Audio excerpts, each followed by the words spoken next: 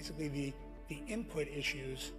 But I will say that when we look and we roll up all this data for all of our portfolio companies, and it's quite rich, it's just down now below 1 million employees globally around the world. We're 2,300 at Carlyle itself, but in our portfolio companies, we roll up this data every month. For example, the inventory component of PMI was up about 4 points. I know that's not really news that anybody probably would have focused on, but we could see that happening months ago. So immediately when it looked like the new administration was going to come in and there was the possibility of tariffs, you could see purchasing managers immediately mobilizing to start bringing goods in faster because of the uncertainty factor. I'm Alex Rodriguez. And I'm Jason Kelly. And we're back with more episodes of our show, The Deal. The theme of this season, On the Road.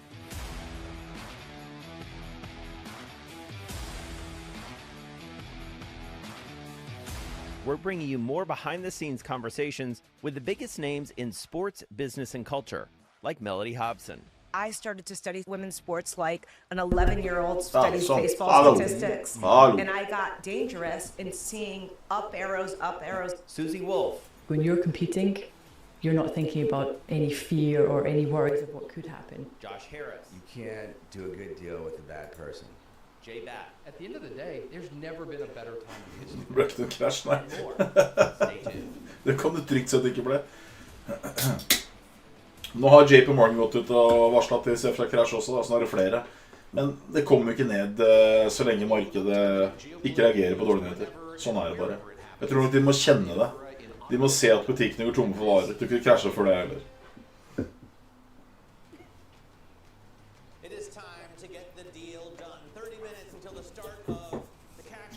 Skal vi sjekke?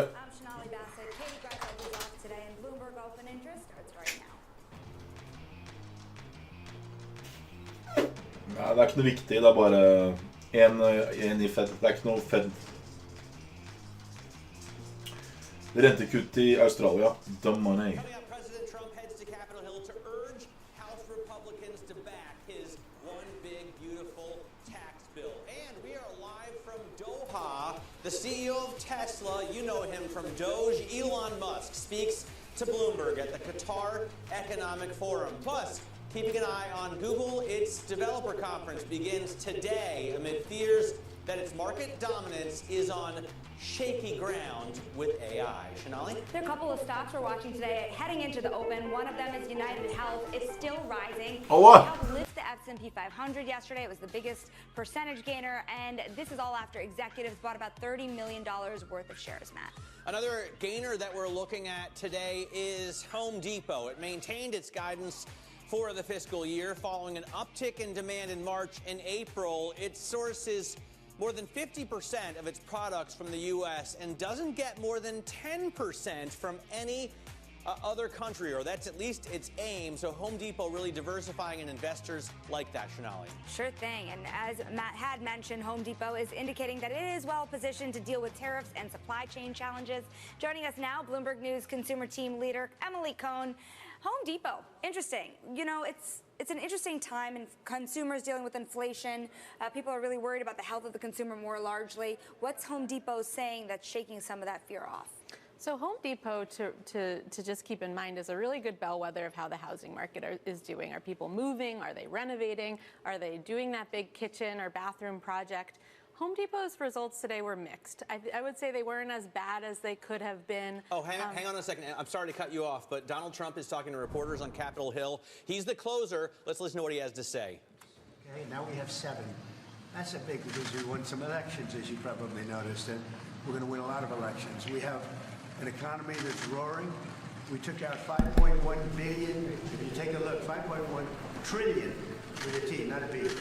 $5.1 trillion out of the Middle East. They're investing more than that. It's going to be ultimately more than that. 180 wide-body Boeing aircraft.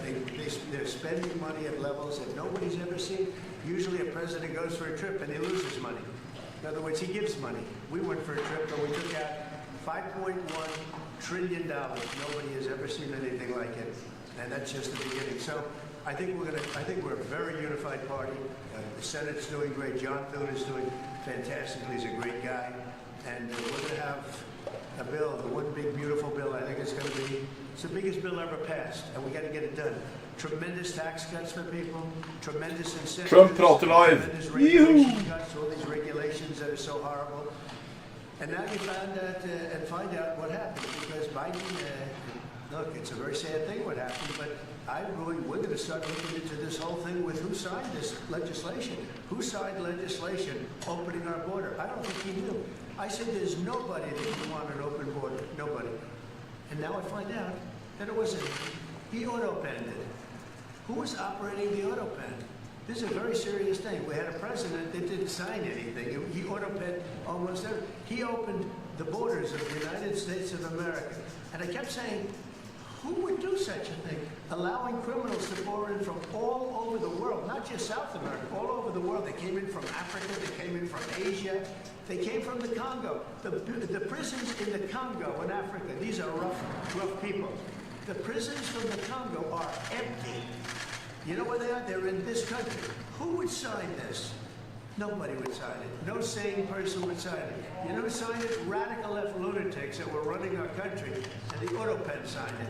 And they didn't want him, and they were disappointed in getting him because they wanted Bernie Sanders. And then after about 2 weeks, they said, wait a minute, this is a gift. He'll do anything. We're going to use the AutoPen. And they used the AutoPen on everything. He didn't approve this stuff because when Joe Biden was with it, he would never have approved it. You take a look, he would have never approved open borders. Go ahead, another one. Are Republicans still grandstanding here? Oh, yeah, sure. You have a couple of them who grandstand, but I think even the grandstanders should. Look, the alternative is a 68% tax increase. And you can blame the Democrats for that and one or two grandstanders. We only have one or two, but we have tremendous support. But you'll have a 68% tax increase, or you'll get a massive tax decrease. You'll get a tax cut, the likes of which we've never had before. This is bigger than any Ronald Reagan tax cut. It's even bigger than the tax cut that I gave, because as you know, that's being extended and increased.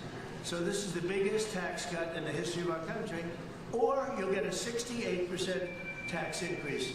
And if that happens, I mean, what Republican could vote for that to happen? Because they wouldn't be a Republican much longer. They would be knocked out so fast. But we're going up to details. This is I'm a cheerleader for this party, and I'm a cheerleader for the country. Much more importantly for the country. But I'm a cheerleader for the party, and we're going to go up, and I think we're going to have a very good discussion. There are one or two points that some people feel strongly about, but maybe not so strongly. On one of those points, do you consider some of the proposals on the table, like co-pay and provider tax, as a benefit cut? How are you viewing those? No, we are looking at one thing. We're not doing any cutting of anything meaningful. The only thing we're cutting is waste, fraud, and abuse. With Medicaid, waste, fraud, and abuse. There's tremendous waste, fraud, and abuse. There's incompetent things put in. We have illegal aliens that are multiple killers with multiple murder records getting Medicaid. I don't think anybody minds if we cut that. The Democrats, on the other hand, are going to destroy it because they're going to leave these people on. We're cutting three things: waste, fraud, and abuse. We're not changing Medicaid, and we're not changing Medicare, and we're not changing Social Security. And if I wanted to do those things, I would have done it during my 4 years. And we would. Mr. President, what's your message to your fellow New Yorker Republicans who are hung up on the SALT issue statement? Well, SALT is a very interesting thing because the governors of New York and Illinois, you know, the big JB is going nowhere. Probably right now he could be the worst governor in the country. But Illinois and Gavin Newsom, those are the people that want this. And they're Democrat states. They're all Democrat states. You know, Ronald Reagan tried very hard to get this passed, was unable to do it the way we have it, where basically everybody's treated equally. He tried it so hard, and he never got it done. He was always disappointed. He never got it done. We got it done. Now people want to change it. So we're going to be talking about that. But the biggest beneficiary, if we do that, are governors from New York, Illinois, and California. And those governors are the ones that blew it because they weren't able to get it. So I think we're going to be explaining that. These are all very blue states that I don't really believe. If we had honest elections, I don't actually believe. I think I would have won California. I would have won New York. I even think I would have won Illinois. I think we have to, we're going to start this after I was talking to Mike. And again, I'm his biggest fan. I love this guy. He's the only guy could have walked in with a 1. Think of it. You can't be a guy like me and have a 1 majority. You have to be a guy like him, a nice person. He's very religious. He prays. He's a man of God. And so am I, but he's really to a new level. I will tell you. He is a great guy. They love him in Louisiana. They love him in... That's the only kind of guy. Somebody said, oh, well, we want somebody that... If you put a certain personality in there, you would have never... Look at what he got passed. What he's gotten passed. And just so you understand, he's got this passed too. And I don't think there's anybody I can give you guys that is so tough. You guys would run if you ever looked at him. If you ever saw some of these guys, you would not ask him questions. You'd be afraid to. This guy did something that I don't think there's anybody that's more well-suited to be Speaker of the House, especially under a case like this. Remember, we had a majority of 1 for 6 months. And it was a very frightening thing because the Democrats have really hurt our country. And we're going to go into very much, so remember what I said, the auto pen.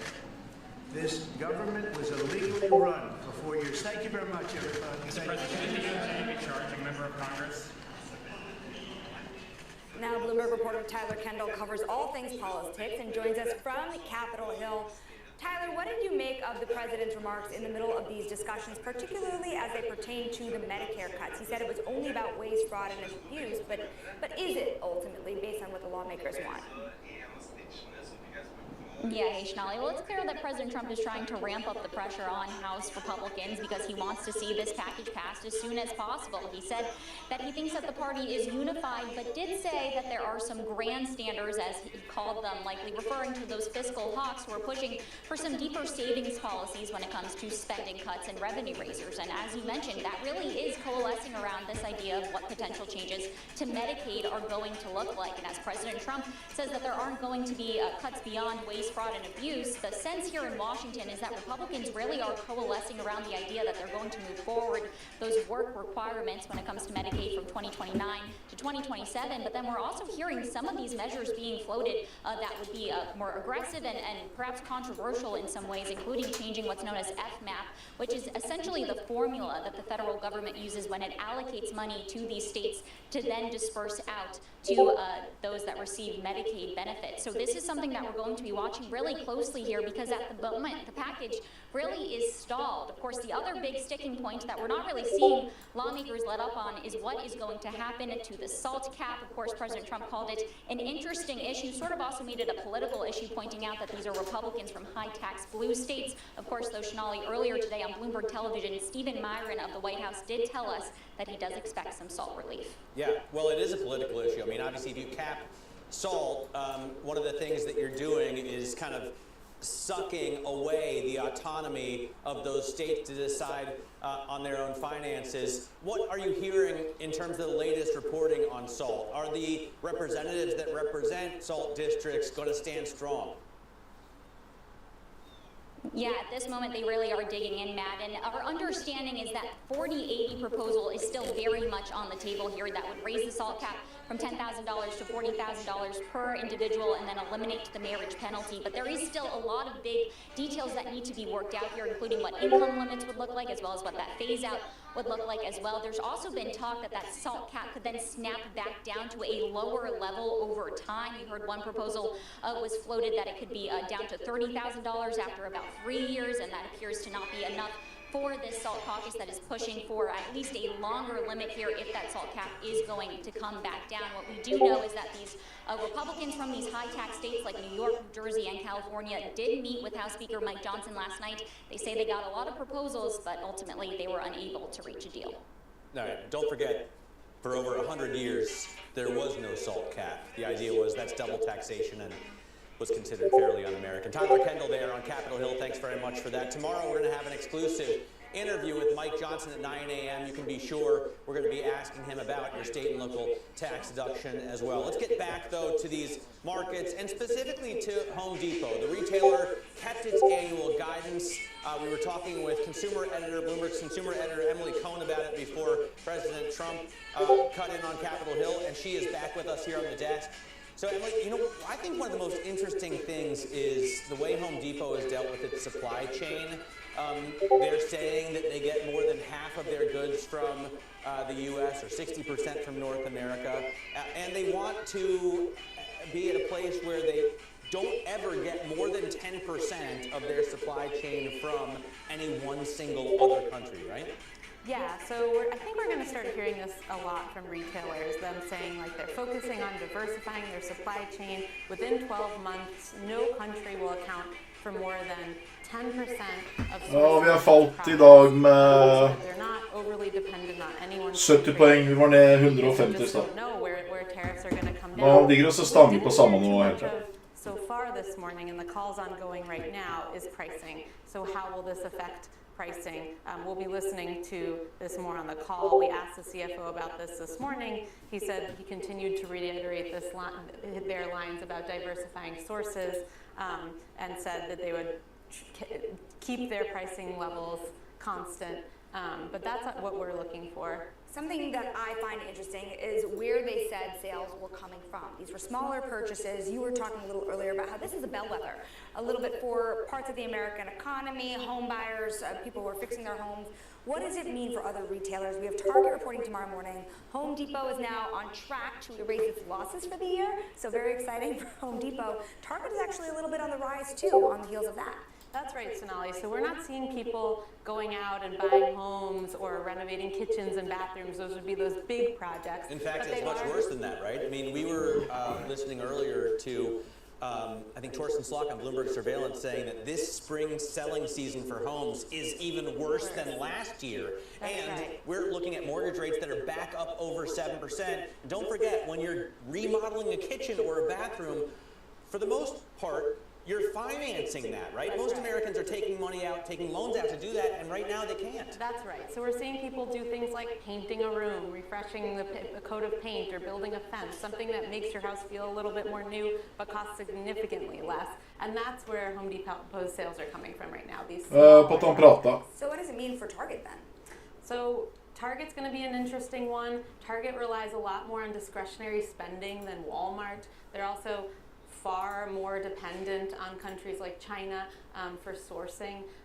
So we'll see. The discretionary spending is a question mark right now, and we'll see what they say tomorrow. Emily, thank you so much for joining us here on set. That is Bloomberg's Emily Cohn.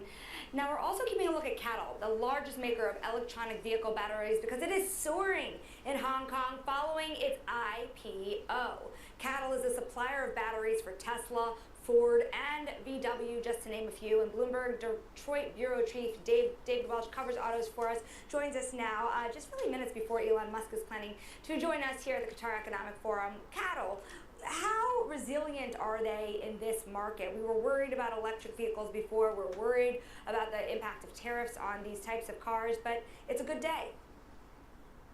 Very good day for them.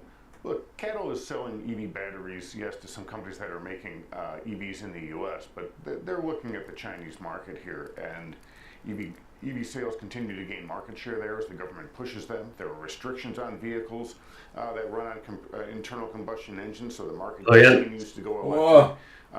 Chinese automakers are exporting more vehicles around the globe, some low-cost EVs. Det jo ikke noe nytt. Det samme som I går, samme som I forgårs, samme som hele uka egentlig. Nå har JP Morgan gått hardt ut I dag på sånn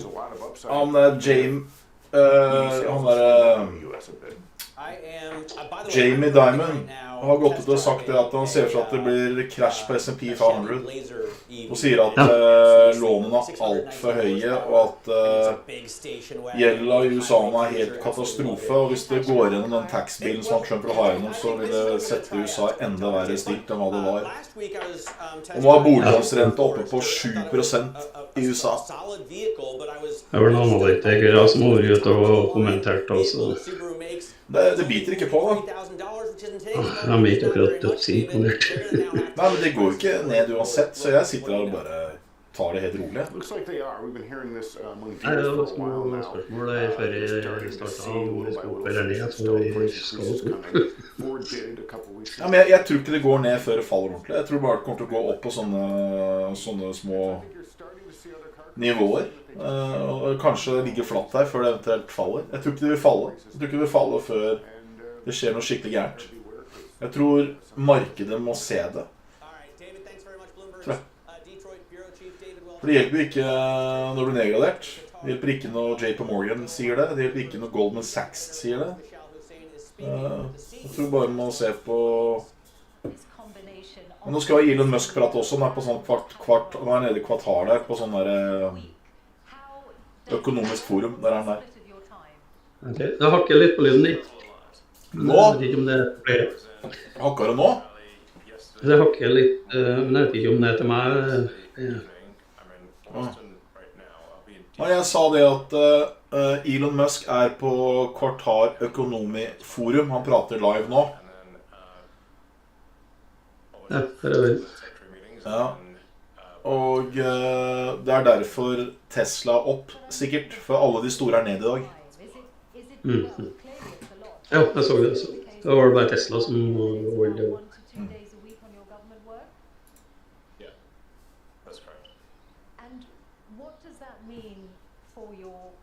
Life, because if we start with Tesla, the company has suffered in recent months what you've called blowback.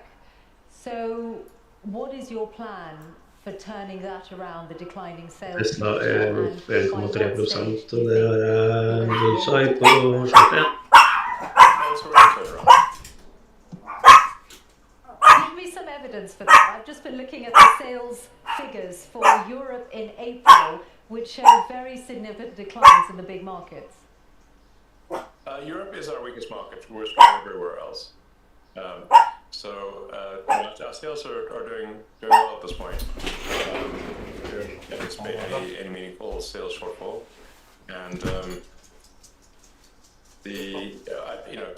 obviously the stock market recognizes that. Var på gull rundt annet et øyeblikk av den.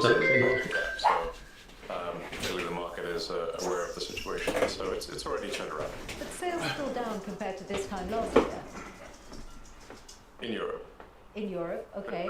And yes, but that's true of all manufacturers. There's no exceptions.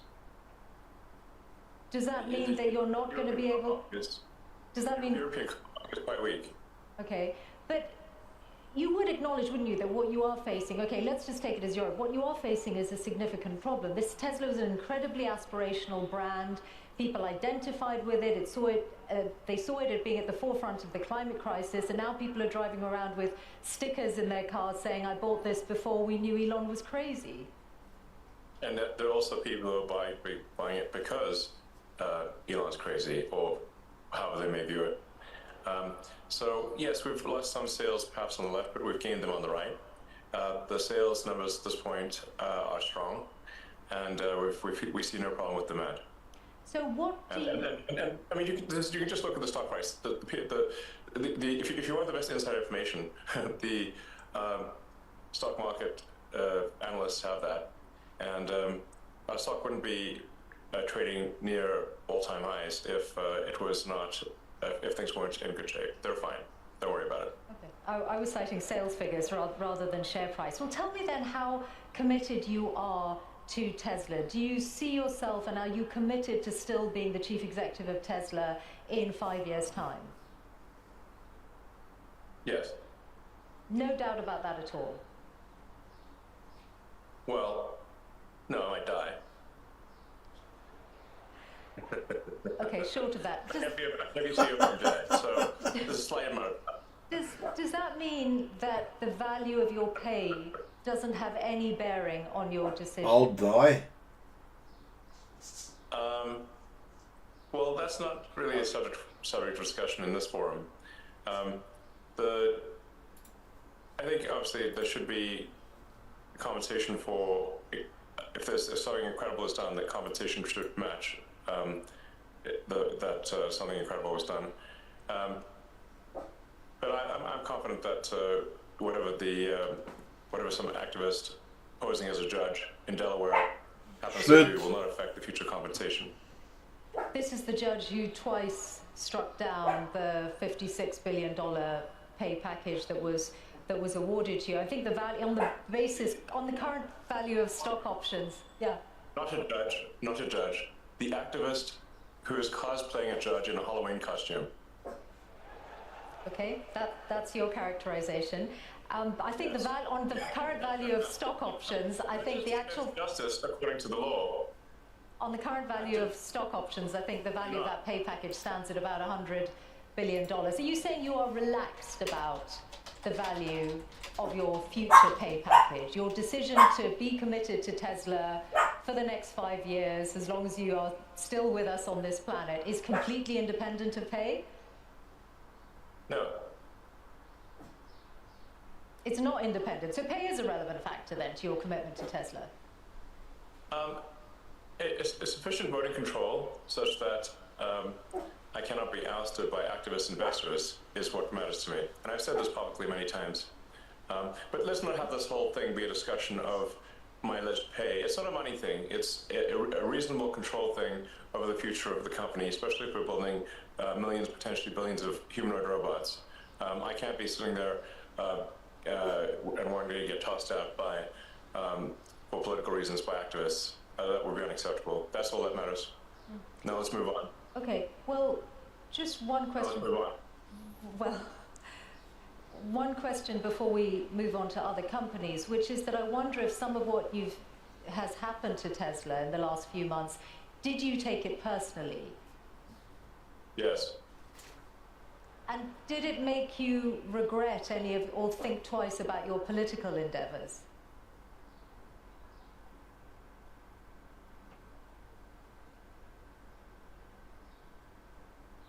Because I did what needed to be done.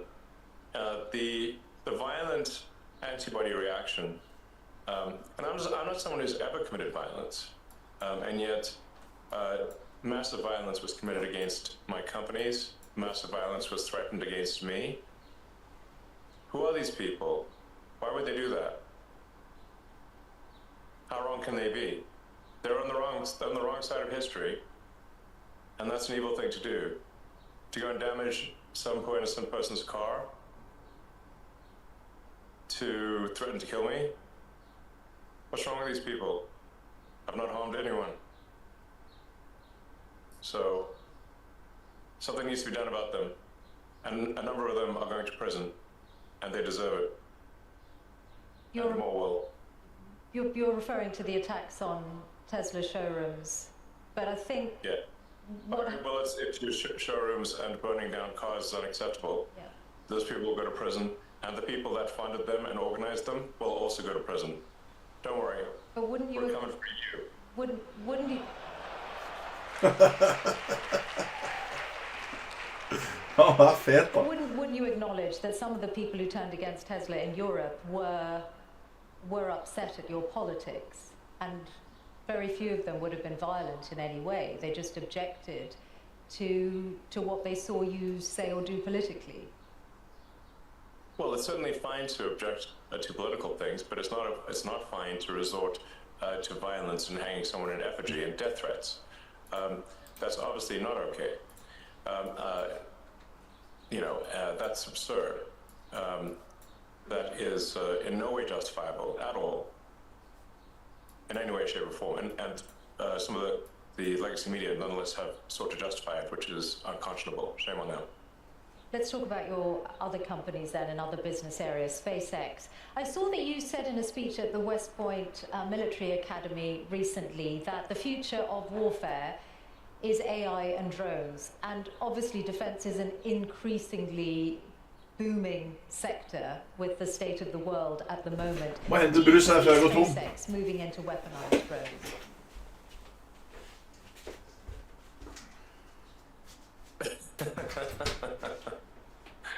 You certainly ask interesting questions that are impossible to answer. SpaceX is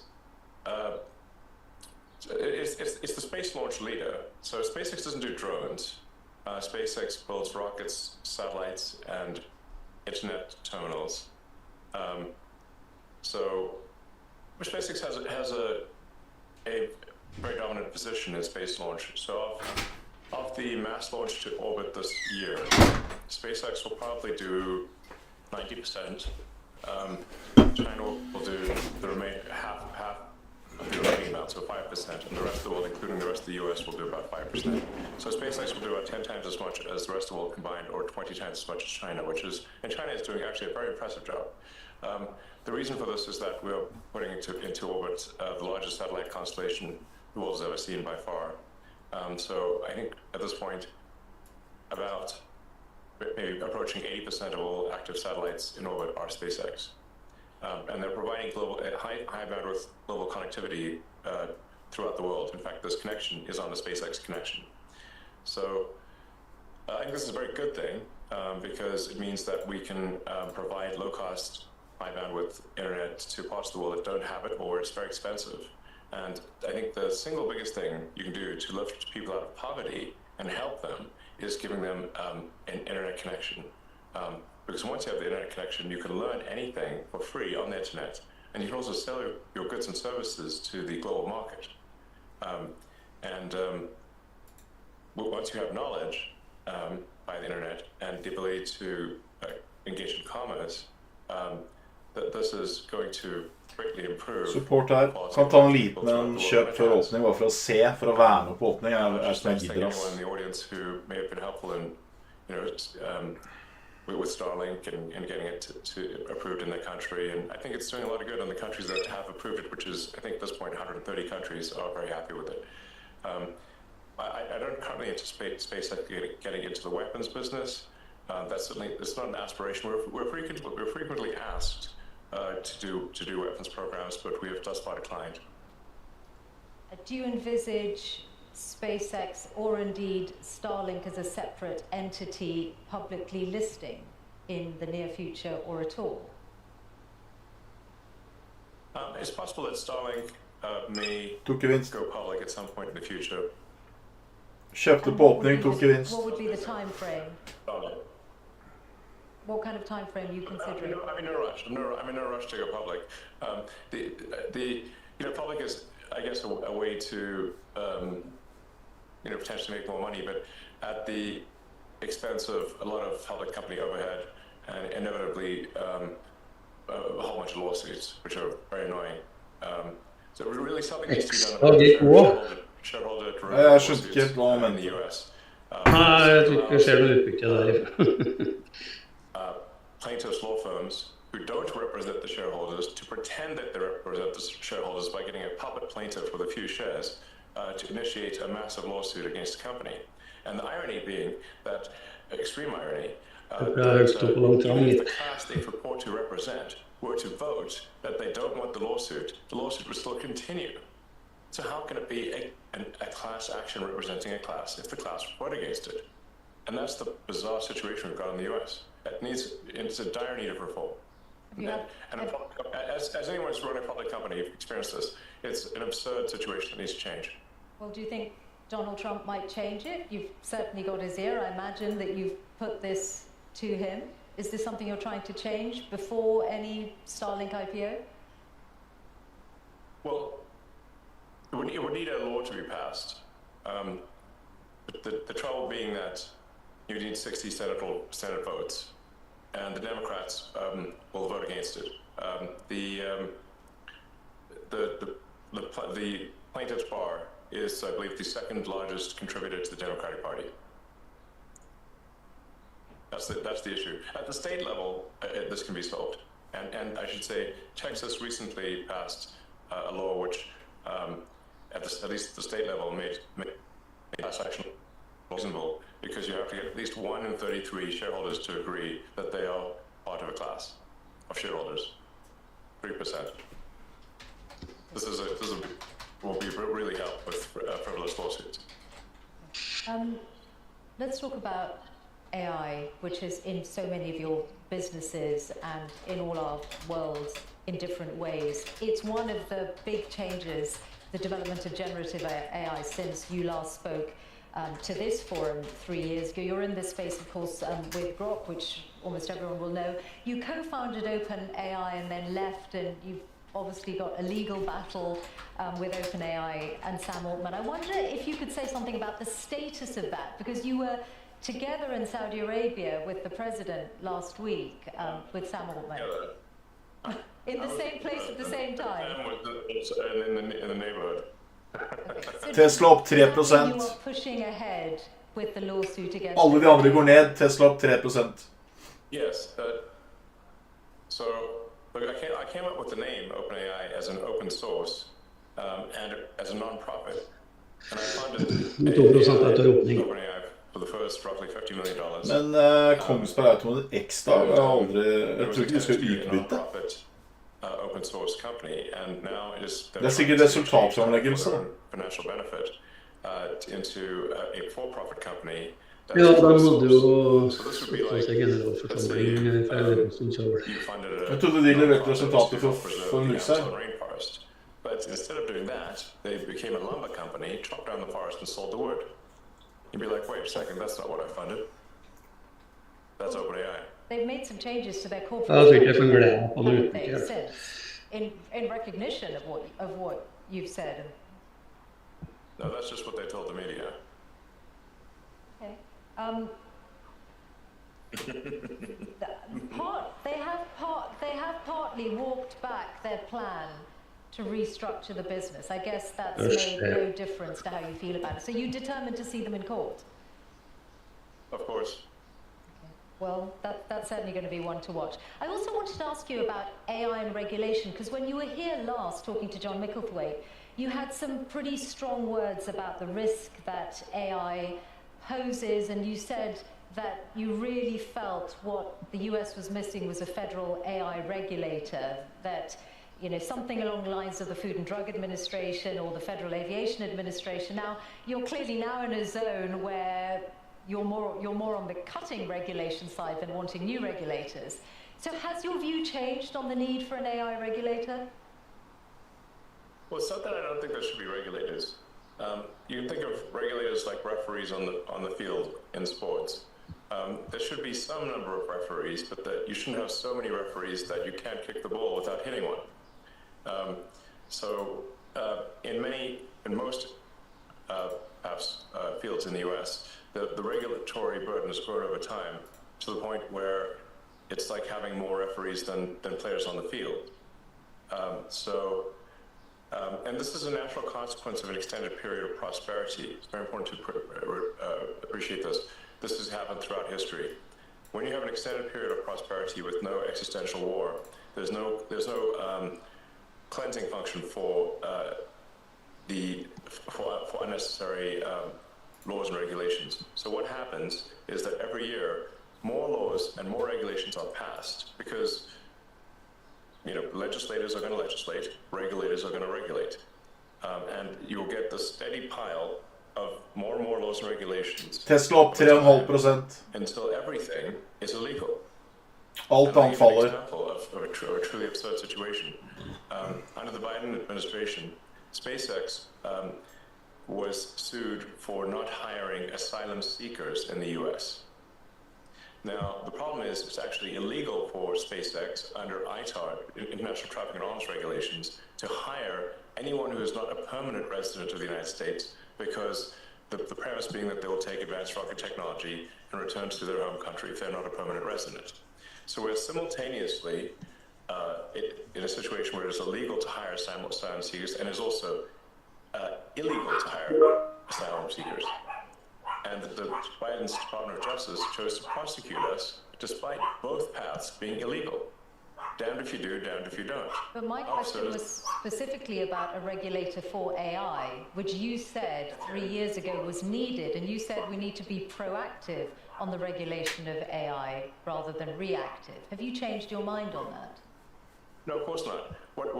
No, of course not. What I'm saying is that there should be some referees on the field, a few referees, but you shouldn't have a field jam-packed with referees such that you could not kick a ball in any direction without hitting one.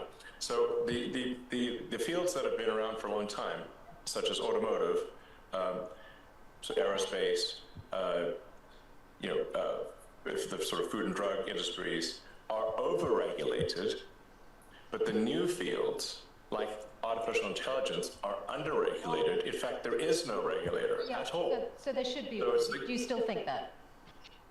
Yes, I'm simply saying, which I think is just basic common sense, that you want to have at least you want to have a few referees in the field. You don't want to have an army of referees, but you want to have a few referees on any given field, in any given sport, or even any given arena, industrial arena, to ensure that public safety is taken care of.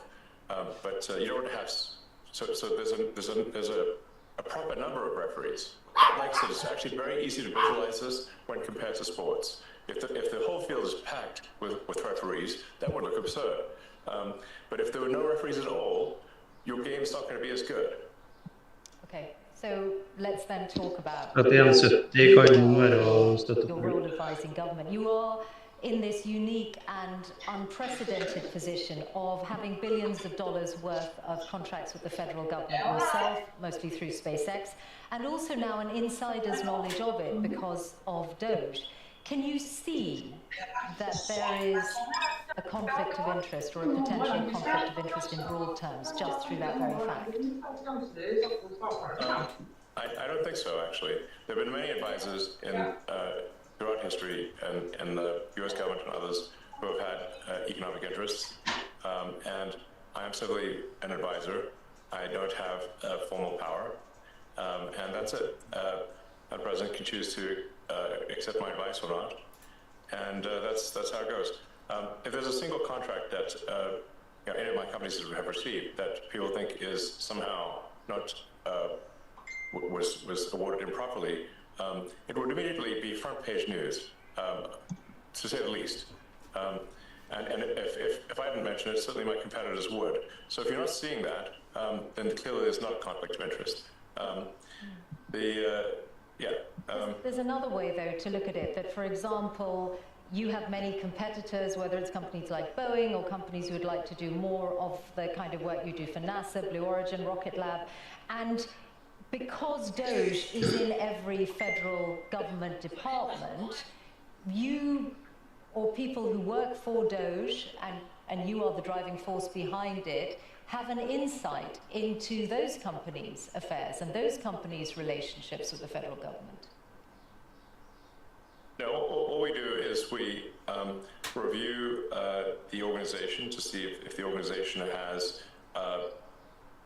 departments that are no longer relevant, and then are the contracts that are being awarded good value for money. In fact, frankly, the bar is not particularly high. Is there any value for money in a contract? And if there isn't, then we make recommendations to the secretary. The secretary can then choose to take those actions or not take those actions, and that's it. And then any action that is as a function of Doge is posted to the Doge website and to the Doge.gov or at Doge handle on the X platform.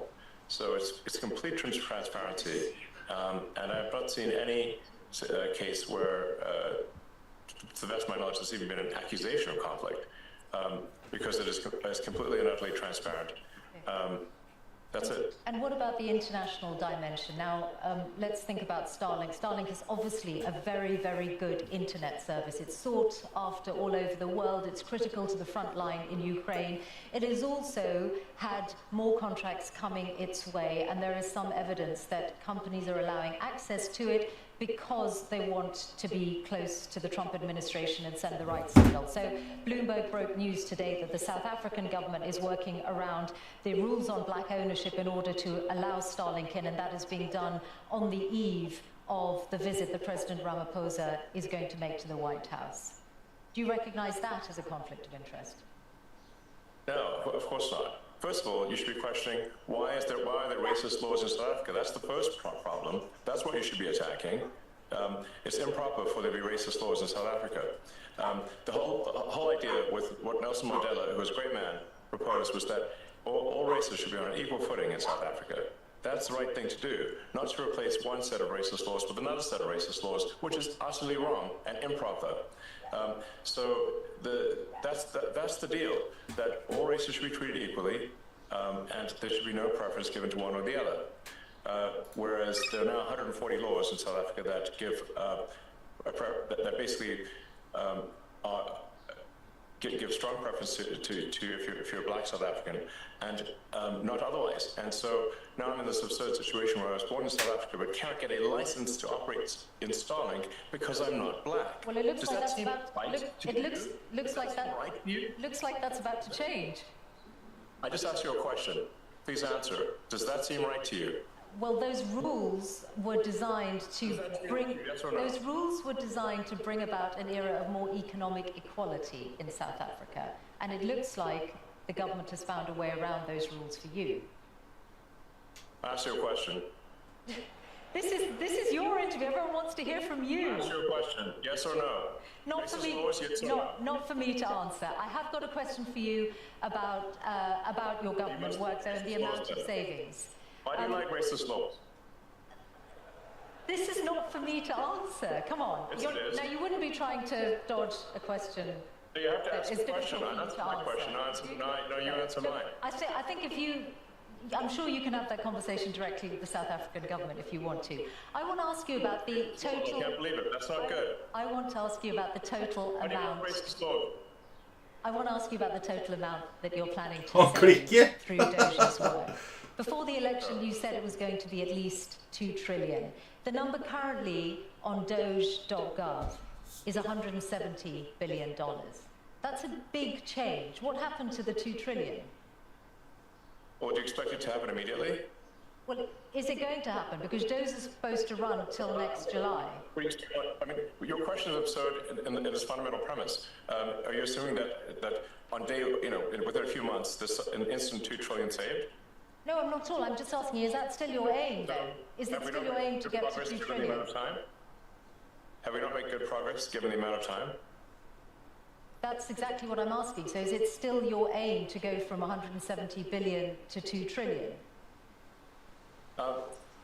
The ability of Doge to operate is a function of whether the government, and this includes the Congress, is willing to take our advice. We're not the dictators of the government, we are the advisors. And so we can advise, and the progress we've made thus far, I think, is incredible. The Doge team has done incredible work. But the magnitude of the savings is proportionate to the support we get from Congress and from the executive branch of the government in general. So we're not the dictators, we are the advisors. But thus far, for advisors, the Doge team, to their credit, has made incredible progress. You've talked about $4 billion a day being saved, but that won't get, which is, and I think everyone can agree that combating waste and inefficiency in government is a very good thing. But if you add that up, it's not going to get to 2 trillion over the lifetime of Doge. I'm sorry. The 4 billion a day, if Doge is going to run till next July, is not going to get you to $2 trillion. But you still say it's your aim, so we'll take that as read.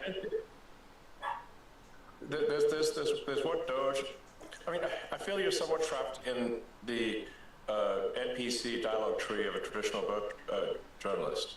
So it's difficult when I'm conversing with someone who's trapped in the dialogue tree of a conventional journalist, because it's like talking to a computer. Doge is an advisory group. We're doing the best we can as an advisory group. The progress made thus far as an advisory group is excellent. I don't think any advisory group has done better in the history of advisory groups of the government. We do not make the laws, nor do we control the judiciary, nor do we control the executive branch. We are simply advisors. In that context, we're doing very well. Beyond that, we cannot take action beyond that, because we are not some sort of imperial dictator of the government. There are 3 branches of government that are to some degree opposed to that level of cost savings. But nonetheless, let's not criticize whether there's 4 trillion, and instead look at the fact that 160 billion has been saved, and more will be saved too. And as I said, I think everyone can agree that cutting waste and indeed fraud in any government, and Hallo. responsible with taxpayers' money is a very good thing. So Nå bryter det ned der på ganske stort volum, skjønner du. to ask you about USA går ned. and the comments Ja. that Bill Gates made the other day, which I know Vi that får you se da, called him. om det biter på. I know you've said that already. I wondered, and I'm just. Who does Bill Gates think he is to make comments about the welfare of children, given that he for to Jeffrey Epstein? Okay, well, he's. Bra, annonsen øker betraktelig. Så. Jeg kjøpte akkurat den her nede. He spent a lot of his Going down. on philanthropy around the world over the years. My question to you is, have you looked at the data to check if he might be right that the cuts to USAID might cost millions of lives? Yes. I'd like him to show us any evidence whatsoever that is true. It's false. What we found with USAID cuts, and by the way, they haven't all been cut. The parts of USAID that were found to be even slightly useful were transferred to the State Department. So they've not been deleted. They've simply been transferred to the State Department. But many times over with USAID and other organizations, when they said, "Oh well, this is going to help, children, or it's going to help some disease eradication or something like that," and then when we ask for any evidence whatsoever, I say, "Well, please connect us with this group of children so we can talk to them and understand more about their issue." We get nothing. They don't even try to come up with a show orphan, meaning like it's sort of like, well, can we at least see a few kids? Like, where are they? Tesla droppa med 2%, opp 1%. And talk to their caregivers. Alt annet faller. Nothing as a response, because it's what we find is an enormous amount of fraud and graft. Okay, let me put this example to Very you. little actually gets to the kids, if anything at all. Okay, let me put this example to you, because you grew up in South Africa, so you'll know the impact of HIV/AIDS well. And this is why I asked about the data. The US led on international efforts to combat HIV/AIDS. Men Trump skal ha en announcement og like før stenging i dag. Saving 26 million lives in Ja, the det går godt da. last 20 years. It was part of the foreign aid freeze. Then there 3 was p.m. Its services are With Secretary of Defense. Aid says if permanently discontinued, there will be another 4 million AIDS-related deaths by 2029. So if you look at that example, which is backed up by data, in 2023, 630,000 people died of AIDS-related illnesses, then perhaps Bill Gates' figures are not wrong. Millions of lives could be lost.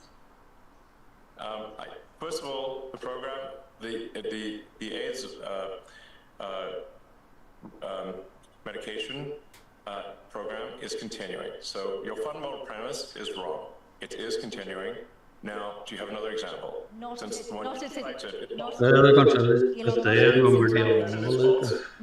entirety.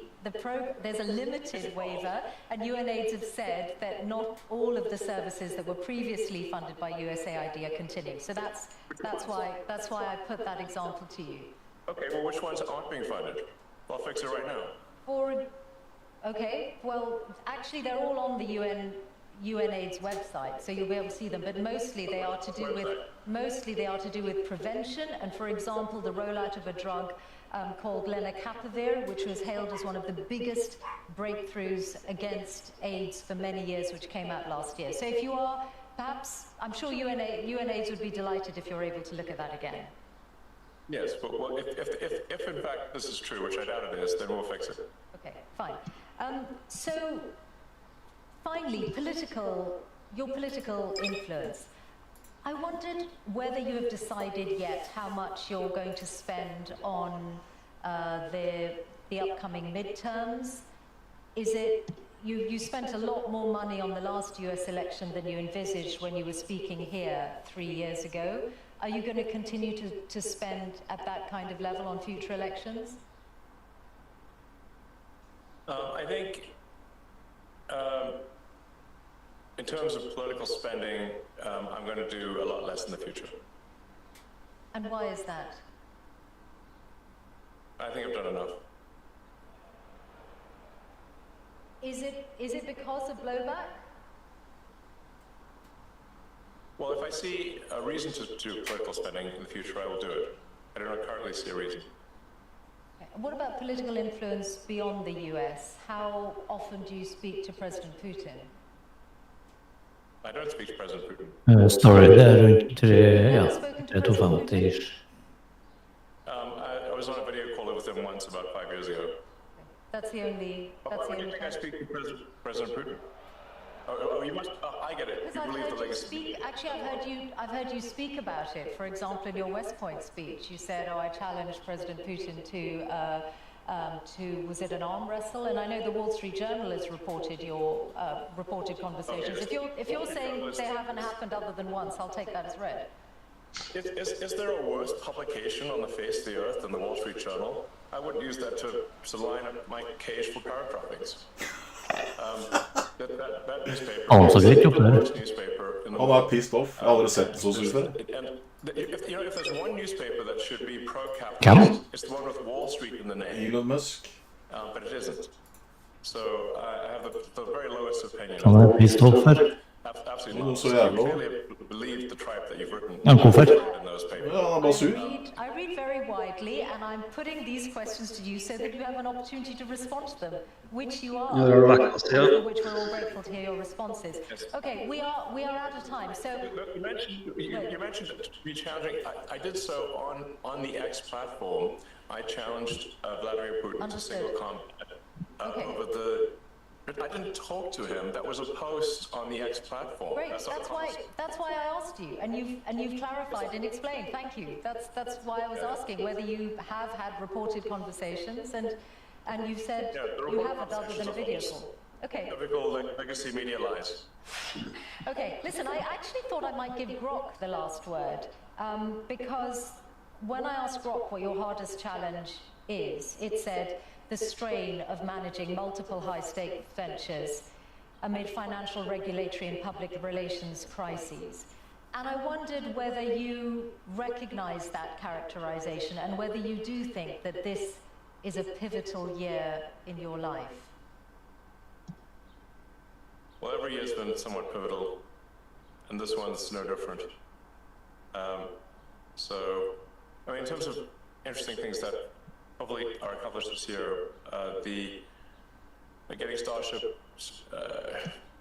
to be fully reusable, so that we catch both the booster and the ship, which will be the first fully reusable orbital rocket ever in history, which would be a profound breakthrough, as the essential breakthrough necessarily to make life multiplanetary and ultimately become a spacefaring civilization. We've got Neuralink, which is now helping 5 patients restore capability using the telepathy implant, where they're able to control the computer. Det litt mer volum I dag, altså. We'll be doing our first patient to restore blind, implant, which is the end of this year or early next. In fact, that first patient might be in UAE, since we have a relationship with UAE and the Cleveland Clinic there. I think what's running on the AI front, we are close to what you might call AGI, or digital superintelligence. Hva sa du for noe, Robert? I think we'll see. Det ser ut som det Amazon og Broadcom som har publisert. Tesla har falt. Basically self-driving cars with no one in them. Jeg har gjort 5 småtrades bare for å se på bevegelsene. Funker ganske bra. Jeg gjorde 10 trades I går. Funker ganske bra. Kan jeg begynne å scalpe litt igjen snart. Elon Musk, thank you very much for joining us here at Det bare sånn små trades. Bare for å... Hæ? 0,25 satt. Ja, jeg tok og vappet på masse penger på kontoen for å ha mest mulig marginer, så det blir sikkert 0,25 for dere.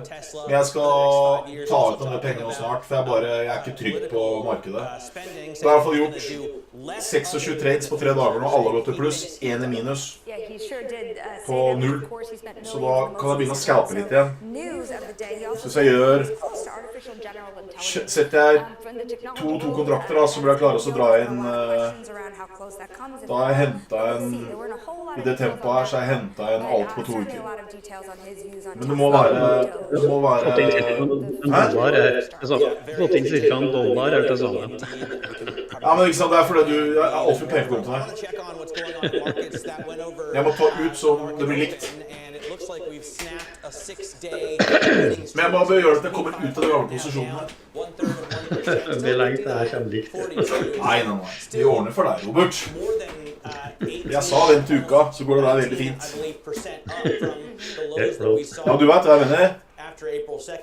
Du vet hva jeg mener, til uka. Det går bra. Det som står her, jeg tenkte. Ja, men det ordner seg. Let's talk about these market moves with Moneta, Chief Global Market Strategist Ethan Devitt. She joins us now. Ethan, it's pretty amazing to watch. Jeg har satt opp den blå streken her og støtte, så jeg har kjøpt her nå 3 ganger. Nei, 2 ganger jeg har kjøpt, så jeg har bare gått long i dag. Jeg har ikke shortet. Hovedposisjonen min er short. Og så hedger jeg med longene mine. I would agree, and I would say that bond markets are really like the conscience, essentially, of markets today. They are the ones that are ringing an alarm bell, suggesting that all is not as it seems, that this tax bill is only going to worsen the fiscal situation. And we know before that they have been second-guessing the Fed, they've been second-guessing many of the hard indicators that have been quite resilient. They perhaps have been more in line with the soft indicators. So I would agree with that there is a degree of complacency, there's a degree of FOMO.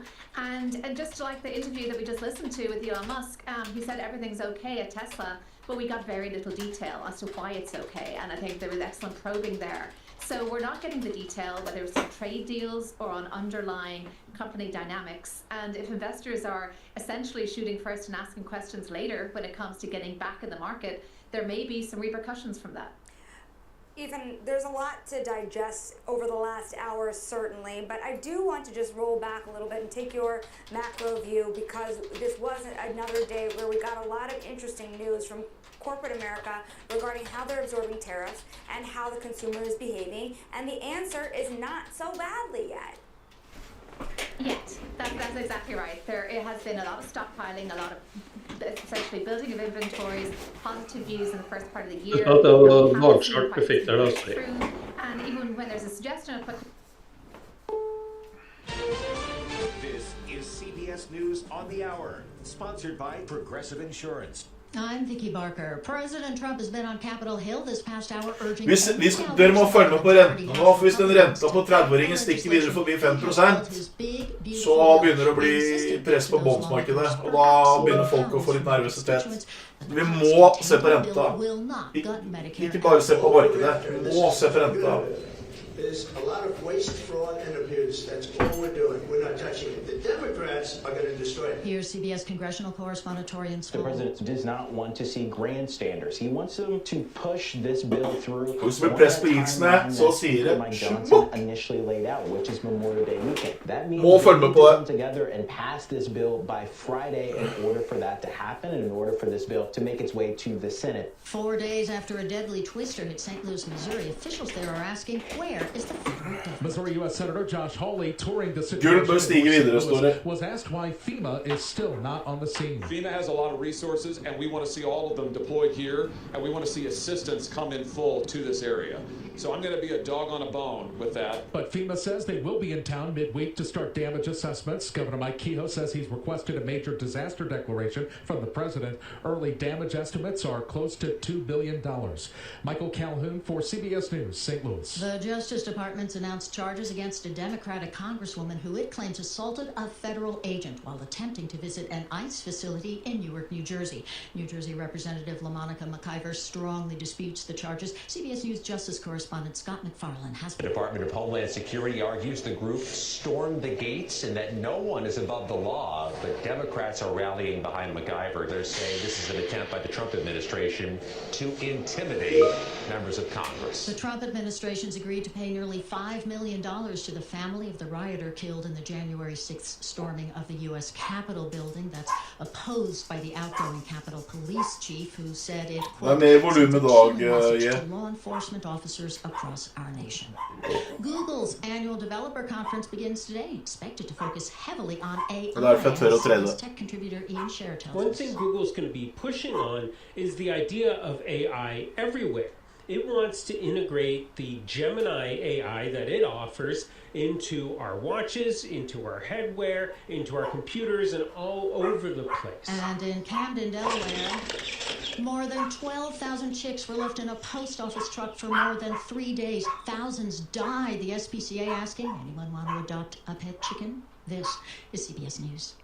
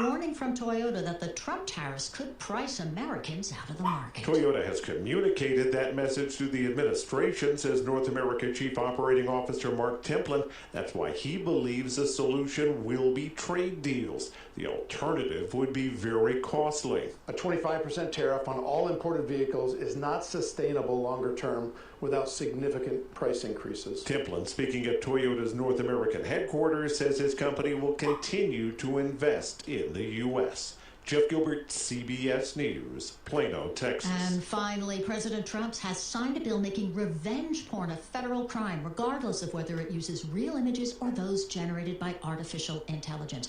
The Take It Down Act passed with overwhelming bipartisan support. It criminalizes non-consensual publication of intimate images while also mandating their removal from online platforms. I'm Vicki Barker, CBS News. This is Bloomberg Intelligence with Alex Steele and Paul Sweeney. The real outperformance has been in U.S. corporate high yield. Are the companies lean enough? Have they trimmed all the fat? One person's chaos is another person's animal spirits. Breaking market headlines and corporate news from across the globe. Do investors like the M&A that we've seen? Are people just too exuberant out there? The window between the peak and cut changing super fast. Bloomberg Intelligence with Alex Steele and Paul Sweeney on Bloomberg Radio, YouTube, and Bloomberg Originals. Good Tuesday morning from the Bloomberg Interactive Broker Studio in New York City. To our worldwide audience, we are streaming live on YouTube as well, so check us out there. Also on Bloomberg Pursuits, that's the over-the-counter OTT type of offering we've got for you. Coming up, we're going to check in with Ira Jersey, get his thoughts on some of the economic data, what it means for this Federal Reserve. Carol Schleif, Chief Market Strategist at BMO Private Wealth, get her thoughts on these markets. Home Depot reported some numbers here today. We'll check in with Drew Redding. He covers all the home builders for Bloomberg Intelligence. We got a lot coming up over the next couple of hours. We'll take a look at the markets. A little bit of a solve here, nothing much there, but we'll check in with John Tucker and get a Bloomberg Business Flash. John. All right, guys, and this Bloomberg Business Flash being brought to you by Interactive Brokers. Trade over 10,000 U.S. stocks and ETFs, U.S. equity index options, U.S. treasuries, and more on your timetable. Learn more at ibkr.com/around the clock. After a 6-day run, S&P 500 pushing lower right now. 9 of the 11 major industry groups were down. Tech leading the declines. You have shares of NVIDIA right now down 1.75%. Meantime, Mike Wilson, the chief U.S. equity strategist at Morgan Stanley, says, you know what, there's a lot of demand for stocks, especially from mom and pop investors. Well, I mean, part of the sort of buying the dip is a factor of the retail community who has been actively buying every dip really for the last 2 years. In fact, they bought right. Jeg hadde ikke gjort meg som sitt. Det en gullfløy da. Nei, også nydelig. Right now, the S&P 500 20 points lower. That's down 0.3%, 59.42 on the index. The Dow Jones Industrial Average 59 points higher, and the Nasdaq 100 down 100 points. That is a decline of 0.7%. Going up. Elon Musk, you heard him right here on Bloomberg Radio, says he's committed to leading Tesla as CEO in 5 years' time. It kind of eases the concerns that some investors worry about his level of commitment to Tesla. Shares of Tesla right now, the early going, they are up about 0.5%. And you know what? Being an AI startup, no guarantee of success. Builder AI, this is the artificial intelligence startup backed by Microsoft and the Qatar Investment Authority, will go into insolvency proceedings in the UK. Well, we check the markets for you all day long right here on Bloomberg Radio. I'm John Tucker. That's your Bloomberg Business Flash. Alex and Paul. Skal vi bryte nå, skal vi ta imot? Happy, it's only Tuesday? Right? You got me worried there for a second. Trains are running. They He are. doesn't care, he drives. He drives. Hello. Mike here. Happy Tuesday. I'm Alex Steele, alongside Paul Sweeney. Let's take a look at some of the stocks on the move today. We are joined by Bloomberg's Emily Griffeo. Emily, talk about Home Depot. Right. So this is a bellwether for the economy. At least that's how traders treat Home Depot. And the numbers were pretty good in their latest earnings. The stock right now is up about 2%. They maintain their guidance for the fiscal year. That's a good thing. That is a really good thing in this context, because with all the Det skal vel lukte gap, det står and the trade war, a lot of companies we've seen pulling the guidance or just maybe downgrading it, but they maintained. U.S. sales ticked up, and then they're focusing on diversifying their supply chain. That's what we learned in the earnings. Over 50% of products that they have are sourced in the U.S. Bloomberg Intelligence pointed out that within 12 months, they expect that no country will account for more than 10% of their sourcing. So you'd think that that would help them. They wouldn't be all in on one country. Jones har på den nyheten, synes vi Really big tariff, then they won't be able to pivot as quickly. I'm actually shocked that 50% comes from the U.S. So? That hasn't been my experience with Home Depot products. Oh, really? What are you buying at Home Depot? Er det noe står det? Home Depot. You buy at the lumberyard. Well, I buy lumber at the lumberyard. That seems Gullet skal til 3323. Det gapet. appliances or anything like that. Not in the U.S. Yeah. That doesn't surprise me. Does it surprise anyone else? Okay. Det må jo ikke gå opp til den. Okay, so Viking Holdings, these are the cruise ships, so ticker VIK. The stock was down as much as 9% at the Det den har. right now. It's Har det pairing gapet i hvert a fall. little bit, but it's still down about 6%. They Det do er motstander, da. Viking cruises, so Gullet. there's river cruises, a lot of them in Europe. I feel like I see the commercials a lot for this company. This is like the high-end, fancy, not... Jeg kjøpte her igjen, tar grill sånn snart. Bare sånn smått, bare for å være med. Posted their 2026 bookings forecast, analysts said, was a little weak. So they had a first quarter beat on most of the earnings, and then they said 2026 bookings, 37% of their capacity passenger cruise days are already booked. And in 2025, they had a 39% forecast. So Jeffrey said that was a little bit of a disappointment. But yeah, I mean, overall, this could be a little like macro play too. Cruisers, I mean, they are very committed people. They love That is cruise. true. I mean, Charlie Pell will go on a cruise. I don't care what's going on. Ping på 141 MS, er det dårlig, eller er det bra? Yeah, but I don't think Charlie Pelt's like a really good example of like... That's true. Det mangler også på execution. Ja, for jeg tror jeg har litt dårlig nett her. Kan det stemme? This is a company that For det kommer på quiz-serverne igjen. we're familiar with. I saw that they make Ja, for jeg har ping på 143 nå, og jeg merker at når jeg executa nå, så det gikk litt trekt. That's like the very popular like rain jackets, and then Wall Street bros wear them even though they're made for. Ja, altså det kommer på hvor serverne ligger. Jeg vet ikke hva det pinger er, men... Det står ping download 10,41 Mbps. Men hvor det står det igjen? På dashbordet mitt, så jeg kan se hvor... Jeg skal sende det. For da har vi kontroll på hurtigheten på tradesene.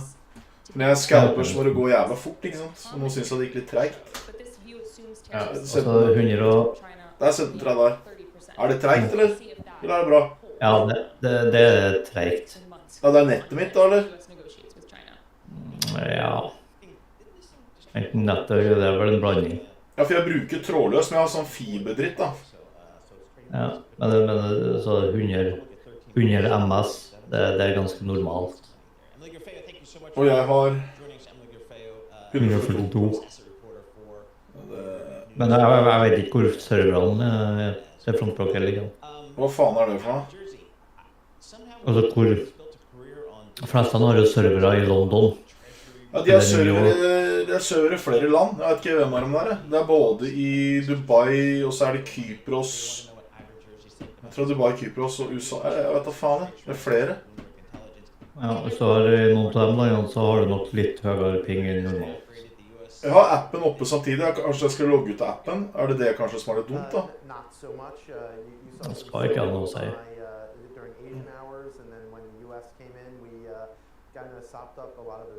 Nei, for det der var jævlig irriterende. Det var ikke så jævlig trekt. Når du trykker, og så bare skjer reaksjonen etterpå. Det kan jo at det er nettet ditt som er...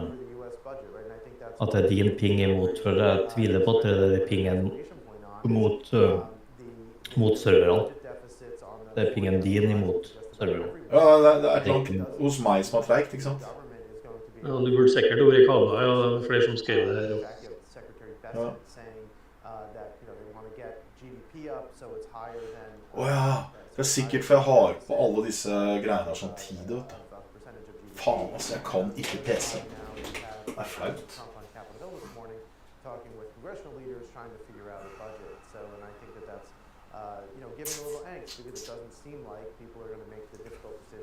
Nå har jeg gjort jævla små posisjoner, men det er bare for å bli confident i markedet. Nå har jeg gjort 1, 2, 3, 4, 5, 6 7 trades i dag.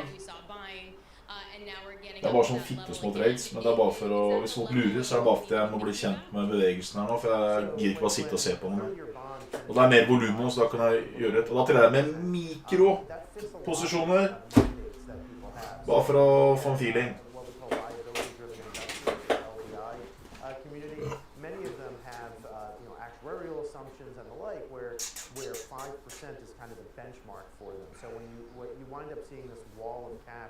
Kind of buying long-term treasuries or long-term treasury strips, which are zero coupon treasuries, when those levels reach around 5%. Now, that bid's not insatiable, right? Like, jeg har koblet til Frankfurt akkurat nå. Ja. Jeg har 65 millisekunder. Og jeg ligger på trådløst. Og jeg har 142, da er jeg jævla ræva da. Ja, altså det er høyere enn normalt.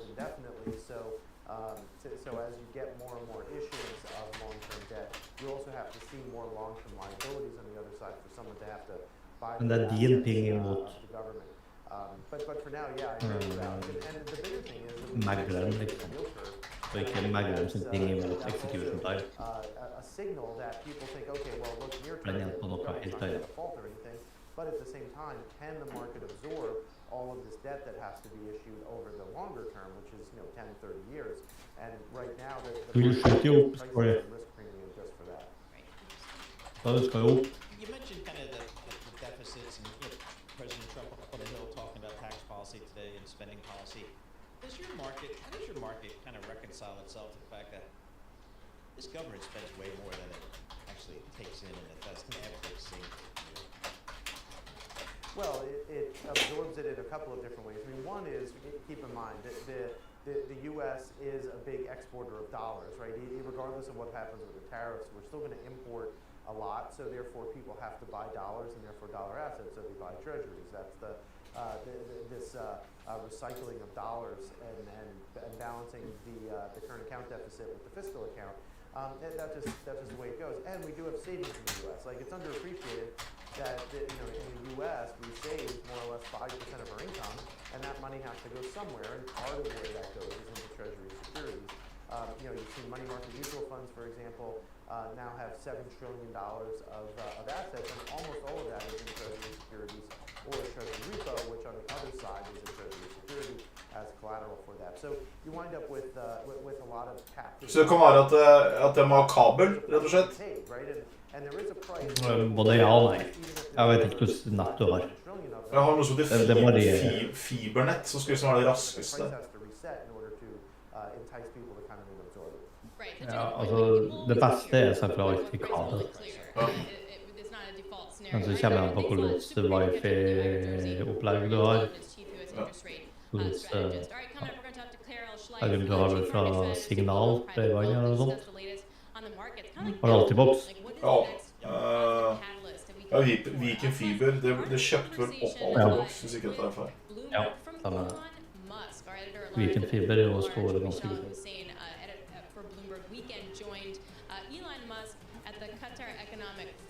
Jeg hadde den jeg bodde i Kongsberg. Kongsberg, ja. Ja.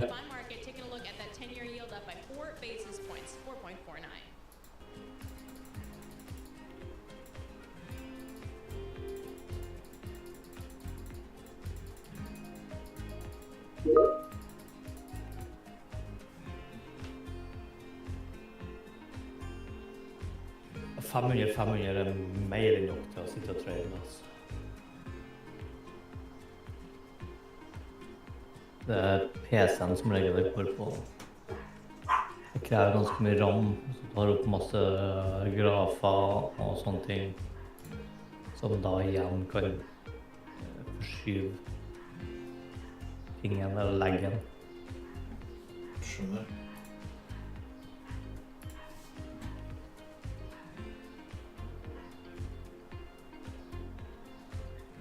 Du tok jo noe støtte, PC-en min knela på 14. Da har jeg brukt 14 grafer opp samtidig. Og streama. Ja, 1, 2, 3, 4, 5, 6, 7, 8, 9. Jeg har 9 grafer og 3 YouTube-channel oppe samtidig. Det er det jeg har. Det krever en del. Fy faen. Nei, det er en merkelig tid der nå.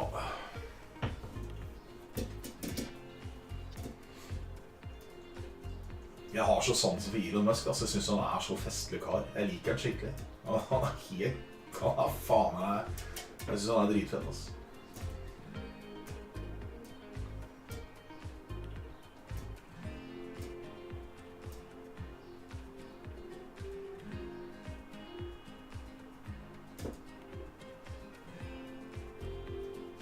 Tiåringen stiger videre også, dere som er interessert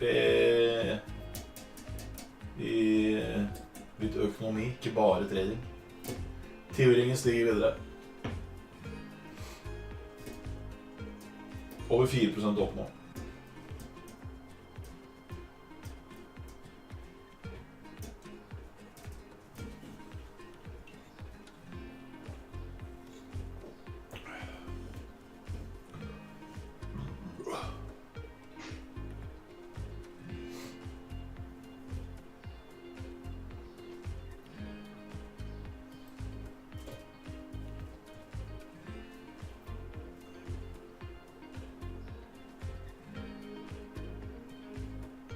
Tesla som dro opp her nå med 1% og 1,5%, og var opp 0,8%, var opp 3% på det meste her.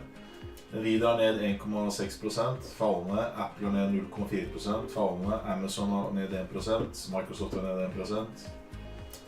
Alphabet går i pluss minus som hverandre, Meta er ned 0,24%, Broadcom er opp 0,8%. Broadcom er kjempesvær. Broadcom er en av 3 eller 4 største selskapene på Nasdaq.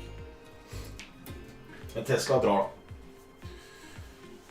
Men det er ikke veldig bevegelse på seg nå. Vi går opp og ned med ca. 30-50 poeng, så det er ikke sånn veldig. Det er ganske nervøst fortsatt. JP Morgan er ute og sier at de venter et crash. Goldman Sachs er ute og sier at de venter et crash. Donald Trump sier at alt går bra. Bloomberg vet ikke hva de skal tro. Så det er liksom veldig sånn dratt alle veier nå.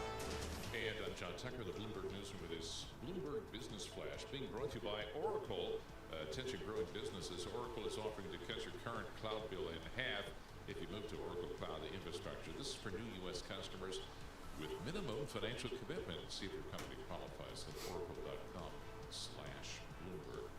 Momentum slowing for Wall Street in today's trading. Stocks of companies in the travel industry, they're kind of popping out on the screen today.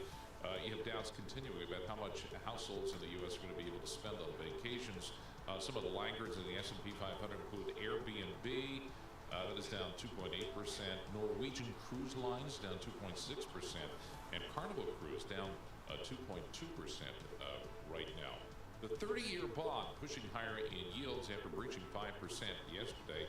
Right now, the long bond is 7 basis points higher, 4.97 right now. And of course, Home Depot 4,97 på 30-åringen. Bikker den så over 5%, så kommer det masse røde flagg.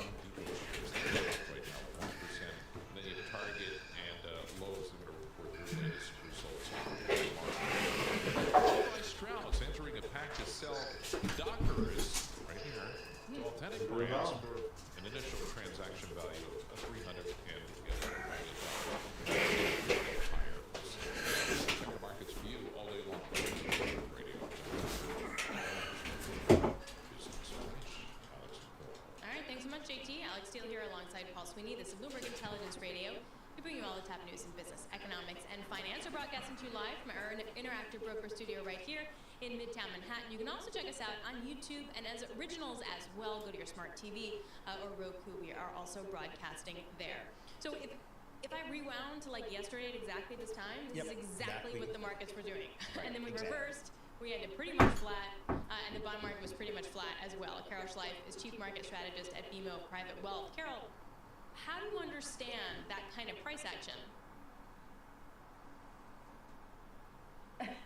It's interesting because the stock market is sort of like, okay, 13 or 14 years after the fact, the rating goes down, but the bond market's keeping an eye a little more closely tuned, if you will, to what's going on in Congress, as we think they should. So, Carol, what should we be focusing on? And like Alex and I were just talking recently, we're like, earnings are kind of over. I don't think we're going to hear much from the Fed. Economic data, it's a fairly light week. What are you looking to drive the narrative for this market? Well, and it is amazing how used to we've gotten to have 24/7 sort of news flow and hyperactivity in here, so the quiet week. We'll be watching the bond market, watching global bond markets, and watching progress in Congress actually on this deal, because we really have to be able to sort through some of the numbers and figure out, are we going to add to the deficit, which we really don't want to do, or are we going to have something that'll be constructive for growth? And particularly from a company standpoint, being able to lean into, do we get those pro-business provisions that are, because everybody's talking about the individual provisions, but there's some really positive pro-business pieces to this legislation. And if we can get that piece passed and a bill out of the House and on its way to the Senate, that would be positive news for the intermediate and longer term, I think, for the market. So it is a light week. There aren't a lot of Fed speakers out there. We're done with earnings. We've got a holiday weekend coming up. Mm-hmm. So, Carol, to that point, I'm just wondering what you do. Like, do you just kind of have to sit in your positions? And is this honestly a sell in May and go away thing, or just pause in May and go away? Because the Fed's even saying we got to give us 3 to 6 months to understand what the economic impact is going to be. We have the 90-day tariff pause. So, I mean, do you just kind of hang tight? I think you hang tight, and I think you can look, too, at what's going on globally, because you've had some really interesting elections where the far right has been shut down in a lot of other places. You've had really good performance out of most international bourses this year, and to the extent that you're underweight there, that makes some sense. To the extent that 10-year Treasury starts creeping up in the, where it's at, 4.5, 4 3/4, and that extending fixed income makes some sense and locking up some of those rates too. But economically, we have pushed this thing out, because even the Fed is telling you that, this 90-day pause, if I'm a retailer trying to figure out, do I want stuff on the shelves for back to school and holiday, I'm going to be bringing it in right now through this season, which keeps people employed, which keeps inflation pretty steady, which keeps the Fed on the sidelines. A lot of folks, Carol, are talking about financials as a sector to really focus on here. We do have rates kind of moving higher yet again here. How do you think about that sector? Well, I think financials make a lot of sense because they were pretty beaten up in there. And you even saw in the first quarter when they reported that the trading volumes were high, and that was before we had Liberation Day and all of the activity that's gone on there. So anyone with the trading desk or significant activity coming off of trading, then you had a good IPO last week. You had some others that had been shelved come off the shelf. So to the extent that others who had staffed up their M&A and IPO, if we can get markets to hold in and some IPO activity to happen and some M&A activity to happen, financials could be a pretty interesting call in the next quarter or two. Exactly. We still got to wait to see. So is there a safety bet? Exactly. Hate to tell. Right. Hate to tell you. But, you know, and the other thing is technology got pretty beaten up in the first couple quarters, and yet we're not going to stop spending on technology. If you listen and look through a lot of the various corporate earnings, they're talking about we're increasing technology spend, we're deploying AI. We're down into the use cases of AI, not just the building of the data centers and infrastructure and cloud use. And so if you're trying to figure out how do you tweak your margins or how do you preserve margins, it's the implementation of technology. So there's some interesting places to be, but it's not the same sort of frenzied headline producing yet. This is when we pull back, read through the quarterly transcripts, do a lot of the background research, and try to get teed up for what might come next. Do you think there's still earnings risk out there, Carol? There potentially is, but I think the issue is at least we've narrowed the range of potential outcomes theoretically for tariff hits. And you know, where the issue would come is if we decide to start tariffing services, which technically movies are a service. If we were to start putting tariffs there, then you open up a whole new bailiwick of things. But tariffs should be pretty absorbable, if you will, by society writ large, depending on if you're a large manufacturer or a large distributor or retailer. Hopefully you can negotiate with your suppliers and minimize impact on the front lines. Small and medium-sized businesses have a tougher time doing that because quite often they're on narrower margins. So, but I think overall it should be pretty sustainable, even though it's a substantially higher average rate now than we were on January 1st. All right, Carol, thanks a lot. Really appreciate it. Carol Schleif joining us from BMO. She is Chief Market Strategist at BMO Private Wealth. All right, earlier today, Tesla CEO Elon Musk spoke with Michelle Hussein, editor-at-large for Bloomberg Weekend at the Qatar Economic Forum in Doha. In this portion of that conversation, Musk was first asked about Tesla share prices. What is your plan for turning that around, the declining sales picture, and by what stage do you think you're going to be able to turn it around? Oh, it's already turned around. Give me some evidence for that. I've just been looking at the sales figures for Europe in April, which show very significant declines in the big markets. Europe is our weakest market. We're strong everywhere else. Now our sales are doing well at this point. We don't anticipate any meaningful sales shortfall, and obviously the stock market recognizes that since we're now back over $1 trillion in market cap. So clearly the market is aware of the situation. So it's already turned around. But sales still down compared to this time last year. In Europe. In Europe, okay. And yes, but that's true of all manufacturers. There's no exceptions. Does that mean that you're not going to be able? Yes. Does that mean European market is quite weak? Okay, but you would acknowledge, wouldn't you, that what you are facing, okay, let's just take it as Europe, what you are facing is a significant problem. This Tesla was an incredibly aspirational brand. People identified with it. They saw it as being at the forefront of the climate crisis, and now people are driving around with stickers in their cars saying, I bought this before we knew Elon was crazy. And there are also people who are buying it because Elon's crazy, or however they may view it. So yes, we've lost some sales perhaps on the left, but we've gained them on the right. The sales numbers at this point are strong, and we see no problem with demand. So what? And I mean, you can just look at the stock price. If you want the best inside information, the stock market analysts have that, and our stock wouldn't be trading near all-time highs if it was not. If things weren't in good shape. They're fine. Don't worry about it. It was a wide-ranging interview with Tesla CEO Elon Musk. Speaking of the Qatar Economic Forum with Michelle Hussein, editor-at-large for Bloomberg Weekend, you always love it when it's like, don't worry about it. It's fine. Don't worry about it. I mean, maybe you do look at the stock price, and it has had a nice U-turn, not up to where it was around the highs, but still, it was a U-turn. Yeah, I mean, I'm looking at the stock here. It's down about 15% year to date, but it's up 97% on a trailing 12-month basis, almost a double there.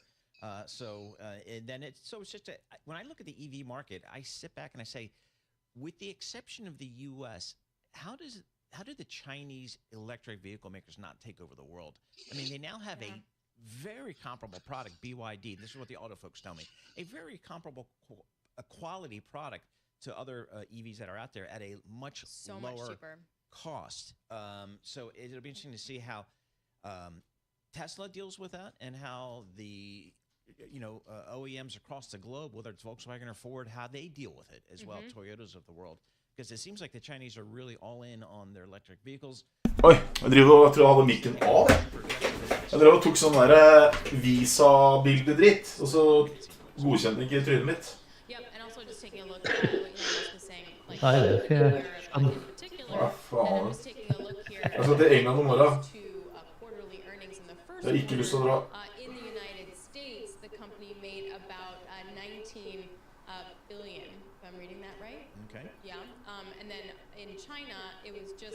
Jeg hater å fly. Nå skvatt jeg trodde noe skjøt ned opp. Hæ?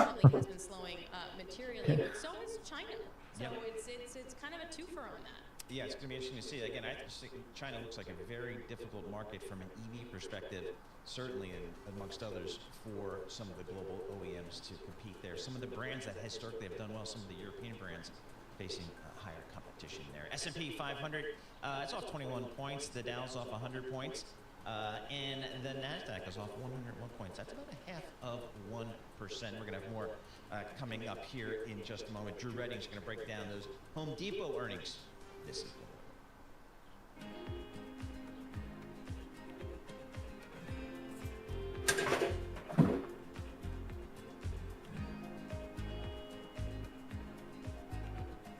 Blir det ikke trading, da? Ja, vel, tradet her. Jeg tradet litt i natt, faktisk. Gjorde du det? Jeg shortet toppen. Jeg var ikke med helt ned, men... På Nasdaq? Gikk på et lite tap først, rett på åpningen, og så shortet jeg toppen etterpå og ble ned, så jeg fikk økt inn tapet og mer til. Det bra, da.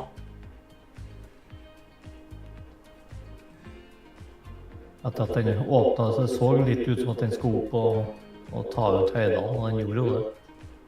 Så rammer den jo etterpå.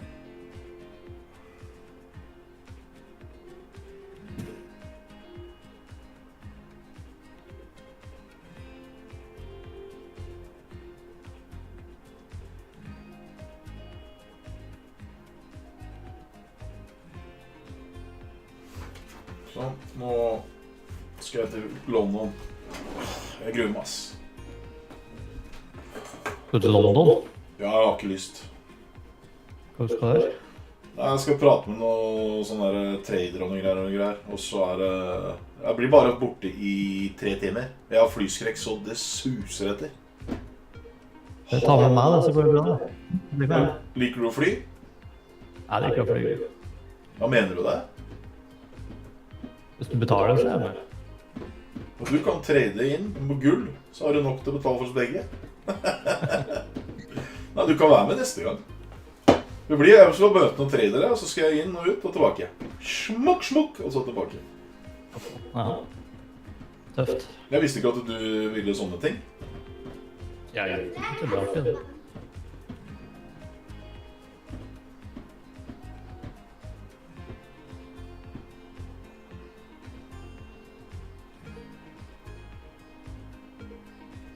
Hvorfor gjør ikke det når det går opp, så må det komme ned, men jeg vet ikke hvordan... Ja, fy faen, nå var du ferdig, Lena. Det er helt forferdelig. Jeg hater det, forresten. Jeg har flyskrekk, liksom. Har du det? Om jeg har. Jeg flydde til Filippinene for mange år siden. Jeg hadde ikke noe flyskrekk før. Fløy til Filippinene, og så sier hun der flyvertinne, det kan komme litt turbulens over Himalaya. Jeg bare, ok. Turbulens for meg er sånn at det rister litt, tenker jeg. Så det går fint, liksom. Fy faen. Romeo forsvant opp i taket. For det jævla flyet ramlet jo. Det var ikke sånn. Det bare bang, rett ned. Faen, jeg vet ikke hvor mange... Jeg tror det var over 100 meter. Jeg skjønte ingenting, jeg fikk helt sjokk. Og hun der flyvertinnkjære begynte å grine. Tror du det gjorde at jeg ble noe tryggere på flyet da, eller? Det viser at, dette vet jeg ikke, jeg kan ingenting om fly da. Det viser at det er veldig sånn tynn luft over Himalaya, visst nok. Og da ramler de jævla flyene. Da tenker jeg, hvorfor i helvete må du fly der da? Når du vet det kommer turbulens om 2 timer, kan du ikke bare fly rundt da? Nei, fy faen, altså, jeg tror jeg skulle dø. Jeg tror oppriktig jeg skulle dø. Det bare ramlet sånn pustedrit ned fra den greia, flyvertinne og grein, og Romeo lo jo. Han lo jo som faen, for han var sånn der, han var i lufta, jeg kødder ikke. Jeg trodde ikke det gikk an, Det er jo større sjanse å krasje med bil enn å styrte med fly, så jeg tror du er ganske safe, ass. Nei, altså han var faen meg, jeg mener at han var nesten sånn der, for han hadde ikke belte på seg, han var sånn der, han var i lufta, liksom. Ja, det blir jo når du datt fort ned, så flyr du jo opp. Jo, men jeg tror ikke det datt så fort ned. Det datt jo helt jævlig. Jeg var helt sikker på at de vingene skulle knekke. Men de gjør visst ikke det. For vingene er visst en del av skroget, visst nok. Og så kan du bøye vingene ganske heftig, da. Ja da. Nei, fy faens oldemor, altså. Det er ingenting å være redd for, det ingen som har blitt igjen oppe der. Nei, de detter.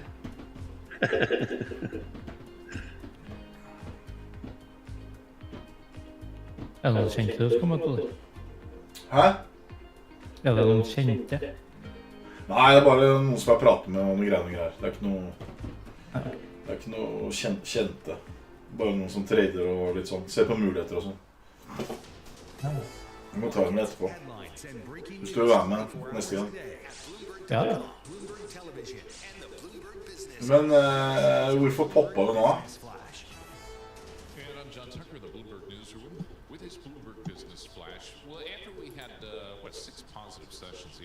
Rentene stiger som faen her, da.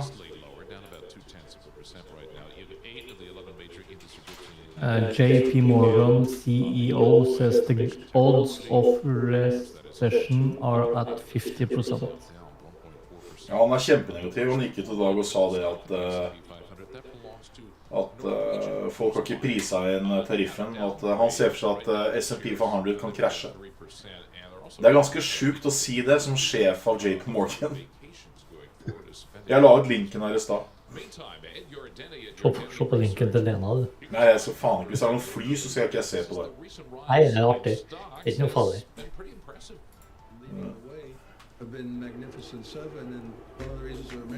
Ja, det var omtrent sånn der det var. Det føltes sånn.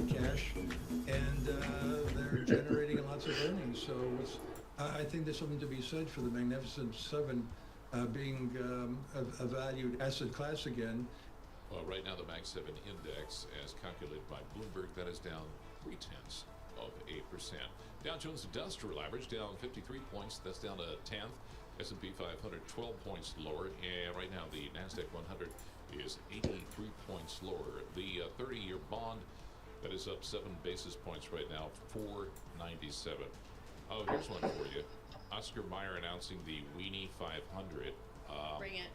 A fleet of Wienermobiles. I don't even know they still have these things. I just saw one recently. Oh, really? Yeah, they're closest to the Indy 500. So I guess they're going to race the track. That's amazing. Thank you for that gift. There you go. Just thought I'd lighten things up just a tad. Anyway, we check markets and other stuff for you right here on Bloomberg Radio. I'm John Tucker. That's your Bloomberg Business Flash. Paul and Alex. All right, thank you. Alex Steele here alongside Paul Remember Sweeney once and it John got Tucker. stuck in the Lincoln Tunnel? The Wienermobile? Yeah, actually happened. Is this a joke or No, is this it's real? not. No, it's real. Okay. Stoppa vi opp helt nå, eller? See how I did, Jeg håper du skal få litt action i dag. Herregud. Du bare stopper helt opp. Å, herregud. Jeg gleder meg til vi kommer tilbake til normalen. And U.S. ticket sales did tick up because of smaller projects, not the big ones. Drew Redding, as Bloomberg Intelligence U.S. home building analyst, joins us to discuss. All right, we got the macro, we got the micro. Let's start with the macro for a moment. Deferring large projects, taking on small projects. Doesn't sound so bad. Do we get an idea when deferring becomes non-existent projects? So one of the reasons why home improvement and Home Depot have been so resilient is because a large portion of the industry has to do with that maintenance and repair-oriented work. So I think that's where they're seeing a lot of the lift now. It's homeowners who are taking care of the things that they need to just to maintain their home. This really isn't new. It's been a couple of quarters now where we've heard from them that big ticket discretionary categories have been relatively weaker. So think about things like kitchen remodels, bath remodels, flooring projects. These are things that tend to be financed by the consumer. And with rates as high as they are right now, it's just become a little bit Ja, London står det. Jeg skal møte noen tradere. In order to see more robust growth out of these categories, which is really the missing piece of the story, we need to see rates start to come back down a little bit. How about tariffs? Is that impacting the cost of their goods, like getting lumber from Canada, for example? So we think Home Depot is pretty well positioned from a tariff perspective. They source about 50% of the products they sell from inside the U.S. Enig er vi alle. A lot of other retailers over the last decade, they've done a great job in diversifying their supply chain. They actually said that over the next 12 months, no single country outside of the U.S. I dag tror jeg, nei, i morgen. I dag er det morgen klokka 5, eller jeg ble hentet 5 på morgenen. Det blir en svipptur og så hjem igjen. Jeg blir i London i 3 timer. Fy faen. Now, what they said is that they're looking to generally maintain their prices. So I think people took that. Ja, det var ikke langt, ja. You have to remember, Home Depot Ja, se, men så ikke overnatte ingenting. in their store. So when they talk about pricing, they take a portfolio approach. So Jeg har aldri vært i London. raise the price on a particular item. Det er som å dra til India. They look at the elasticities of their various. Ja, jeg har aldri vært i India der, så. Har du vært i India, eller? So they're going to manage that. Å, det er jævla festlig. So they actually guided to an operating margin pretty much in line with what they were looking for at the end of last quarter. There are a couple puts and En kompis som pakistaner, og han drar til England hele tiden. Så hvorfor er det? Nei, fordi han føler seg hjemme der. Mer der enn han gjør i Pakistan.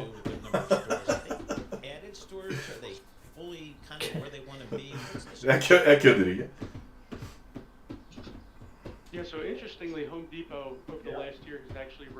Adrian skal bare møte en trader borte der, og så skal han bare hjem.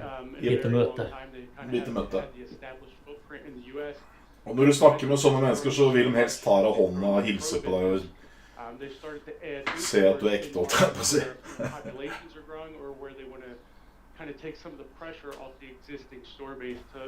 Problemet med det er at da må jeg faen meg ha på meg strøken skjorte. Jeg kan ikke gå i hettegenser og cap. Det liker jeg svært lite. Og høytidelig ved han var litt for lov. Faen, jeg fant en pappeske på rommet til, jeg tror jeg har sånn 500 slips, jeg. So I think the story is pretty much the same for Home Depot and Lowe's. I mean, on a relative basis, Home Faen, det er lenge siden jeg har gått, altså. professional customer at 50% versus only about 30% for Lowe's. Jeg er flink på å knytte slips, da. Jeg knytter noe som heter Fantastic Double Windsor. Har du hørt om det før? Hva sa? Double Windsor. Nei. Hvis du går det, da kan du knytte slips.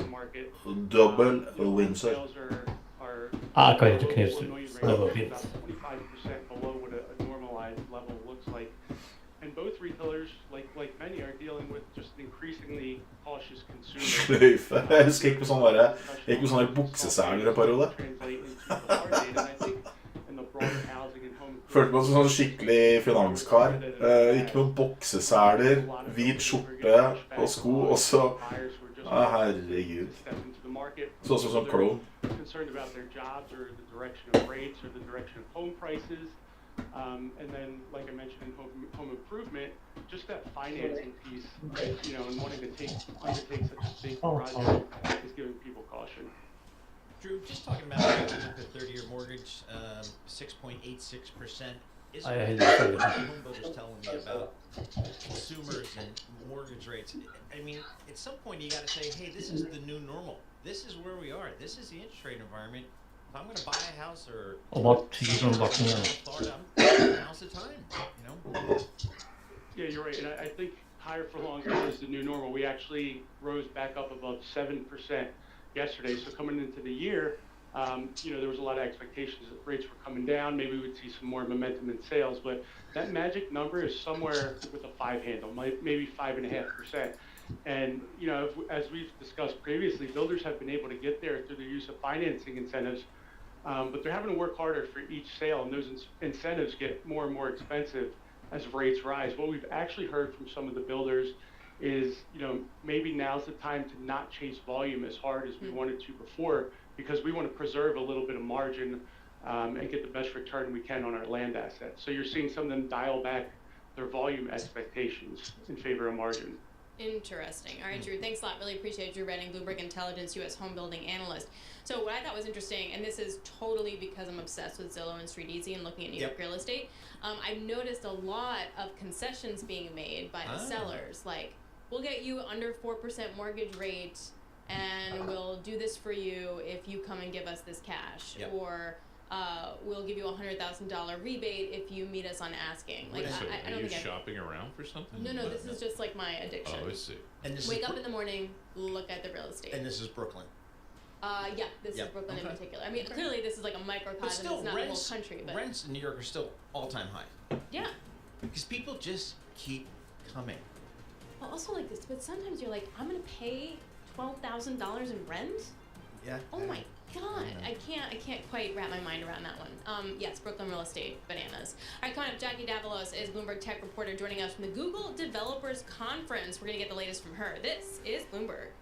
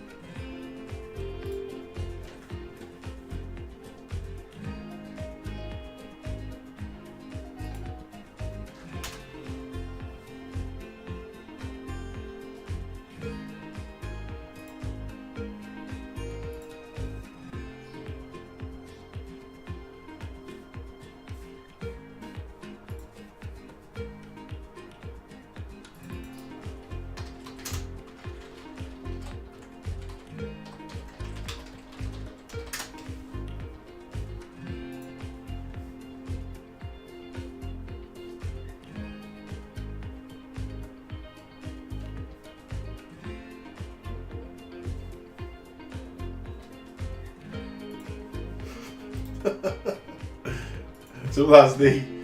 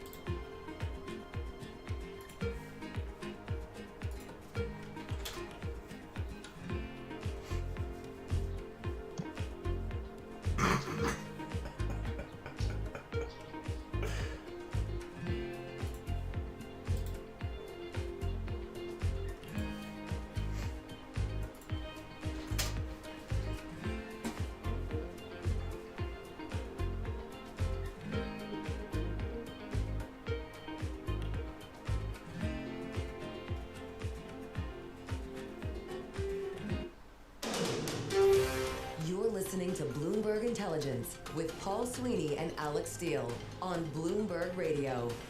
All right, Alex Steele, Paul Sweeney, live here in our Bloomberg Interactive Broker Studio, streaming live on YouTube as well.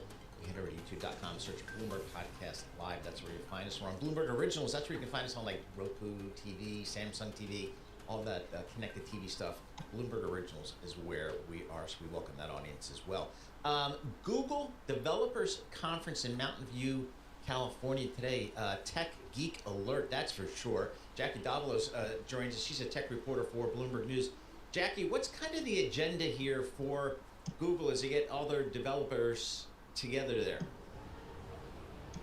This is the biggest event of the year for Google, and like you said, software developers are really part of the key focus here because a lot of what the latest and greatest that they unveil usually is on the software side.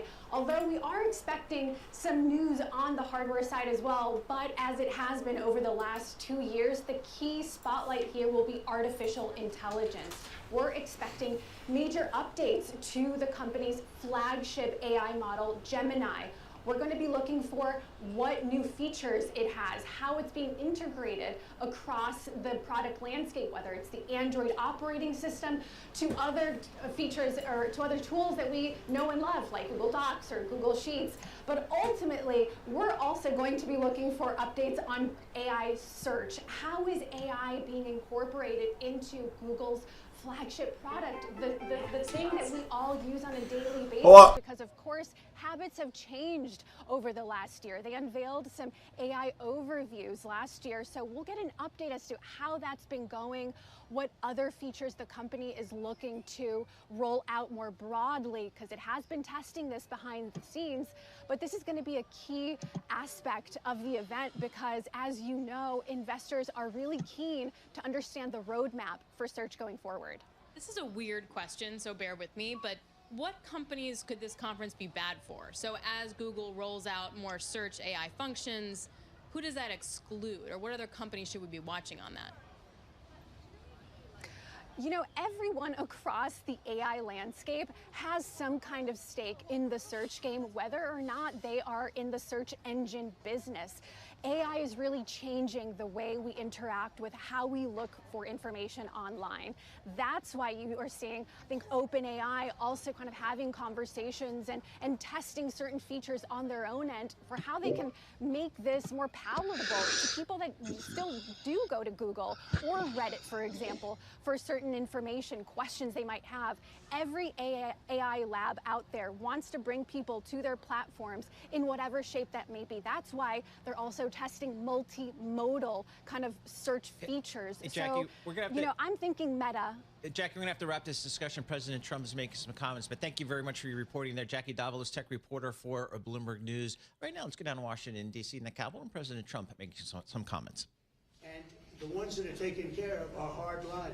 Some Republicans get money from drug companies, and that's okay, because they're okay with it. I talked about it. The drug companies take care of everybody. It's the biggest lobby, most powerful lobby in the world. There's no lobby like that. But the Republicans are okay with it. Not only okay with it, they love it. It was time. So we're going to cut drug prices from 75 to 85, in some cases even more than that. You know, I was telling the story that, and some of you were at that news conference. I gave a news conference where I was the first one in 18 years to cut drug costs for the year. And they were like a quarter of a point to half a point less. And I was very proud of that. Now I'm cutting them by 80, 85% because I stopped the scam. This was a scam between the middlemen and the drug companies. This was a giant scam. And by the way, and other countries, because other countries fought for this. This was a giant scam, and we're not going to have it. So remember this. Go back and tell your people, if you'd like to, that the Republican Party is cutting the cost of drugs by as much as 85%. Trump prater igjen, ja. Det er andre gangen i dag. Not 5%, not 1%, 85%. And you're going to have the lowest drug prices anywhere in the world because I'm doing favored nations. And it's all done. I signed it. And the Democrats will unsign it. And the drug prices are going to go up. And I think on that issue alone, you can't lose an election. With the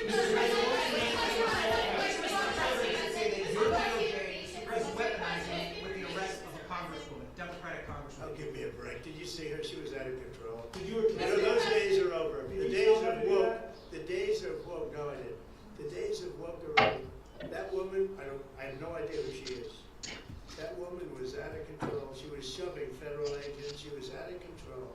The days of that crap are over in this country. We're going to have law and order. Mr. President, thank you very much. You campaigned on lowering the price of groceries. How do you justify cutting food assistance in this bill? Let me just tell you, the cut is going to give everybody much more food because prices are coming way down. Groceries are down. Eggs. You told me about eggs. You asked me a question about eggs. My first week, you said eggs. I said, I just got here. Tell me about eggs.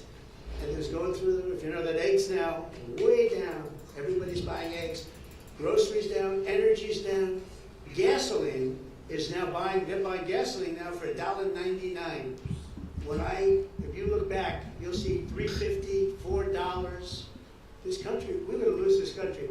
Our country now is respected all over the world. All over the world we're respected. We were a laughing stock. The entire world we were a laughing stock. I went to the Middle East, and those rulers of those three countries are very powerful people, very big people, very rich people. They respect our country again. China was going to take them over. You know, China was going to get they were going to get into the, if you look, Saudi Arabia, you take a little look what was happening with Qatar, UAE. Great people, unbelievable leaders, but they were... Nå faller vi faktisk på at han prater, det har vi ikke sett før. Hva faen? And they're going to take care of us. We came back with $5.1 trillion. Every other president would have come back having spent $5.1 trillion as usual.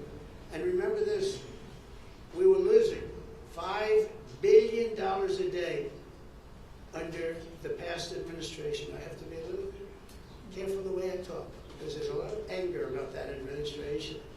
And by the way, the real question, who ran the auto pen? Okay, who ran the auto pen?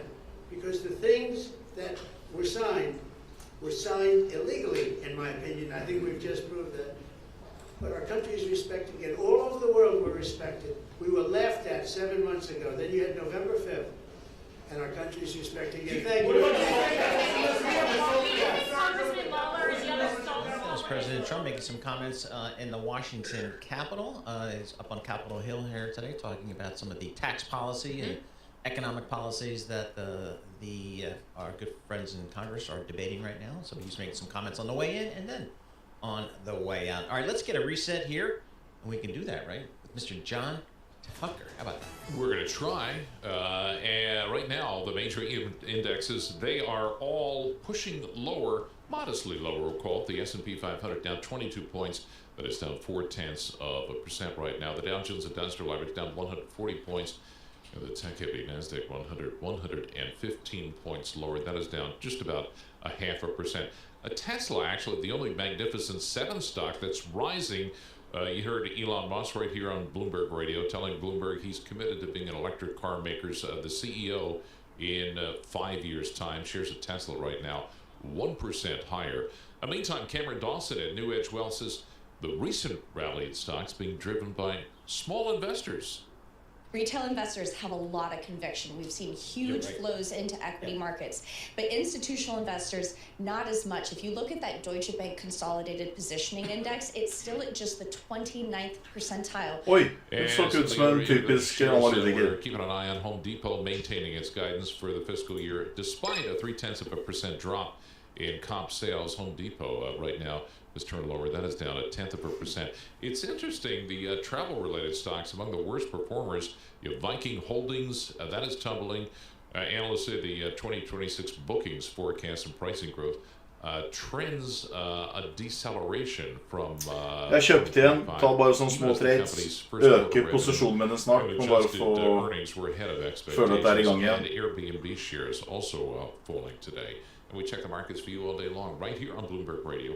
I'm John Tucker. That is your Bloomberg Business Flash. Alex and Paul. All right, thanks so much, John Tucker. Alex Steele here alongside Paul Sweeney. This is Bloomberg Intelligence Radio. We cover all the top news in business, economics, and finance. We have a great hour lined up for you. I think it's worth pointing out. We're going to have more of our exclusive conversation with Elon Musk at the Qatar Economic Forum. We'll bring that to you. Plus, John Creekmore is Chief Investment Officer at Creekmore Wealth Advisors. What do you do when the markets are doing a whole lot of nothing? And Tyler Kendall, a Bloomberg Television Washington correspondent, will be joining us on the latest with the GOP tax bill and what to expect. And then finally, David Gura of Bloomberg will be sitting down with Barry Diller, IAC's chairman and senior executive, and Expedia Group's chairman and senior executive. So, like, he's done all the stuff. He's super interesting. He's a serious really impressive. Media mogul feels like an understatement. Yes. But that's going to be a great conversation. So stay tuned with us for that. Let's look at some of the movers, though, today. I'm Alex Steele alongside Paul Sweeney. We're joined now by Lisa Mateo. Lisa, you're looking at Home Depot. Yeah, okay, so Home Depot, right, opened its books. Shares have been kind of all over the map, though, up as much as 2%, but now it's starting to get lower. Basically, it seems det har vært 1, 2, 3, 4, 5, 6, 7, 8, alle går til pluss. Da kan vi øke litt. But demand improved in March and April. Da tester bare nivåene, ikke sant? Guidance for the fiscal year. U.S. sales ticked up. And that full year forecast, it did include the impact of tariffs. Says it sources more than 50% of its products in the U.S. Hos meg så det ikke så mye. Det ca. 1000 kroner. I went to Home Depot, over the weekend, and it was crowded. It was? Og det bare handlet om at det veldig små kontrakter. And it was crowded, but they say that sales got a nice boost from, yes, the smaller projects, things like that. Jeg skal øke til 2-3 kontrakter, for jeg har veldig mye penger på konto nå, fordi jeg har økt. Jeg har økt marginene mine for å tåle svingningene. Jeg sitter ballefeil for 14 dager tilbake, så skal jeg bare trade meg ut av posisjonene.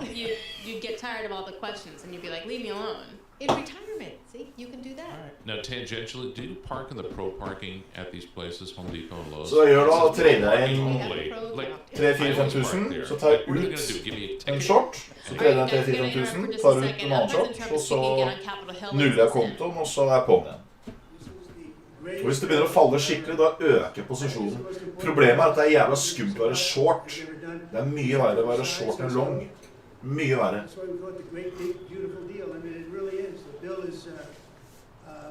Mye verre. For det en short kan du sitte I uendelig feil vei. Mens en long, der det litt begrenset. Ja, men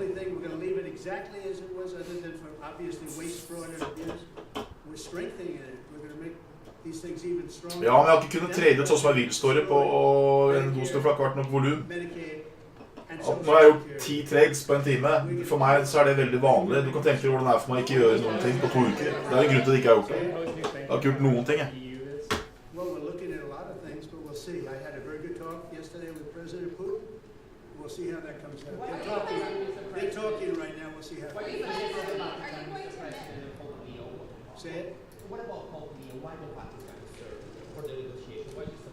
No, Pope Leo suggested it, and if he'd like to have the talks at the Vatican, I can't think of a better place. This is a pretty good place too, come to think of it. But I think I like him. Yeah, I like the Pope, and I like the Pope's brother. You know, one of the Pope's brothers, actually both of them, but one in particular is a major MAGA fan. Did you know that? He lives in Florida. He's got MAGA, he's got Trump, and I look forward to getting him to the White House. Jeg tror vi skal mye mer ned enn hva det har gått opp. Jeg tror vi skal mye mer. Ja, men brus, yet again in the Capitol, making his way out, but he'll stop. Jeg spiser faen ikke mat. Any given time, so we'll bring that to you when he does. We were talking to Lisa Mateo about stocks. Can we still talk about stocks here? Let's do it. With this S&P down 25 points. Lisa, do you have what's going on with Pfizer? Okay, so there was this big news from Pfizer, right? Struck this $6 billion licensing deal with Chinese biotech company 3S Bio. Basically, they're going to develop a cancer drug outside of China. So Pfizer has been up as much as about 3%, but shares of 3S Bio up 32% in Hong Kong. So a big deal there.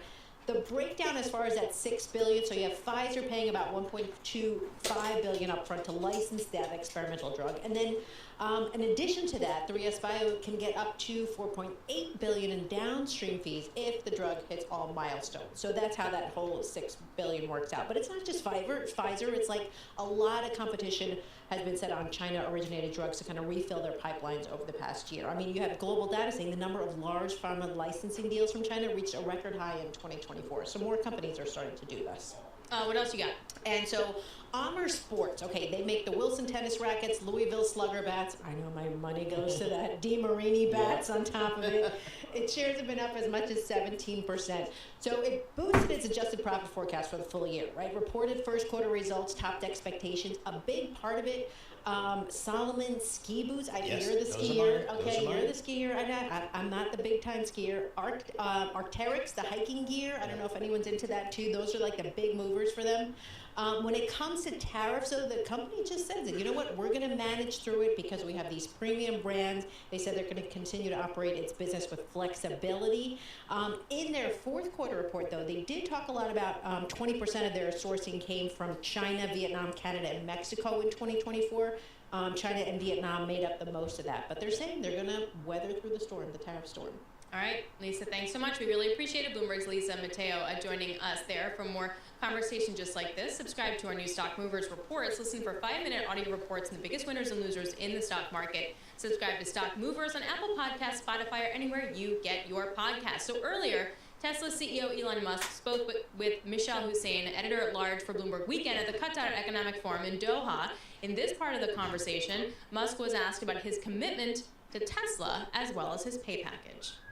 Tell me then how committed you are to Tesla. Do you see yourself, and are you committed to still being the chief executive of Tesla in 5 years' time? Yes. No doubt about that at all.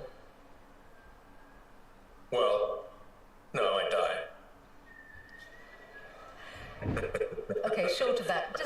Maybe see if I'm dead. So there's a slight amount of Does that mean that the value of your pay doesn't have any bearing on your decision? Well, that's not really a subject of discussion in this forum. I think obviously there should be compensation for, if something incredible is done, the compensation should match that something incredible was done. But I'm confident that whatever some activist posing as a judge in Delaware has to do with future compensation. This is the judge who twice struck down the $56 billion pay package that was awarded to you. I think the value on the basis, on the current value of stock options, yeah. Not a judge. Not Og a det her judge. er meg, da. The activist who is cosplaying a judge in a Halloween costume. Nei, det er Okay, that's Den her får jeg categorization. får kjeft I hele think tida. on the current value of stock options, I think the actual Justice according to the law. on the current value of stock options, I think the value of that pay package stands at about $100 billion. Are you saying you are relaxed about the value of your future pay package? Your decision to be committed to Tesla for the next 5 years, as long as you are still with us on this planet, Ja, is sant. completely Blir du helt independent borte? of pay? No. It's not independent. So pay is a relevant factor then to your commitment to Tesla. It's sufficient voting control such that I cannot be ousted by activist investors is what matters to me. And I've said this publicly many times. But let's not have this whole thing be a discussion of my alleged pay. It's not a money thing. It's a reasonable control thing over the future of the company, especially if we're building millions, potentially billions of humanoid robots. I can't be sitting there and weren't going to get tossed out by, for political reasons, by activists. That would be unacceptable. That's all that matters. All right, that was Tesla CEO Elon Musk speaking with Michelle Hussein, editor-at-large for Bloomberg Weekend at the Qatar Economic Forum in Doha. We're joined right now by the very same Michelle Hussein. Michelle, yeoman's duty interviewing Elon Musk there, not the easiest subject to converse with. What's your takeaway as to, I guess, his, kind of evolution back into corporate world away from some of his government responsibilities? Is that going to be a smooth transition? Is that going to be an immediate transition? What was your takeaway? Hello, Paul. Hello, Alex, too, from Doha. Yeah, it's definitely quite an experience to interview Elon Musk. And for all your listeners, because anyone who saw it on Bloomberg TV or elsewhere on the live stream will know that it's a remote conversation. So I'm in Doha. He's in the US. But actually, it's probably a pretty intense experience interviewing him, whatever the format or the setting. I was very struck by the fact that the thing he wanted to emphasize was very much his corporate world and his businesses, not his role with Doge, despite the fact we know it's ongoing. And he said he'll be at the president's side for the remainder of this administration, in fact, even though Doge doesn't last for the whole duration of the administration. And when I asked him about whether this year is a pivotal year for that reason, he was kind of keen to characterize it as like, we've seen many ups and downs in his time. But I feel, especially with the fact that he ended up saying that he is going to do a lot less political donations and spend a lot less money on politics in the future, I wonder if really, as he said to me, I'm a technologist first and foremost, and I wonder if this if these political endeavors have not given him exactly what he wanted and have put him on more uncomfortable ground than he'd ever acknowledge. Yeah, I do have to give you a lot of credit. That was a tough interview. Anything remote like that on a conference stage is tough, and it was also really tough. You handled it really well. You didn't miss a beat. You flawlessly picked up all those questions, so I just have to give real kudos to you on that. And you pushed him quite a bit in the EV sales, and he seemed to really stand behind, no, we're doing really well, with the exception of Europe. What was some of your broader takeaway from that part of the conversation? Well, look, it's clearly incredibly important to him. Tesla is a totemic company, and he's changed the car industry, not just electric vehicles. He has changed the car industry through what he's done there. It's also, of course, a very, very significant part of his wealth. So therefore, you can see that it's important on lots of different factors. Of course, the sales figures, I had them right in front of me for Europe, and these are big markets and places where people are, very concerned about climate and have bought into Tesla and its vision for that reason. So we do get month by month sales. So I was looking at the April ones. It'll be very interesting to see what happens in May. But obviously he's saying Europe is our weakest market, and look at the rest of the world, and he feels that Tesla. Her kjenner dere igjen i. Kjenner dere dere igjen i. Hvordan si det? Kjenner dere dere igjen? Kjenner du deg igjen? Kjenner du det? Hæ? In Delaware, but I think it's clear Tesla's incredible to him, and we've got other businesses that are at this point growing strongly in all markets. Starlink being a prime example of that. Og hva med det her da, Stig? Keen to get a slice of Starlink. Kjenner dere igjen? Og det går an å si det. Hva med her da? Det her så jævla sant det, som jeg har hatt det så ofte. I think it came out in that, how keen he is for the brand to regain ground everywhere. Whether or not he can do it in Europe, I don't know. Michelle, kind of through the election and up in the first couple of weeks of the administration, Elon Musk was everywhere. Hver gang det brutt, så det sånn. Video clip, and then he's really kind of gone radio silent for the last month or two. Where do you think how do you think this is going to play out over the coming weeks and months with him in terms of, re-engaging? Well, I think those Q1 sales figures at Tesla really forced that, but I wonder if, again, not that he bit off more than he could chew, but politics and government is a very different world, and I think it's probably a mutual benefit that he and the president have been, much less visible at each other's side. I'm sure they are close, although Elon Musk has been public Ja, about his hvordan faen differences får with Peter kopiert den? Navarro, and in many ways, Fant den jævla funny. where the tariff argument has ended up is much more in the Elon world and to Elon's worldview on trade rather than the Peter Navarro world. But I think what he said about political donations and less political spending in future will be looked at with interest in other countries as well. In the UK, for example, where Donald Trump is close to Nigel Farage, there would have been a lot of interest in whether at some point Elon Musk finds a way to donate to a UK political party, i.e. finds a UK entity to enable that kind of donation to take place. Remember, he's been seeing a lot with the AfD leader in Germany. So I do wonder whether this intent and this have implications beyond the US. All right, Michelle, we're going to leave it there. Thank you so much. Really great stuff. Michelle Hussein, thanks for joining us. Editor-at-large.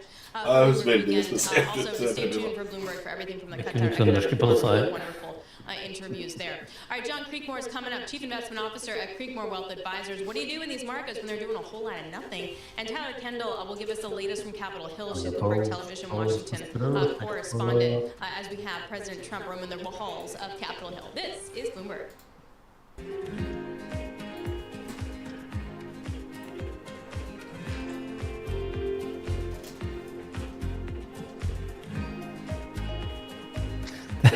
Da må vi si det, Berg.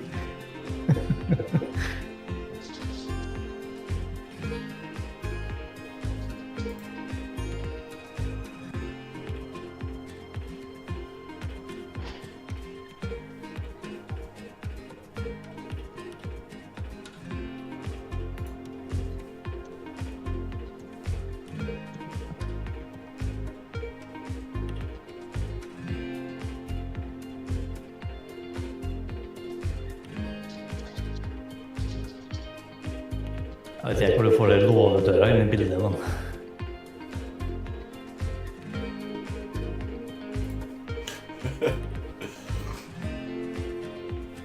Vi trenger ikke historie heller. Det går fint.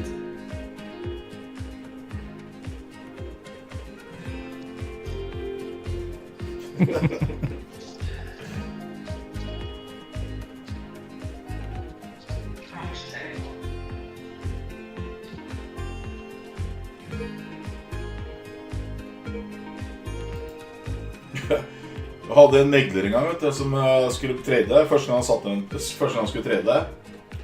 Han kjøpte aksjer på en kunde. Han så sånn ut. Han fikk så nerver, fikk feil vei, så han satt seg under pulten. Og han jobbet som journalist i Finansavisen. Han fikk helt hetta, og så satt han jobbet ikke som journalist på fulltid, han jobbet på sånn der internship eller sånt da. Og så ville han teste seg som aksjemegler, og så kjøpte han, og så gikk det skikkelig, det gikk ikke skikkelig gærent da, det gikk litt gærent med traden hans. Og han satt seg under pulten, og vi måtte ta roa ned og bare slapp av liksom. Han så akkurat ut som han der kameraten jeg sendte bildet av han. Jeg holdt på å le meg ihjel. I en gymsal i helvete da, Lene. Har du født kalver, eller? Ja, ikke småttelig. Det blir som å slå den ut vinduet når det regner litt.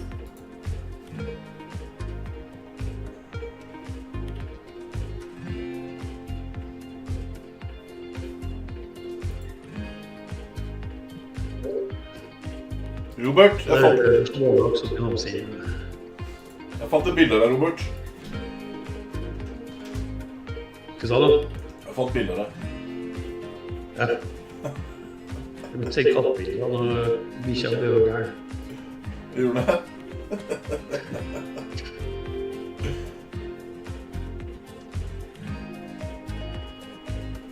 Nå har det stått stille i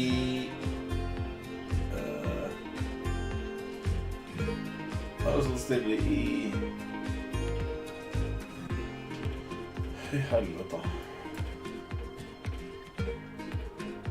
Nei, så lenge, er det? Markets, headlines, and breaking news 24 hours a day at Bloomberg.com, Bloomberg Television, and the Bloomberg Business app. This is a Bloomberg Business Flash. And I'm John Tucker in the Bloomberg Newsroom with this Bloomberg Business Flash being brought to you by Oracle. Attention growing businesses. Oracle is hoping to cut your current cloud bill in half if you move to Oracle Cloud Infrastructure. This is for new U.S. customers with minimum financial commitments. See if your company qualifies at oracle.com/Bloomberg. The major stock averages are pushing modestly lower right now, but the Russell, which is the mid-cap stocks, that index has just turned higher just by a point or so. During the past 22 sessions, the S&P 500, just parenthetically, has gained on 18 occasions. Among some of the individual movers, you have D-Wave Quantum. That is soaring. It released its latest quantum computing system. The company says this thing can solve complex problems beyond the reach of classical computers. Most of the big tech stocks are dropping, although Tesla is bucking the trend. Shares of Tesla right now in the Mag 7, those shares up 1.2%. You heard Elon Musk here on Bloomberg Radio saying he's committed to leading the company as the CEO in 5 years' time. Home Depot shares also on the move, keeping its guidance for the fiscal year as U.S. sales ticked up. Companies in the travel industry, they're falling. Some of the worst losses in U.S. stocks today. You have downs continuing about how much U.S. households will be able to spend on vacations. Airbnb dropping, Norwegian Cruise Lines, that's also falling, along with Carnival Cruise shares. Carnival shares down 1.6%.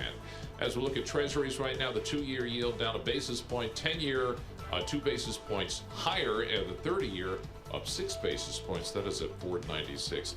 I just want to break this news for you. Republican Representative Mike Lawler, this is one of the congressmen from New York.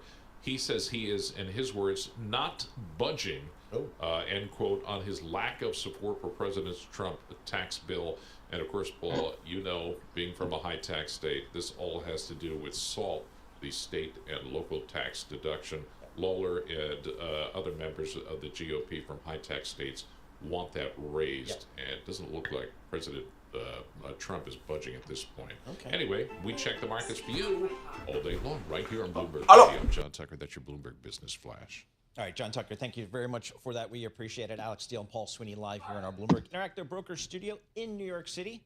And we're streaming live on YouTube as well. John Creekmore joins us. He is Chief Investment Officer, Creekmore Wealth Advisors. John, my notes say you're from Morton, Illinois. Is that right? Morton, Illinois, the self-proclaimed pumpkin capital of the world.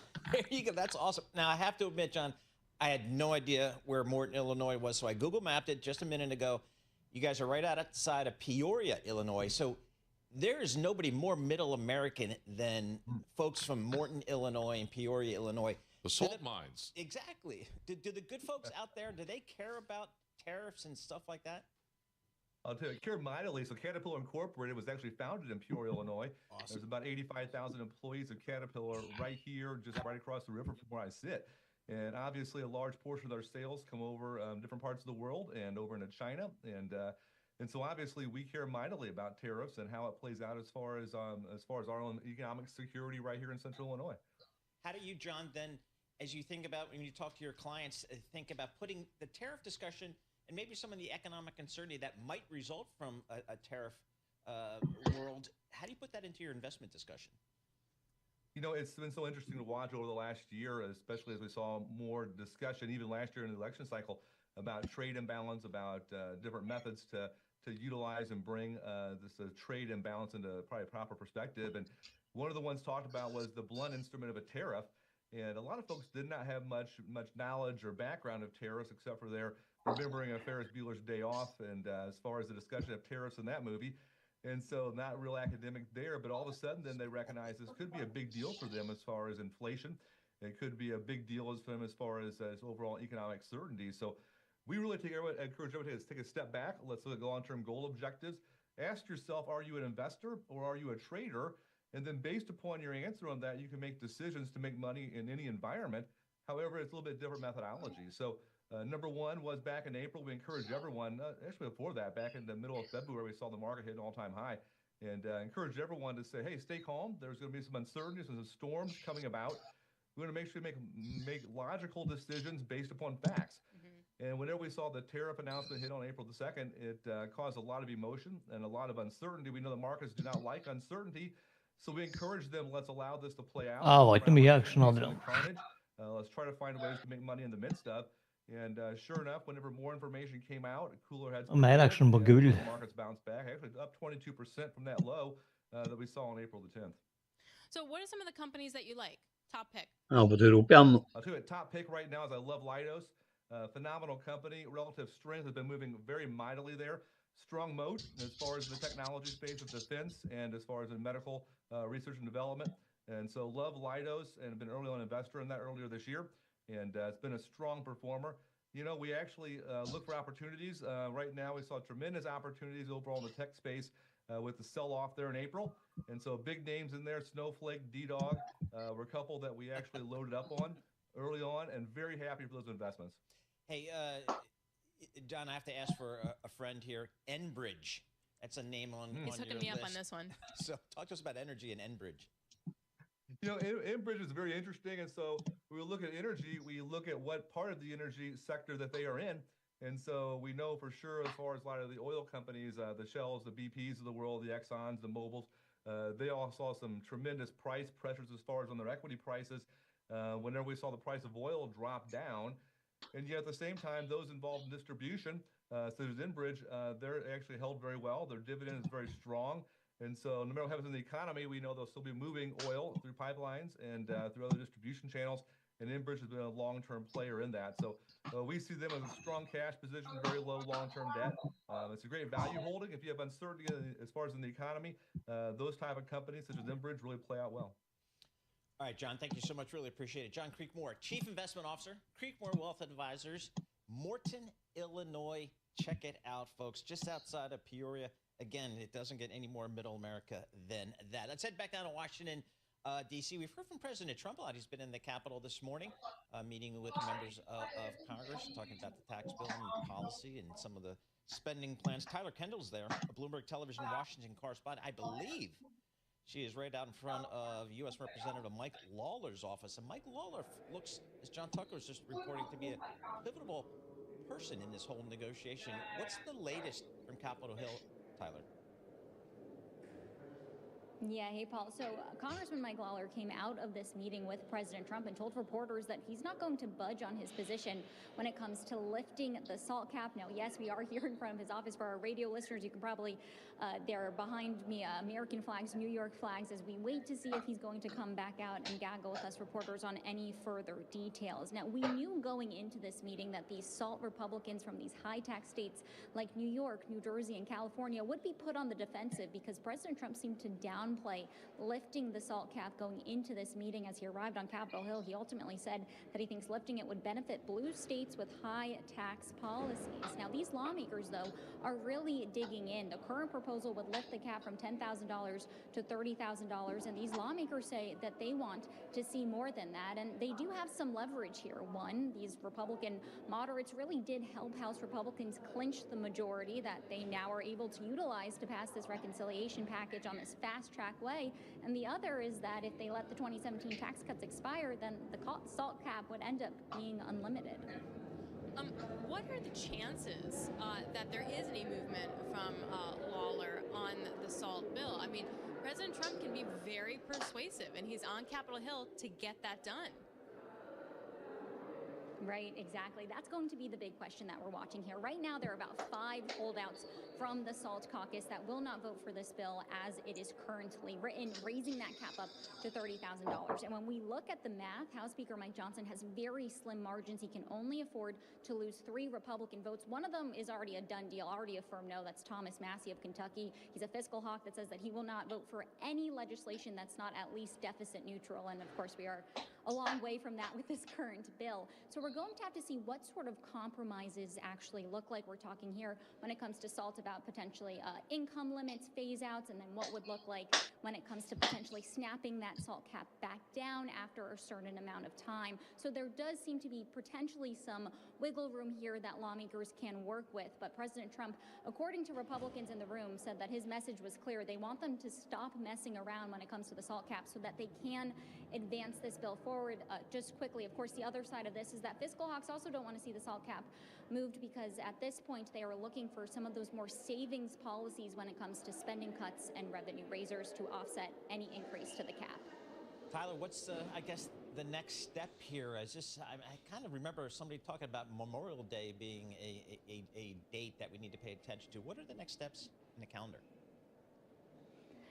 At this point, House Speaker Mike Johnson does say that they are on track to pass this by Memorial Day. We're going to have to see what ends up happening because the next vote is in the Rules Committee, and that is Wednesday at 1 a.m. Eastern. They did it early to comply with some of the procedural rules here on Capitol Hill in a bid to try to get this to a full House floor vote by this Thursday. Now, importantly, in that Rules Committee, there are two fiscal hawks that sit on it that could really have some sway here, and that's Congressman Chip Roy, as well as Ralph Norman. Now, the latter has indicated that he's going to let the bill pass through rules because this is more of a procedural vote, and then that indicates to us that there likely would be a bigger conversation, a bigger fight perhaps, once that bill does make it down to the House floor in full. As I mentioned, Mike Johnson, slim margins, can only afford to lose 3 Republicans on the way.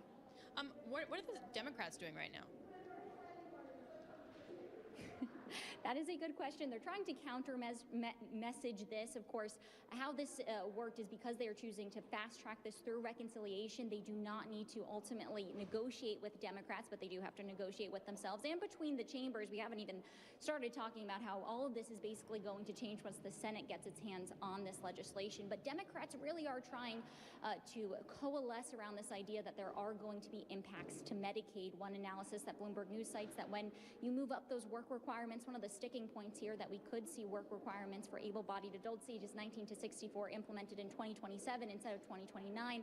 That could potentially impact 7.7 million people when it comes to accessing their Medicaid benefits. And it is very clear that Democrats are trying to push that messaging because when you talk about that timeline moving up, that means it's going to really impact as Republicans try to campaign during the midterms. I know it seems like we're far away from the midterms, but here in Washington, once one election ends, we really do start thinking about that next election. So Medicaid, potential impacts to Medicaid is definitely something that's coming up here on the Hill, including some of those fiscal hawks pushing for some more aggressive and controversial changes, including the acronym FMAP, which basically is the formula that the federal government uses when it allocates monies to the state to distribute those Medicaid benefits. Coming out of that meeting, some of those Republicans were asked if we're going to see any changes there, and it seems clear that President Trump does not want to touch it. All right, Tyler, thanks so much for joining us. Tyler Kendall, a Bloomberg Television Washington correspondent. She is strategically located just outside the offices of U.S. Representative Mike Lawler down on Capitol Hill. Red headline crossing the Bloomberg terminal. U.S. set to extend Chevron's Venezuela waiver by another 60 days.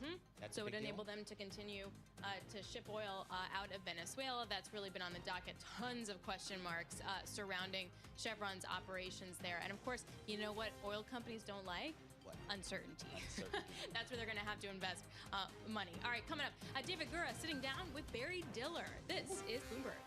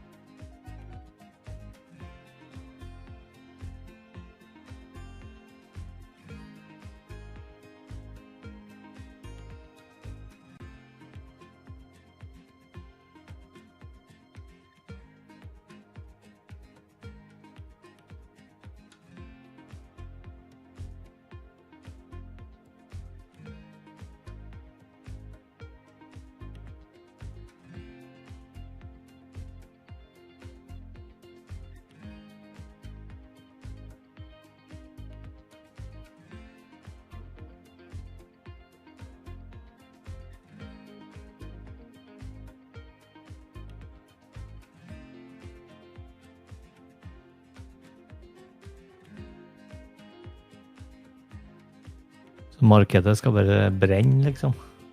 Ok.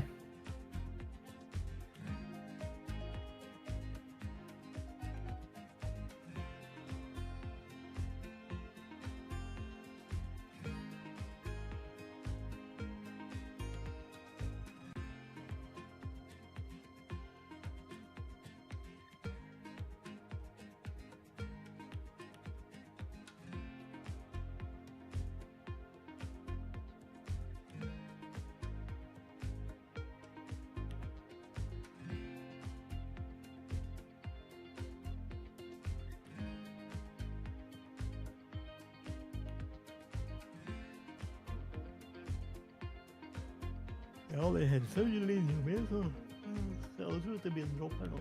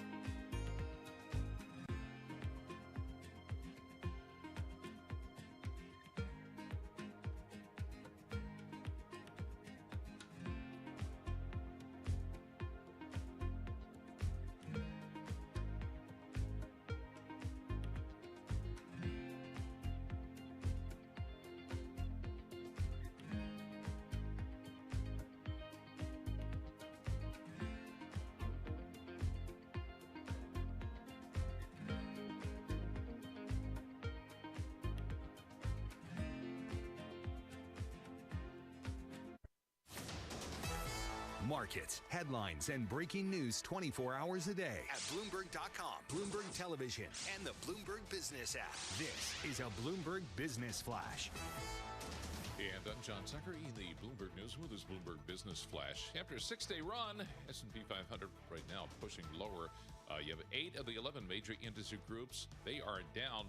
Tech is leading the declines. You have shares of NVIDIA most active, down just about 1.4%. Let's call it 1.3%. Tesla, the only Mag 7 stock higher after Elon Musk. You heard him here on Bloomberg Radio telling us he's going to stick around as CEO. Shares of Tesla, they are up 1.5%. In the meantime, Priya Misra at JP Morgan says, you know, with higher yields, the bond market is telling Congress to get its fiscal house in order. You know what, we have to look out for fiscal sustainability. Congress is is not doing its bit. So the bond market has to force Congress to do its bit. And so I think that's why the long end is scary, because how high do rates have to go before the administration or Congress says, you know what, we don't have the political will, but the market's forcing our hand? Well, the long bond right now, 7 basis points higher, still under 5 today, 497 right now. Stocks of companies in the travel industry falling to some of the market's worst losses today. You have doubts continuing about how much U.S. households are going to be able to spend on vacations. And Honda scaling back investment plans, lowering the sales targets for its electric vehicles. Looks like consumer Interesting. demand pretty lackluster for electric vehicles. You know, I drove a hybrid in Pascagoula. Wow. It was pretty cool. Look at you. Although I didn't know how to turn it Would- on. do I you just think- kept pressing buttons. Do you think you'd ever say that in your life? I drove a hybrid in Pascagoula. 100% no. 100% no. Sounds like a great story. But once, so I like turned off the car and I was like leaving and it wouldn't let me leave. And I was like, why isn't it letting me lock the door? And then I realized I had to press the power off button. Yes. I wanted to do my part for the environment. I went out and bought. Hello. I wanted electric. The guy's like, no. He says, no power. Don't do it. Yep. There you go. So I went for a big gas guzzler. Oh, you're one of those guys. He's so one of those guys. Donald Trump er live nå. Jeg gidder ikke se på han, for han prater hele tida. John Tucker, thank you so much. We appreciate that. Alex Steele, Paul Sweeney live here in our Bloomberg Interactive Broker studio. IAC Chairman Barry Diller sat down with Bloomberg's David Gura for a wide-ranging interview about his career and the business environment. He weighed in on the volatile trade environment and why he's reserving final judgment on the president's approach for now. Let's take a listen. You know, this is a period, I think it's time parameters are 3-6 months maybe. We're in a very unique Han prater på Truth Social på RSBN. by this administration. And will it work out or not? Now, I think the time limit for it either working out or not, particularly in trade, is very short, a few months. It'll either be pulled through or it will be an abject failure and be pulled back. So I think right now it's extremely difficult for people. Stemmer det, Øyvind? Det går alltid opp når han prater. Beyond this period, Hallo. until they see what conditions are going to be. So it's an odd time. The president has floated tariffs on filmmaking, overseas filmmaking. Yes. Any sense in that as you see it, and what would the ramifications be if they were to be put in place? On that, no. I on the overall trade stuff, listen, I'm willing to give, he got elected, I'm willing to give the administration the ability to, well, how do I say it rightly? I'm certainly willing to give them the time to pull it through without unduly trashing it or criticizing it. I doubt it'll work out, but I hope I'm wrong. I also hope that if I'm right, it just ends quickly, and if I'm wrong, hallelujah, everything's great. So I think that's the kind of gearage that I bring to this, but I think that it's got, unless it's all resolved quickly, it's got so many downstream terrible consequences in the negative that I just want it resolved. That was IAC Chairman Barry Diller. Let's welcome him, David Gura, correspondent for Bloomberg and host of the Big Take podcast.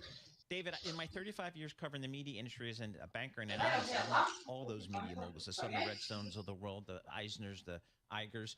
To me, Barry was always and is always the mogulist of all those moguls. It just seems so intelligent to me, so well thought out, so well spoken. What did you take away from your conversation? We talked a lot about what has interested him over the years. This was pegged to the publication of his memoir, which comes out today. Which I am going to read. It is a fascinating read. And, you know, I asked him about his management style, how engaged he is. He wants to be kind of a bottom-up manager. He wants to know everything that's going on. And I said, are you keen just to know that, or do you want to be involved? And he says, once things start to run smoothly and he can step away, he loses interest in the enterprise itself. So I think that's what's kind of motivated him through his whole career. So he started out William Morris as a kid, basically, 19 years old, goes to ABC. He's the youngest vice president in network TV history, starts Movie of the Week at ABC, moves on to Paramount Pictures by the time he's like 33 years old. So he's had this amazing career that bridges old Hollywood and network television. Now he's into the internet. He's talking a lot about sort of the prospects of AI as well. Just that kind of insatiable curiosity that he still has, as you can see from that clip,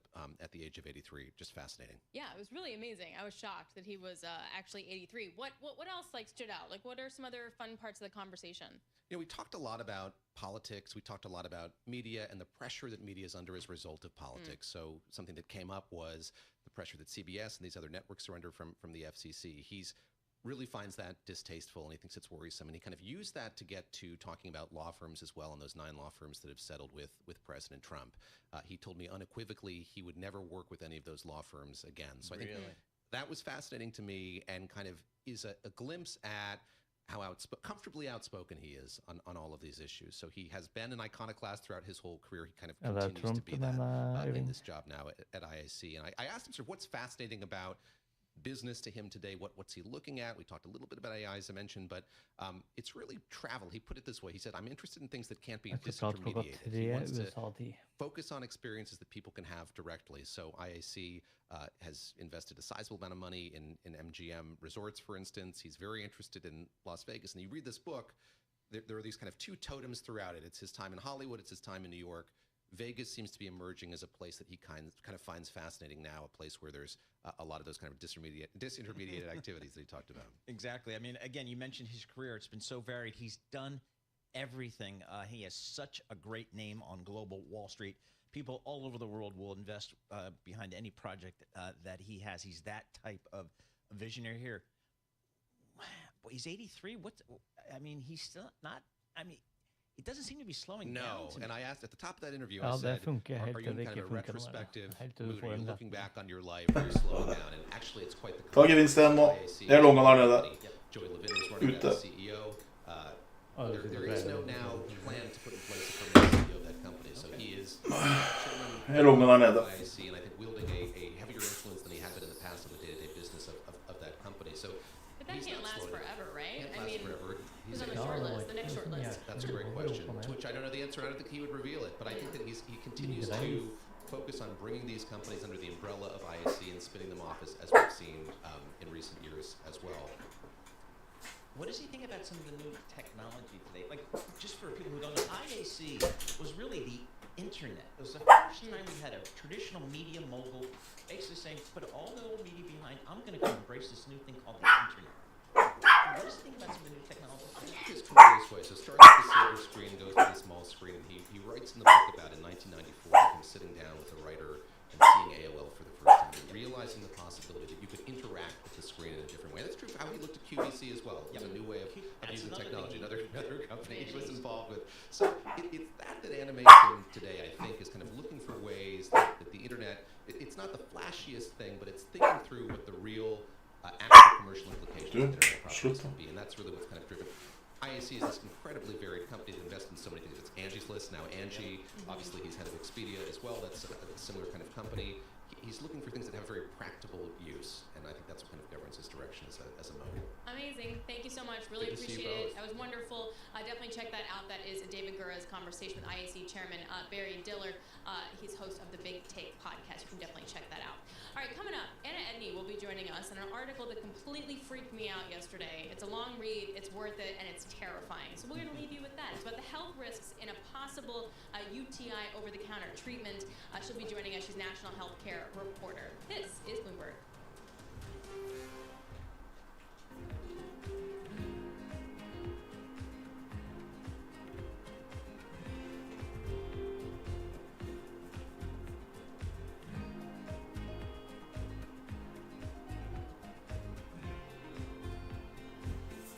Hva mener du, Øyvind?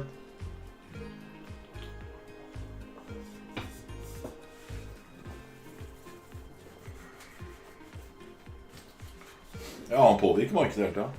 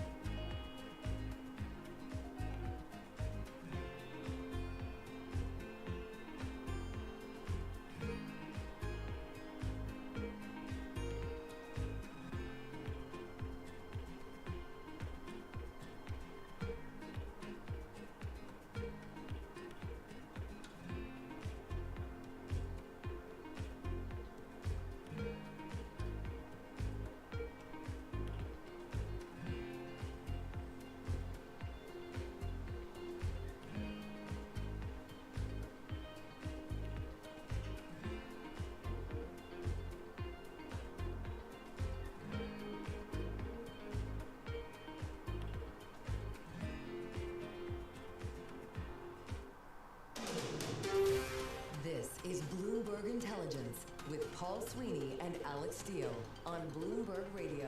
Happy Tuesday, everybody. Alex Steele here alongside Paul Sweeney. This is Bloomberg Intelligence Radio. We are broadcasting to you live from our Interactive Broker studio right here in Midtown Manhattan. Also check us out on YouTube. Also check us out on Bloomberg Originals. You can see that on your smart TV as well as Roku, all those streaming apps for you. So the big take today is one that terrified me, and I think every woman out there will echo my pain.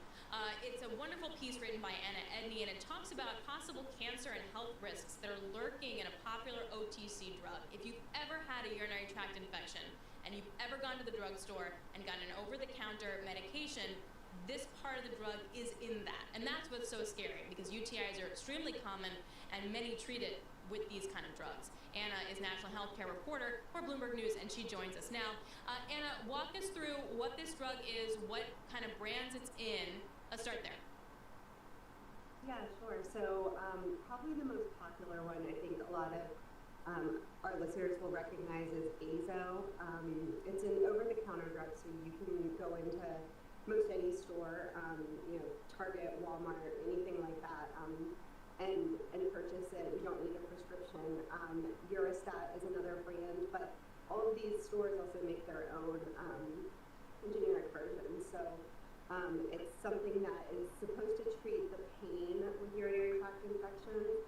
A lot of people seem to think it goes beyond that, and it's actually curing their infections. So one of the issues being that people might need antibiotics, but instead they're using this. Now, what's the drug in it that is causing some of the issues, and how do we know? Yeah, so this is the active ingredient in all of these drugs. It's what the generics will go by. It's called phenazopyridine. I may still be butchering that name, but it's an unapproved drug, which was really interesting to me, and something sort of new to me. I've covered these issues for a long time that I came across. What it means is the FDA... Tesla turer på opp 2,2%. So, while millions of women are using it for decades, there's never been a true vetting of, how this drug interacts with our bodies. One of the things that a National Cancer Institute study found, this was back in 1978, is that it caused tumors to form in rats and mice.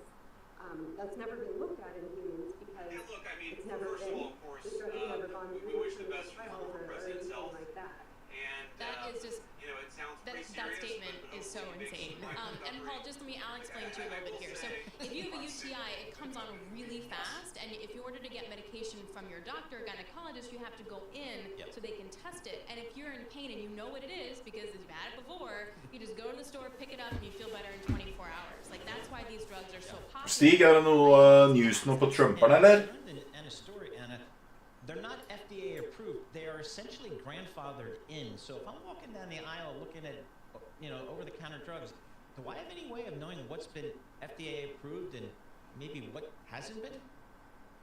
Yeah, I think that's a really good question. And there were multiple quotes out there from congressional testimony and other places where FDA staff members were talking about there are many such grandfathered in kind of drugs. Ja, han prater live for faen. They did not give me a list, wouldn't even tell me how many might be out there. But there is potentially, this takes a little sleuthing. It's not that easy to do in the drugstore aisle, but there's a website that the National Institutes of Health runs called Daily Med, and people can search by drug there. I wouldn't say it's the most user-friendly looking piece, but if you look for Azo or Eurostat or phenazopyridine, what will come up is kind of a disclaimer saying this hasn't been vetted by the Food and Drug Administration, its safety is not known, and that kind of gives you an indication. You can dive deeper into that data, and you can actually see that it's unapproved, but just for the layperson, at least with that disclaimer, that will give you a good idea at the top. So what happens now? I think that's a good question. So the FDA they have a system where they're supposed to have vetted these kind of very old drugs and given them what's called a monograph. This is the agency's instruction book. Here's how this drug should be made. Here's how the dosing, what it should be. Here's how it should be manufactured. they have not done that for phenazopyridine. So it's possible that, you know, with this increased attention, that they could decide to look into that. They asked in 2003 whether this drug should actually be prescription only, just given the risks, and that people don't often follow directions on OTC drugs. You know, you're only supposed to take this for 2 days, and you're not supposed to take it all the time. There are companies, particularly online retailers, that are really pushing this drug on women and girls, kind of just to have on hand, just in case. I mean, I do. And so, yeah, why not, right? Like, you get over the counter, you have it there, you're not going to use the whole thing. That's why it was so scary. And we really appreciate it. It was a great piece, everyone. You can read the Big Take story, possible cancer and health risks lurking in a popular OTC drug. You can check it out on Bloomberg.com/Big Take. You can also check it out on the terminal. Anna, thank you so much for writing this. Anna Edney, Bloomberg National Healthcare reporter. Okay, we're almost done here, but coming up, Bloomberg is in your no, that's not what I'm saying. For our listeners in the U.S., here it is. Here's a reminder. Listen to us via satellite radio on SiriusXM channel 121. Access the world's only global audio business network, coast to coast, 24 hours a day. Bloomberg Radio on SiriusXM channel 121 is presented by ShipStation. Your top stories are continuing here on all the global business headlines. There's an Apple headline right now, Paul, that Apple's going to open AI models to developers. This is weird for them, no? Yeah, well, it kind of goes to Mark Gurman's story out yesterday on Apple on our discussion in studio here. He says they're way behind on AI. They need to figure out a way to speed this up. This might be it. All right, more coming up. Balance of Power starts right now.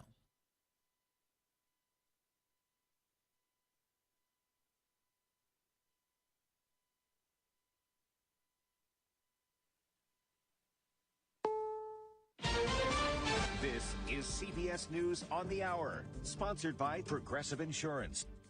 I'm Steve Kathan. An arrest has been made in connection with last week's jailbreak in New Orleans as authorities allege there was help on the inside. Cops have booked one New Orleans jail employee with helping 10 inmates escape. There was a maintenance worker who got arrested. Former Sheriff Marlon Gussman, who oversaw the construction of the current jail, is not surprised that the inmates allegedly had inside help. I saw those cells being made. He says industrial tools would have been needed to remove a toilet from a wall and cut through crisscrossing metal rebar bars in the wall where the inmates broke into a maintenance corridor. Really mind-blowing. Dave Cohen for CBS News, New Orleans. 6 of the 10 escapees are still at large. President Trump went to Capitol Hill this morning in a bid to convince reluctant Republicans to back his budget bill, and he denied he's told people close to him that he's losing patience with the holdouts. I never used the term. I didn't say losing. I didn't even talk about it. In fact, it's the opposite.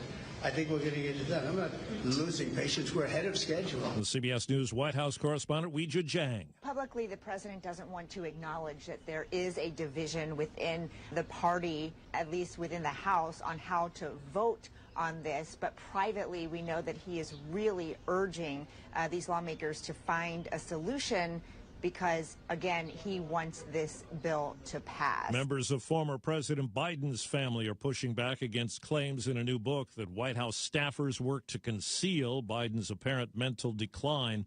Alex Thompson co-authored the book called Original Sin. The Biden that we saw on the debate stage, he had other moments like that behind the scenes, and increasingly so. And they started structuring his schedule, his public schedule, to make sure that the public didn't see it. New Jersey Democratic Congresswoman LaMonica McIver is facing federal charges after an incident earlier this month outside an immigration detention center. At the end of the day, we just really look forward to the day in court. Prosecutors allege McIver pushed and grabbed officers while attempting to block the arrest of Newark's mayor.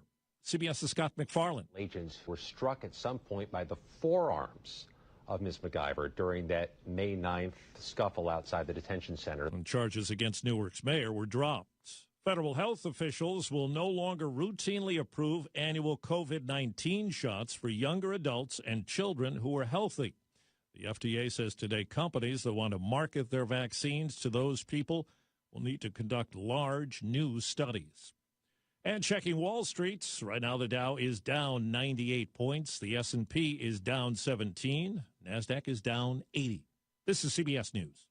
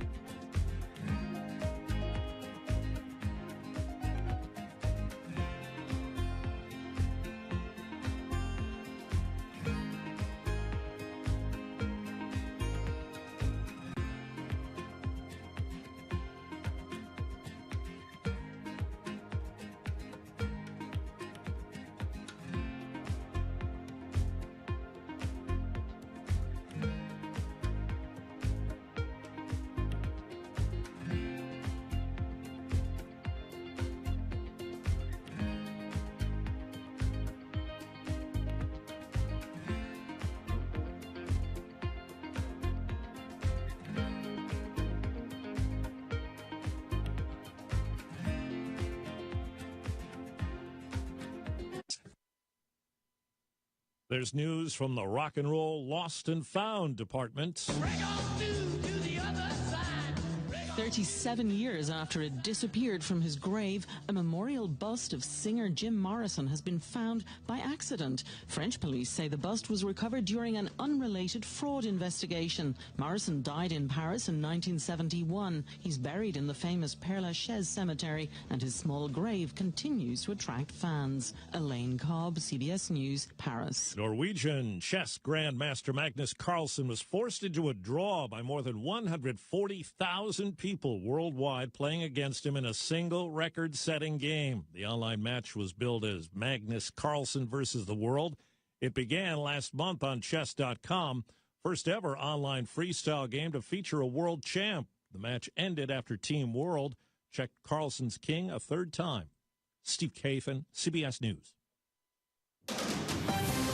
From the world of politics to the world of business, this is Balance of Power.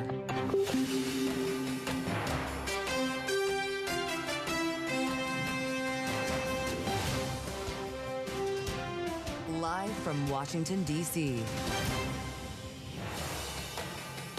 President Trump confronts the SALT Republicans. Welcome to the Tuesday edition, Balance of Power, as the big boss heads to Capitol Hill today in person to push back on demands from members of his own party here in an effort to pass his tax cut and spending cut bill. We're going to bring you live to Capitol Hill in just a moment for an important update from Bloomberg's Tyler Kendall, who's been combing the hallways of Congress since the president arrived. We're going to spend some time as well with Nathan Dean at Bloomberg Intelligence. He's running odds on this reconciliation bill passing. And as Tesla plummets in a new reputation ranking, we'll be hearing from Elon Musk himself today on Bloomberg Radio with analysis from our panel.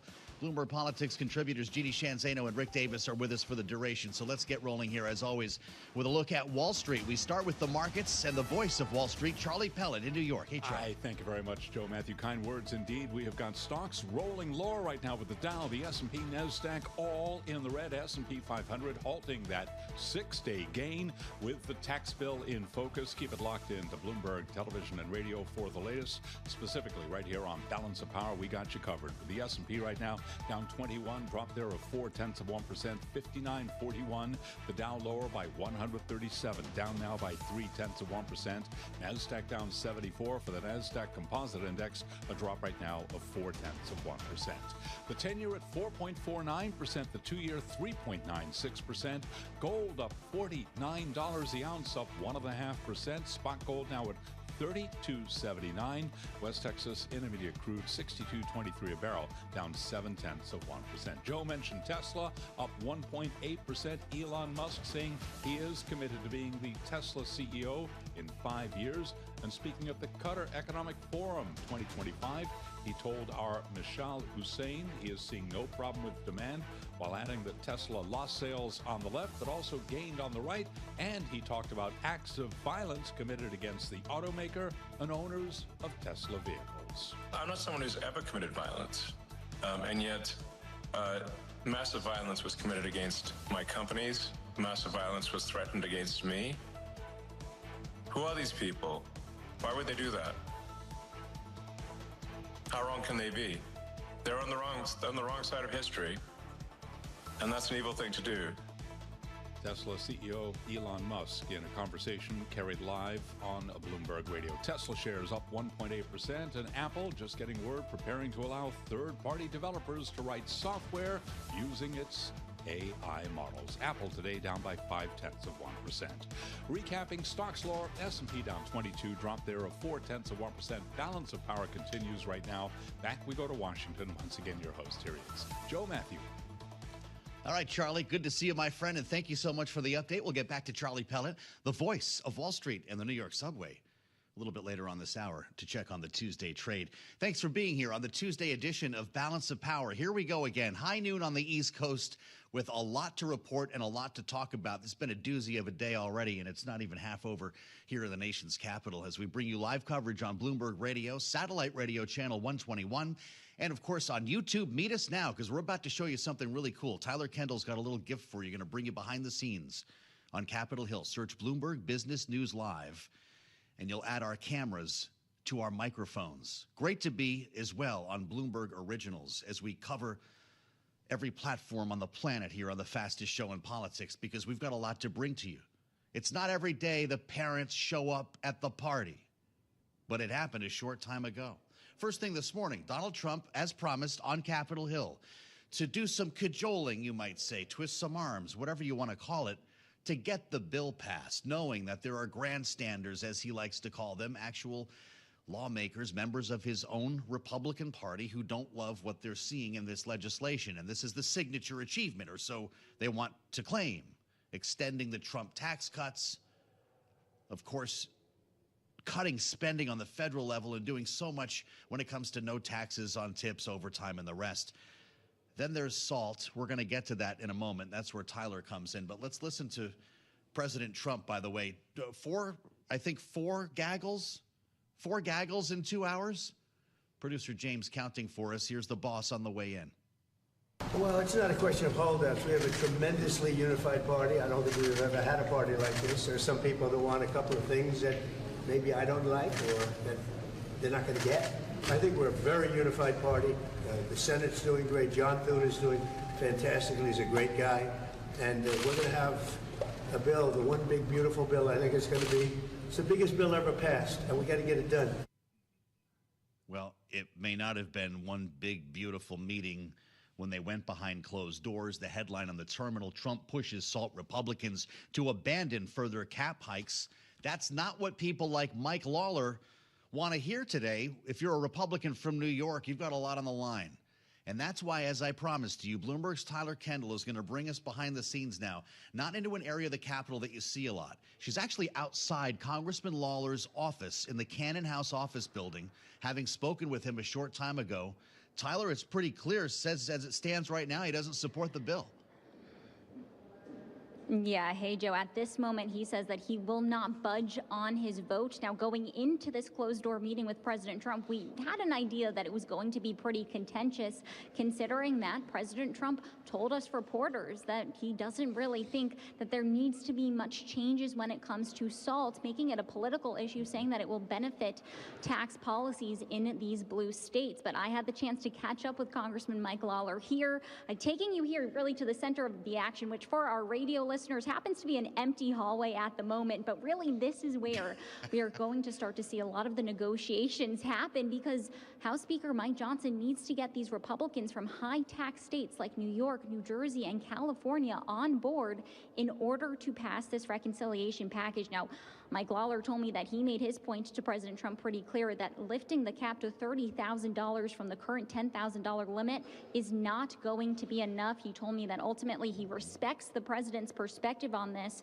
and that he wants to get a bill passed so that the tax cuts do not expire, because that's what's going to happen at the end of the day if they do not pass new tax cut legislation, but that they need to come to an agreement. He said it's going to be up to House leadership whether or not they can get this deal done by House Speaker Mike Johnson's stated goal of Memorial Day, but that House leadership is going to have to put pen to paper, as he said, in order to get a better deal, Joe.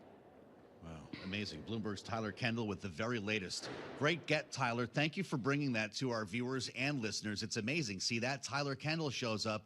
Everybody goes inside their office and closes the door. Yeah, Mike a little bit about, having covered Capitol Hill for a long time, and we want to add the voice of our Capitol Influence deputy team leader. You know him as Mike Dorning. It's great to see you. Great to Mike, be here. in the throes of all of this, and I know you're real busy in the newsroom right now. Been Donald doing a Trump lot of says, typing. we couldn't even get you on the phone. That was a meeting of love, he said. There was no shouting, despite reports to the contrary. I'm not losing patience, he said. Anyone who told you that is a liar. When you have to say I'm not losing patience out Then you loud, are losing patience, what do you yes. think of this? So it's a tense period. There are people who have important bottom line considerations. This is tough to work out, but there's not much doubt that basically all the Republicans are very supportive of the core provisions. They want the big tax cuts. They want the investment-oriented, business-oriented tax cuts. So we know this is going to 99% certain get done. The drama here is there's all these fights happening right now, and it could delay it. And if you care about the SALT deduction, if you care about Medicaid, if you care about how big the deficit is, if you care about these green energy tax breaks, these big stakes are going to be decided by this fighting. And especially if you care about the SALT deduction, this is the last shot to raise it, because none of those Senate Republicans care one whit about this. How about that? Unlike in the House, where you have Republican representatives from high tax states like New York, New Jersey, California, in the Senate, there are no Senate Republicans who care about those states. Well, that means a lot. So it's a lonely world if you're Mike Lawler right now or Nick This Lolota. is your last stand. This if is you're, it. Sure. If you're them. So what really happened in that meeting based on the leaks and our reporting? So even though it doesn't really matter to you and me whether this thing gets done until December 31st, if you're a Republican, you want to get it done now before, maybe Trump turns unpopular if there's inflation. Maybe some Republican lawmakers keel over and die. You don't know what's going to happen in the future. When you can get it done, you want it done. And Trump and Mike Johnson have this artificial deadline they've created, Memorial Day, to get it through the House. And that is the way to get stuff done in Congress, is to have a deadline. And even if it's a made-up one, make it feel like that's the moment, because no one's going to give their best offer until you're right up on the line. Yeah. And these guys all have strong opinions about what they want, but they also everyone wants to get a deal in the end. Of course. Well, if they stay on track here, let's say it gets through Rules Committee at 1 in the morning or whatever this plan is, and then a floor vote, it appears that lawmakers will not have a CBO score to base their vote on. I don't know how unusual that is for the Congressional Budget Office to not have this ready, but does that actually strengthen the hand of Republican leadership to not actually put a number on how expensive this is? It kind of does, because you've got, this is going to be like hugely big deficit. Like trillions of dollars deficit. The U.S. debt just got downgraded by the last major rating agency. You even had this great story on the Bloomberg terminal that Hong Kong pension funds suddenly might not even be able to invest in U.S. government debt anymore because it doesn't meet legal credit, minimums.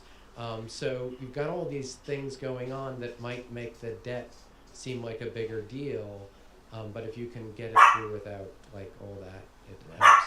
Wow, amazing. I haven't even asked you about the debt limit yet. At some point, an X date is going to drop. Does that light the fires to complete this process? Because, there'll be outrage in the remaining minute here by House members when they see what comes back from the upper chamber. Yeah, there will be outrage, and that's why they want to keep the debt limit paired to this. Yes. There's no actual reason why they have to. They can, under the reconciliation legislation, pass a debt limit in August and wait to do the tax stuff in October like they did last time around, or even like Christmas Eve. But by keeping that debt limit attached to it, then you have this default on the debt that can create this sense of crisis that you have to get the whole thing done now. Yeah. And that creates kind of a deadline for August vacation. And the members like going on vacation in August. We do as well, don't we? I do. Could they get that done for us? It would be amazing. Mike, thank you so much. Dropping everything in the newsroom for us. That's the very latest from Washington, courtesy Mike Dorning on our Capital Influence team and Bloomberg's Tyler Kendall live from Capitol Hill. We'll have a lot more ahead with Nathan Dean from Bloomberg Intelligence. They're running odds on reconciliation. He's next on Bloomberg.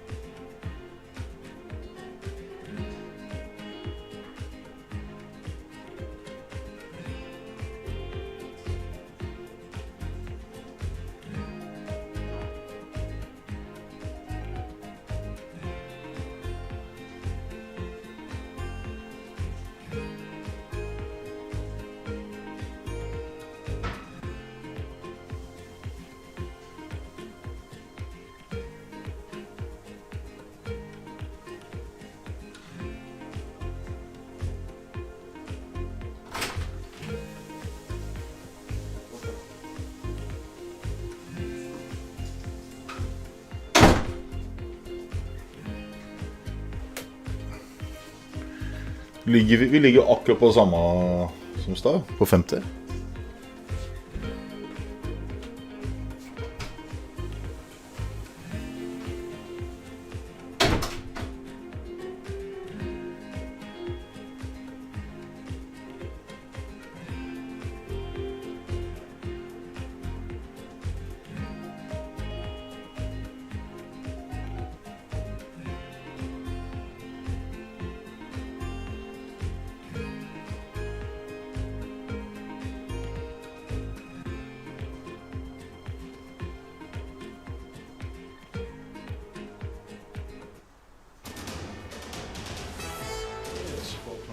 Wall Street, we do check markets all day long here at Bloomberg. Wall Street's rally taking a breather. S&P 500 halting that 6-day gain. Right now we have got the S&P trading lower, down 23, drop there of 0.4%. We've got the Dow down 146, a decline for the Dow now of 0.3%.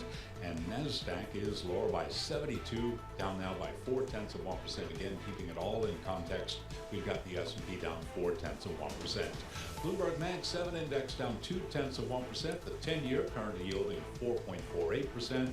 The 2-year 3.95%. Gold is up 1.6%. Spot gold $32.81 the ounce. West Texas Intermediate crude down 0.3%, 62.48 a barrel. And Bitcoin a little changed on the day at 105,491. Amazon Zoox is expanding testing of its autonomous driving technology to Atlanta, moving in on a market where Alphabet's Waymo is expanding with Uber Technologies. Amazon shares down 1.9%, Uber up now by 0.7%. And just getting word from Mexico's President Claudia Sheinbaum that two close aides of Mexico City Mayor Clara Brugada have been shot dead by assailants on a motorbike. The statement posted by Exxon Brugada did not clarify whether the mayor was the intended target. Again, recapping, stocks lower. S&P right now down by 0.4%. Balance of power continues now. Back we go to Washington. Once again, your host. Here he is, Joe Matthew.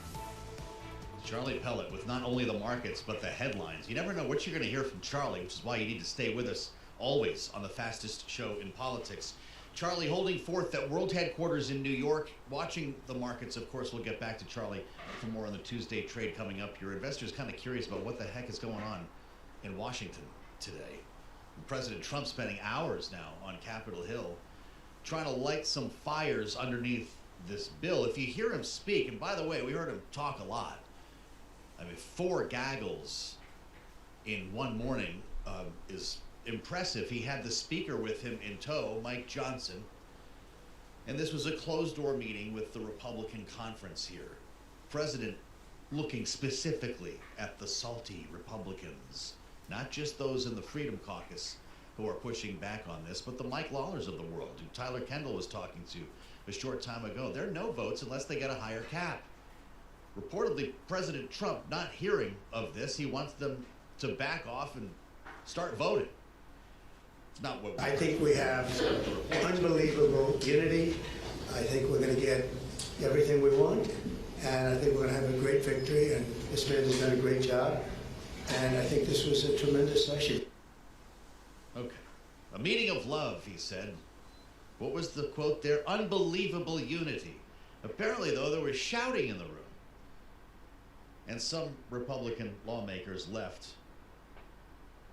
thinking that they're going to vote no on this if it gets to the floor later this week. Now, we need to talk to a grown-up about this because it's kind of hard to find one at the moment in Washington. And, of course, there's only one man who's running odds on this and is wearing a fleece vest right now. That's Nathan Dean, Bloomberg Intelligence senior U.S. policy analyst. He will hold us in his arms and walk us through this complicated mess. Great to see you. Welcome back. Thanks for having me, as always. Now, a little inside baseball here, because this whole show is inside baseball, at least in Washington. They have moved the people who run this program, the people who are balance of power, they have moved us in the newsroom to Nathan Dean's row, physically moved us. So we're suddenly outclassed in the newsroom by the smartest analysts in Washington. But for me, it's a treat because I get a front row seat to what we always talk about here, the phone calls that come into Nathan's desk and the many seminars, I guess, if I can call them that you're holding with clients who have terminals, who want to know what in the world is going on in Washington. You always help make sense of this. So this is your chance now for our viewers and listeners. Because it looks like this bill might be falling apart, is it? Well, what we'll just say is, look, this was anticipated. I mean, there's been a lot of momentum from Republicans just to keep things moving. And they've done a great job at doing this. But eventually they have to make hard choices. And it's like that little, toy that my son brought home from the carnival that I've been trying to get rid of, where you squeeze one side and it gets bigger on the other. If you come down and squeeze too hard on Medicaid, you lose votes. If you come down and squeeze too hard on the Salt Caucus, you lose votes. And so there's always going to be a point where Speaker Johnson has to actually get everybody in the room. And they tried that today. They did. And it looks like it didn't work. So, Speaker Johnson wants to have this wrapped up by this Friday, wants to go home for the Memorial Day break. I'm not sure they can do that. What I will say is that I do think eventually the House will pass this, call it either this week or next week, and then it goes to the Senate. Yes. The biggest issue, and this is what we tell our clients at the end of the day, is the Senate is always going to do what they do, and that means that they are going to take that thing from the House. They're going to say, thank you very much. They're going to throw it over their shoulder, and they're going to send the House back what they want to do, and we're going to have to go through this all again. So the negotiations that are taking place this week probably are going to be moot in a couple of weeks. But that's why people from outside of the bubble looking in say, well, what is the point of all this arguing around the edges when they know it's going to get hacked up by the Senate? This argument happening this week is basically for nothing. Well, I would say that if that's the message that Speaker Johnson is able to deliver this weekend or this week, then you may be able to get passage. But remember, you can only afford to lose 3 votes. Right. And President Trump was going after Representative Massey pretty harshly today in terms of trying to convince those voters to come back.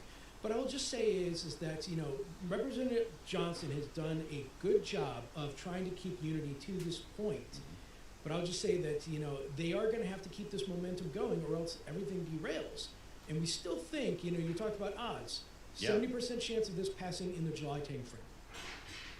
Okay, so by July 4th, is that where we're calling 7? I still think that's the best timeline, right? I still think it's going to come after the 4th of July. Okay. But definitely before August recess because the debt ceiling is still included. Right. And our chief rate strategist, Ira Jersey, has his X date of August. Yes. So I do think that they get this done, but I'm not sure it's in time. With the debt limit included. With the debt limit included. I'm just not sure it's in time for the 4th of July barbecues. Okay, fair enough. Now, but this conference committee is going to be like a civil war inside the Republican Party, right? What happens when it comes back from the Senate? Because you don't seem too worried about it. Does the House just pass whatever it gets? So I think there's 2 holdouts. Obviously, you can say moderates and you can say fiscal caucus. Yeah. Let's look at the moderates and let's look at the Salt Caucus. For Representative Lawler's position, I think if I'm Representative Lawler, and obviously I'm just making this up, it's much more important to me to get a SALT deal done than it is to go back to my constituents and say, I can only get you from 10,000 to 30,000 with an income phase out. To me, that says that I'm having a real risk of losing a district which won, Senator Gillibrand won 55 to 45. Yeah. From the fiscal hawks perspective, President Trump used the bully pulpit to go against them in March when it came to the funding fight, and they probably won't have the same primary threat, 18 months from now. Mm-hmm. So they may live from another day. So I do think the moderates ultimately win this one out, and that's why we think that the deficit most likely will increase as a result of this. Begge veier. Jeg har short, og så har jeg longa og shorta om hverandre i dag. Men jeg tror markedet skal ned mye.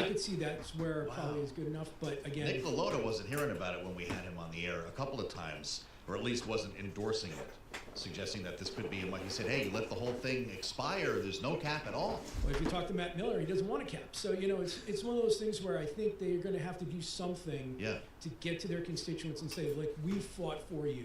And I think that 40-80 level is enough, but again, we'll see. Is Matt Miller part of the SALT lexicon now in Washington? Is that a thing? Is Matt listening? Can we get him to call in or something? We're invoking you when you're not in the room when it comes to this debate because Matt is the face of this voter living in a place like New York, super high profile. Det skjer ikke så mye her da. Vi har stått på, vi har gått opp under 20 poeng siste timen.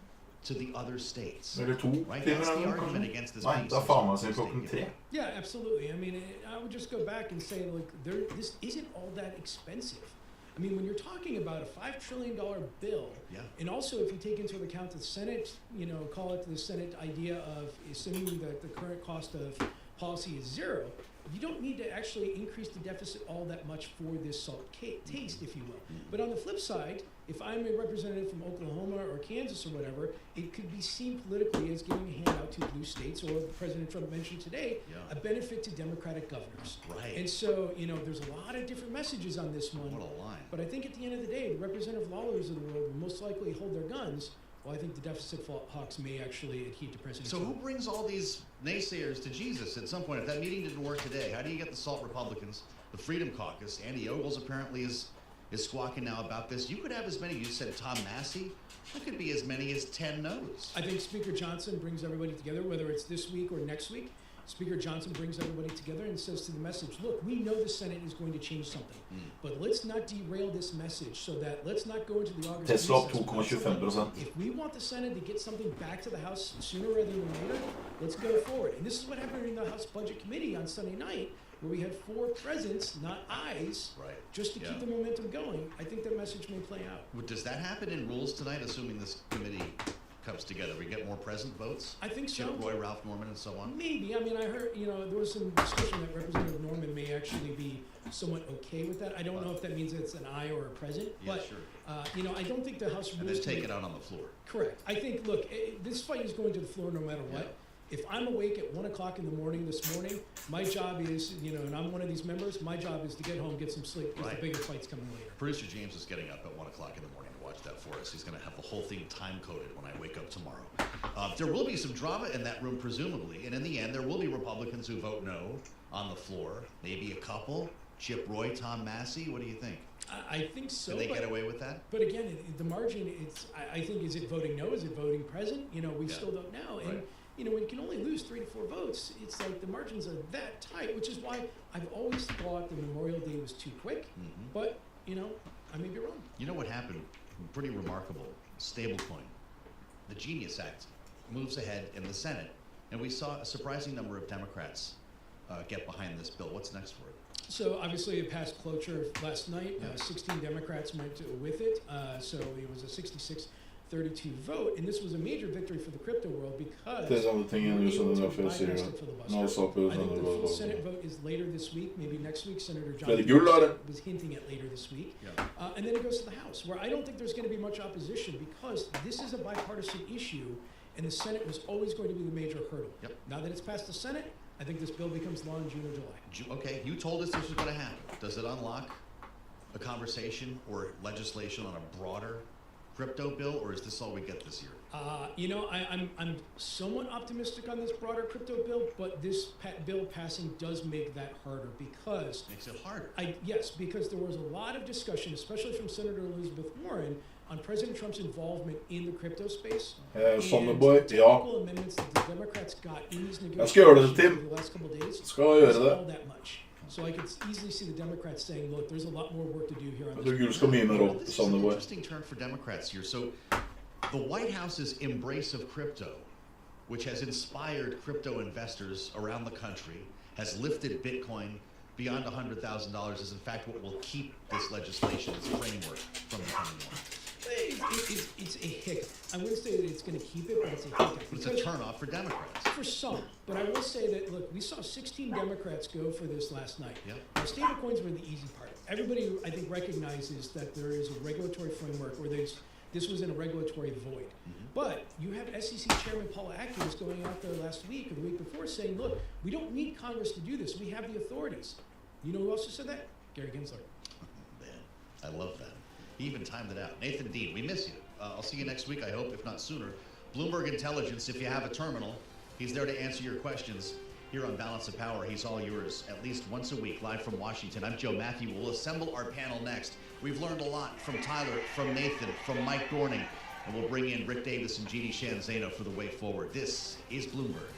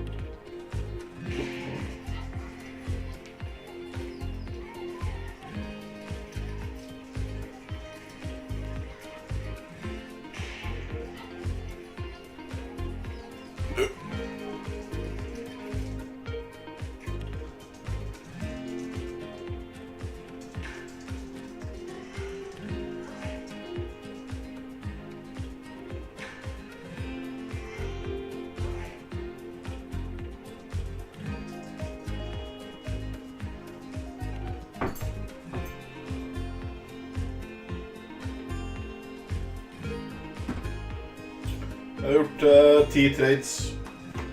Nei, jeg har gjort 9 trades. Jeg har gjort 1, 2, 3, 4, 5, 6, 7, 8, 9 trades har jeg gjort.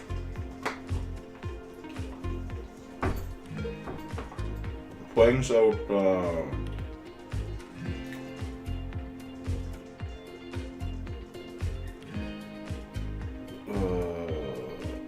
8, 9, 10, 11, 12, 13, 14, 15, 16, 17, 18, 19,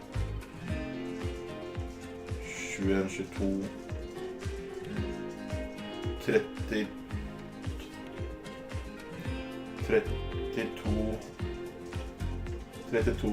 32 poeng.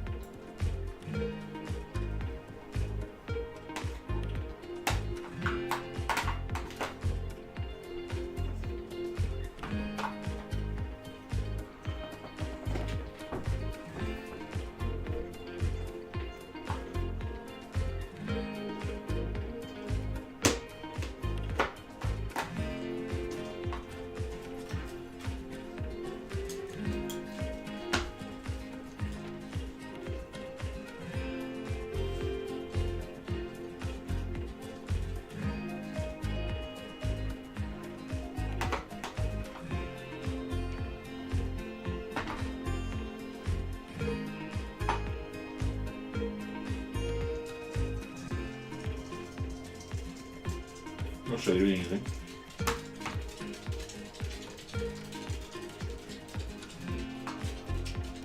Kommer til å gå mye mer, Finn. Gull kommer til å gå som av faen.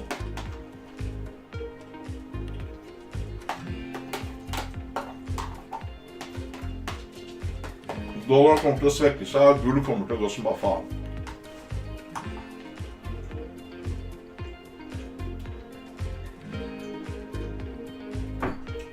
Øyvind, i dag så har mulighetene gått for mye, men gull kommer til å stige videre i løpet av uka som kommer.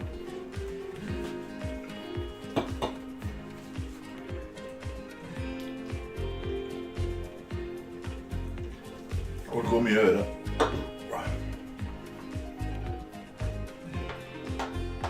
Og rentene kommer til å stige også.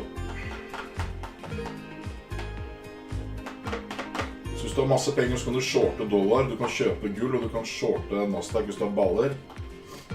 Og så kan du sitte med 3 trades samtidig.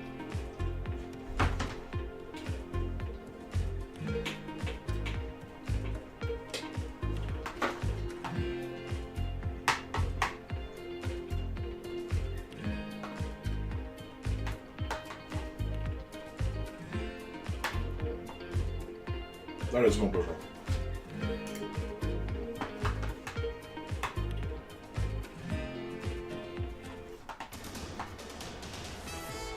It's 12:40 on Wall Street. We do check markets all day long here at Bloomberg. We've got U.S. stocks taking a breather. Traders are waiting fresh catalysts after a 6-day run to put the S&P 500 up almost 20% from its April lows. Give back go today with the S&P down 17 right now at 59.45. Drop there of 0.3%. The Dow lower by 125, also down 0.3%. Nasdaq Composite Index down 43, a drop there of 0.2%. The 10-year 4.48%, the 2-year 3.96%. Gold up $48 the ounce, higher now by 1.5%. West Texas Intermediate crude down 9 cents a barrel, little change, 62.60 on WTI, and Bitcoin also a little changed at 105,448. As for the market backdrop, tariffs and trade, Amanda Lynham is head of macro credit research at BlackRock Financial Management. I actually thought it was really notable that Atlanta Fed President Raphael Bostic said to Mike McKee yesterday that he was watching incorporates signaling in his discussions around his district. And so that company level commentary in real time, I think, is going to be key. And I think it really does boil down to the forward path for trade policy and then some of these other incremental policies on the margin. BlackRock's Amanda Lynham. Goldman Sachs is looking to open more offices and boost headcount in the Middle East. Joining Wall Street peers expanding in the region to tap its deep pools of capital, JP Morgan Chase plans to add over 100 staffers to its Middle East businesses in coming years. Again, recapping, S&P right now down 18, drop there of 0.3%. Balance of Power continues right now. Back we go to Washington once again. Your host, here's Joe Matthew. Okay, Charlie, thank you so much. Live from New York, watching Wall Street for us, the great Charlie Pellet, every day here on Balance of Power. In the throes of debate here in Washington with an extended visit to Capitol Hill today by President Trump, in the motorcade, other end of Pennsylvania Avenue, behind closed doors, with members of the House Republican Conference. If you ask the president, and we did, in the hallways outside that meeting, he said it was a meeting of love. Unheralded unity, unprecedented, he said. Reporting from inside that room suggests that there was some shouting that broke out. But the president told SALT Republicans, as we've come to call them, to back off on demands for a higher cap. Trying to push this thing through a Rules Committee hearing that's set for 1 o'clock in the morning tomorrow, and maybe a floor vote later on this week. Important to note, in our second hour, about 20 minutes from right now, we're going to be talking with Congressman Brian Stile, the Republican from Wisconsin, who was in that meeting and, of course, is preparing to vote on this bill. Importantly as well, Nicole Malliotakis, another member of the Republican Conference from New York in this case. Yes, one of the SALT Republicans. She serves on the Ways and Means Committee and is in the throes of this debate here that we're watching unfold before our eyes. All of that is coming up in our second hour here on Balance of Power, live from Washington. Big questions about the future of Elon Musk. You know, they're talking about Doge cuts even in the middle of this debate here on how to forward tax cuts. They want to cut spending as well. Elon Musk, of course, winding down his role at the Doge and getting back to business, and fascinating back and forth today in an important interview that you saw and heard here on Bloomberg. Han har pratet 2 ganger I dag allerede, men det har ikke gått noe veldig opp på det. Dow Jones ned 130 poeng, Nasdaq ned 50, var ned 100 stad, så liksom vi ligger og der rødt der borte, men ikke sånn veldig da. One question before we move on to other companies, which is that I wonder if some of what has happened to Tesla in the last few months, did you take it personally? Yes. And did it make you regret any of, or think twice about your political endeavors?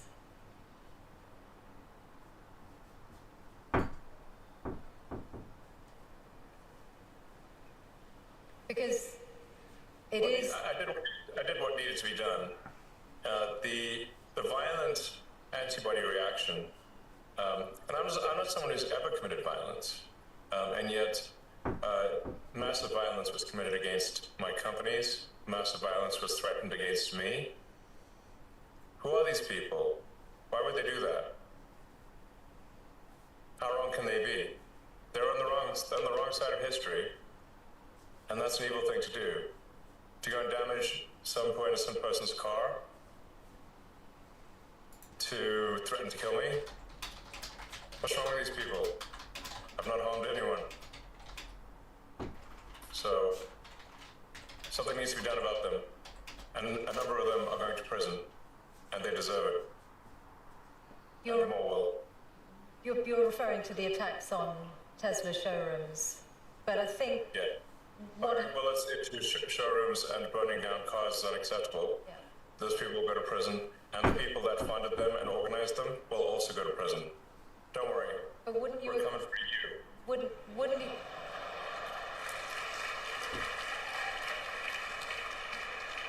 But wouldn't you acknowledge that some of the people who turned against Tesla in Europe were upset at your politics, and very few of them would have been violent in any way. They just objected to what they saw you say or do politically. Well, it's certainly fine to object to political things, but it's not fine to resort to violence and hanging someone in effigy and death threats. That's obviously obviously not okay. That's absurd. That is in no way justifiable at all, in any way, shape, or form. And some of the legacy media nonetheless have sought to justify it, which is unconscionable. Shame on them. Shame on them, says Elon Musk earlier today in a live conversation on Bloomberg TV and radio. Got pretty dark there. So he talked about Tesla. And that he's going to spend a lot less, quote, a lot less, unquote, in the future. Jeg har truffet på alt. Jeg bare bomma på den to-ukeren med Trumperen på Nasdaq. Traff på gullet. Traff på oljen. Traff på renta. Traff på nedgradering av USA. Traff på inflasjonstallet. Traff på consumer confidence. Traff på Michigan confidence. Jeg traff på alt. Bare det har ikke falt på det. Men alt annet har fungert. Gull har fungert, renten har fungert, aksjer har fungert. Men Nasdaq har ikke fungert. Snart tredje uka nå. Did Washington break Elon? I would have said exactly how you articulated it. Elon came to Washington to break it, and it broke Elon. There's no question that he is less a factor today than he was 100 days ago, and it's all on him. His stewardship of the Doge, Department of Government Efficiency, is going to go down as one of the big disasters of a post-election presidential initiative. You'll notice nobody today in any of the conversations on Capitol Hill about spending cuts and reforming government even mentions the name Doge anymore. I mean, how quickly it became the kind of thing you run away from, not run to.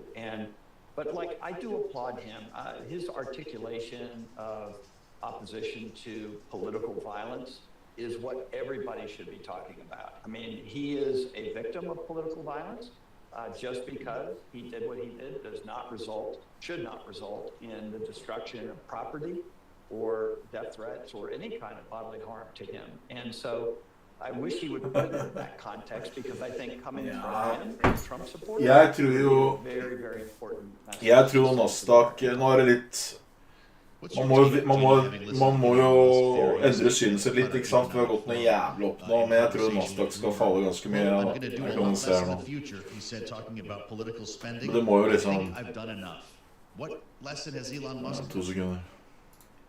First of all, shout out to Michelle Hussein, who did a fabulous job. I listened to this interview, it was fascinating. And yeah, he made some news here. I mean, he talked about the fact that he is going to cut back, potentially, as you mentioned, on political spending. Of course, he has said that in the past, and he has spent a lot just in the 24 cycle, so he could very well change his mind, and he left that door open. But I think this reflects something we've heard, quite frankly, from Tesla and from others, that his political activities with other factors in the economy, like the tariffs, have impacted his businesses. And so he's going to go back and pay attention to those businesses. And this is not a surprise. This is the danger that any... Jeg tror du kan falle helt ned til et sted mellom 16 og 17 000 rundt der. This is the danger, this is the threat that they are under, that it could undermine their business, specifically if it is a consumer-facing business like Tesla. I mean, not as much of a problem for some of his other companies that aren't consumer-facing. But when it's consumer-facing, this is what happens. I'm not sure what legacy media he's talking about who have justified violence. I haven't heard that from any legacy media, but of course, no violence can be justified. He is right on that. Første du gjør å du kjøper masse gull og masse sølv og masse alt som heter edelmetall. Og renter, kjøper renter som hakka med. Det du ser nå på bondsmarkedet. Det derfor folk litt nervøse nå. Derfor jeg nervøs nå. 30-åringen opp nesten, var litt overkant av over 5% i år. Det ganske sinnssykt. Jeg må nesten se på, jeg må dra snart til jeg kommer tilbake, jeg skal hente Sahar. Hvis du skal liksom se på, skal du liksom, sånn som, hvorfor jeg har vært veldig profitabel som trader i veldig mange år, selvfølgelig taper jeg perioder også, Men jeg treffer veldig mye på det jeg gjør. Nummer 1 så leser jeg chart veldig bra. Og nummer 2 så har jeg alltid en formening om hvor markedet skal hen. Jeg ser ikke bare på grafen hvor vi skal hen. Jeg har en formening om hvor markedet skal hen. Og det en liten fordel, for da jeg ikke så nervøs når jeg sitter for live. For stort sett så treffer jeg på makroen og treffer på det som skjer da. Så hvis du skal liksom følge med på hva som skjer i markedet, så bør du kunne vite litt om makro, også politikk og sånn. Og så må du vite litt om hvordan gull beveger seg, krypto beveger seg. For det veldig mange som flytter pengene fra sted til sted. Når markedet nervøst, så tar man pengene ut av aksjer. Når markedet nervøst, så stiger rentene ofte. Så tar man pengene ut av aksjer, for det høy risiko, så kjøper man renter, for renter ganske safe. Obligasjoner. Når markedet nervøst, veldig nervøst, så kjøper man gull. For da man usikker på hvor faen det skal hen. Og gull holder seg ofte bra verdi når markedet tryner. Så kjøper bonds, så kjøper gull. Og så på en måte kjører man alternative investeringer. Og de som må være fullinvestert til enhver tid, de kjøper da ofte sånn biotech-aksjer. Altså aksjer som du basically ikke kjøper når det vekst. Da. Du kjøper biotech-aksjer, du kjøper mat, du kjøper staples, du kjøper sånne ting da. Og det markedet nå, så vi ganske utakt, for vi går opp på forhåpninger på Trump, og så går gull opp, for det de som har peiling, de livredde for det som skjer nå. Og så har du retail, som står for nesten hele oppturen her, det vil si vanlige amatører har kjøpt på hele oppturen. Derfor har det gått opp på så lite volum. Da var det sånn som meg, som sitter og ser og tenker, ok, vi går opp på lite volum, gull stiger, rentene stiger, nervøsiteten kommer, nedgraderingene kommer, oljeprisen ramler, inflasjonen stiger, selv om oljeprisen ramler. Og jeg vet at oljeprisen kommer til å komme opp igjen. Det rentekutt i hele Europa for å stoppe resesjonen. Det 4 redningspakker i Kina. Det nå en ny redningspakke på veien i USA, den her tax-cutten, den bilen som Trump skal ta. Det basically for å hjelpe folk for å bruke mer penger. Men det går rett på totalgjelda til USA fortsatt. Sånn som meg, som sitter og tenker litt lenger enn bare hva som skjer på den grafen i dag, så ser jeg at toget nå går mot en vegg. Og det skjer. Dette ikke noe nytt nå. Det skjer. Det sunt at det skjer. Forskjellen fra nå og sist. Nå ramlet vi 20%, og så gikk vi opp igjen like fort. Det har aldri skjedd før. Vi fikk liksom ikke smakt på frykten ordentlig. For det var midt oppe i presidentvalg, og tariffer og helvete. Og en ting til, tariffene fortsatt alt for høye. Selv om de på pause. De på pause i 90 dager med for høye tariffer. Det ikke noe bra som har skjedd.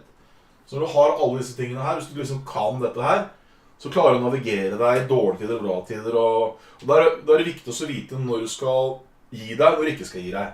Så det liksom, så må du kunne bruke markedet litt, ikke sant? Sånn, det var dagens preken. Og selvfølgelig, man kan jo ta feil, men det ikke noe stress, for så lenge du kan markedet, så tjener du penger in the long run. Markedet ganske, det ikke forutsigbart, men hvis du kan markedet, så gjør det ikke noe å tape penger til, for du tjener inn igjen. For liksom, da skjønner du. Sånn som når jeg fikk den der loven med Tesla-trynet og Nvidia-trynet, det jævla kjipt, men liksom, det ikke noe, jeg stresser ikke noe med det. Det skjer ikke så mye enn en unntak, fordi det en cancel på 1000 nøkler. Ja, men jeg vet jo også det at det også begrenset hvor lenge han kan prate opp markedet, for du har realøkonomien vil jo begynne å reagere noe snart. Sånn som nå når Walmart sier det at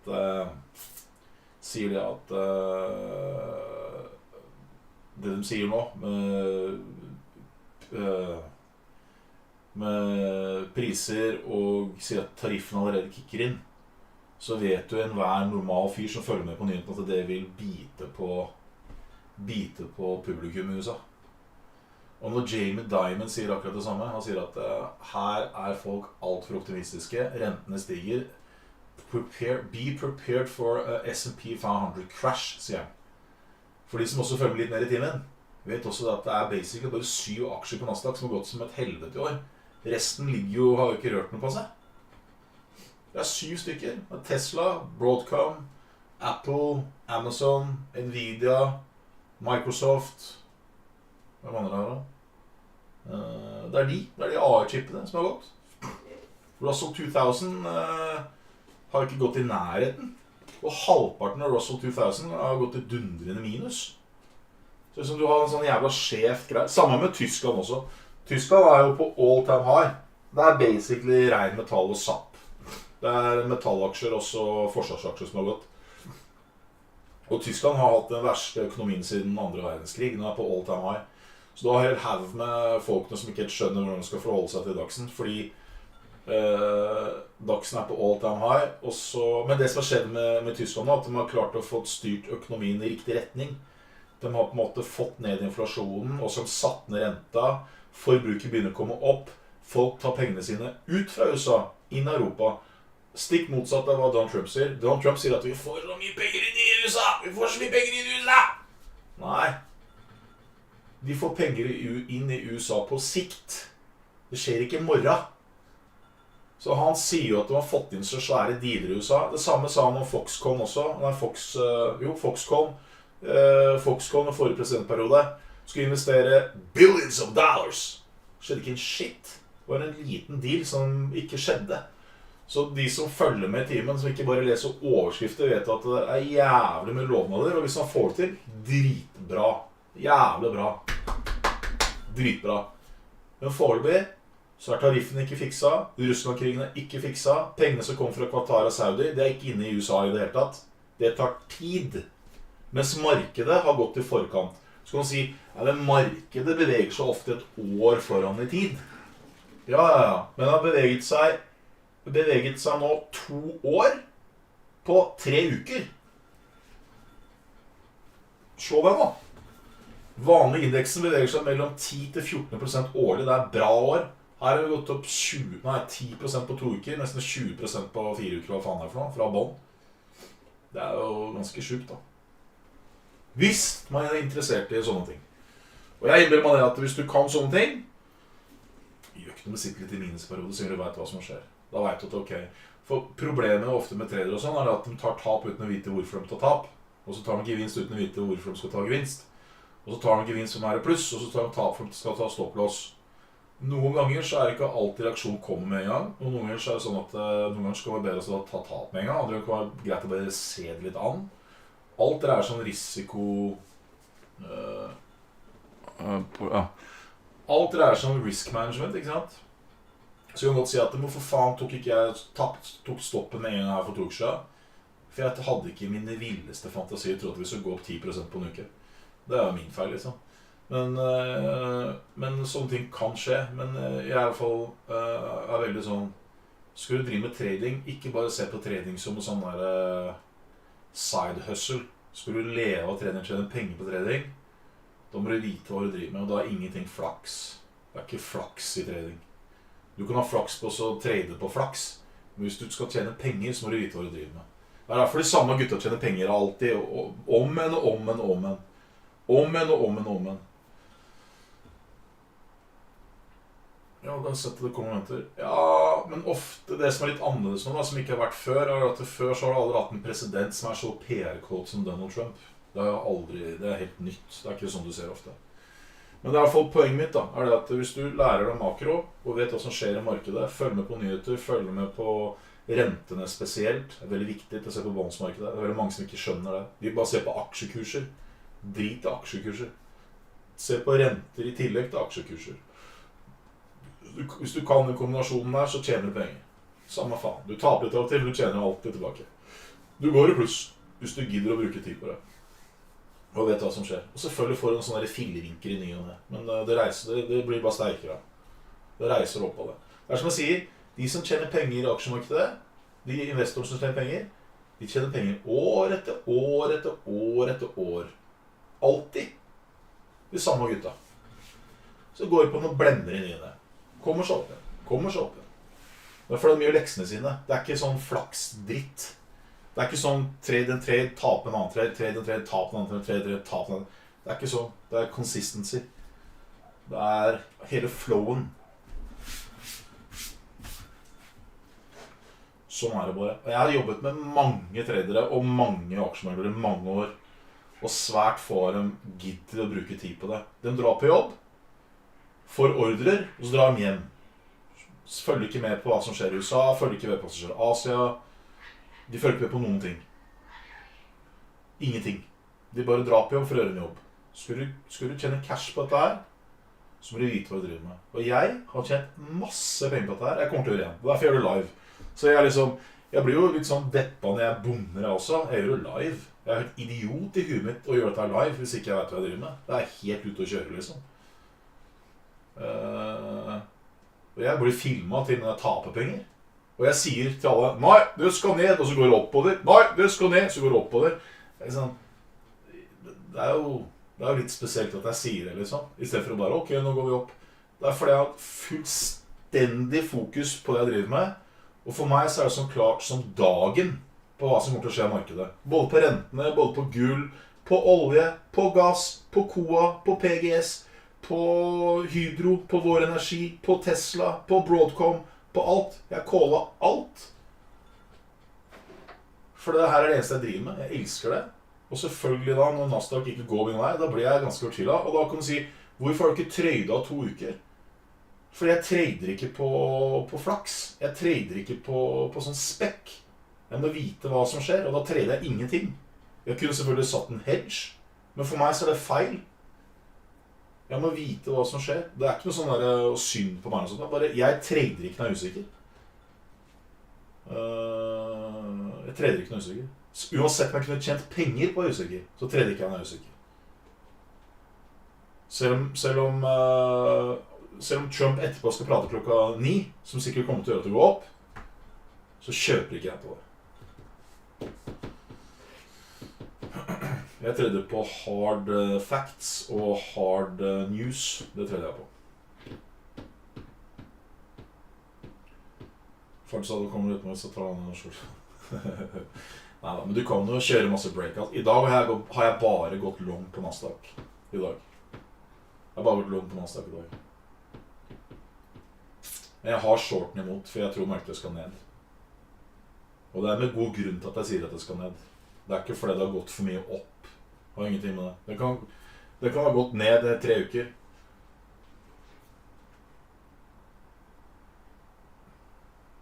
Nei, jeg bare hedget han safe. Jeg har ikke gjort noe mer. Nå har jeg pratet nok her. Det skjer jo ingenting her. Du kan ta en rett strek, og så kan du bare... Det har ikke skjedd en dritt her nå. Vi er opp og ned med... litt mer nå. Vi har ligget her hele dag, og så har vi gått opp til et nytt nivå på samme. Altså, vi handler opp på sånn her... Det er algotrening, det er ingenting. Det er ikke noe hvor, det er ingenting her.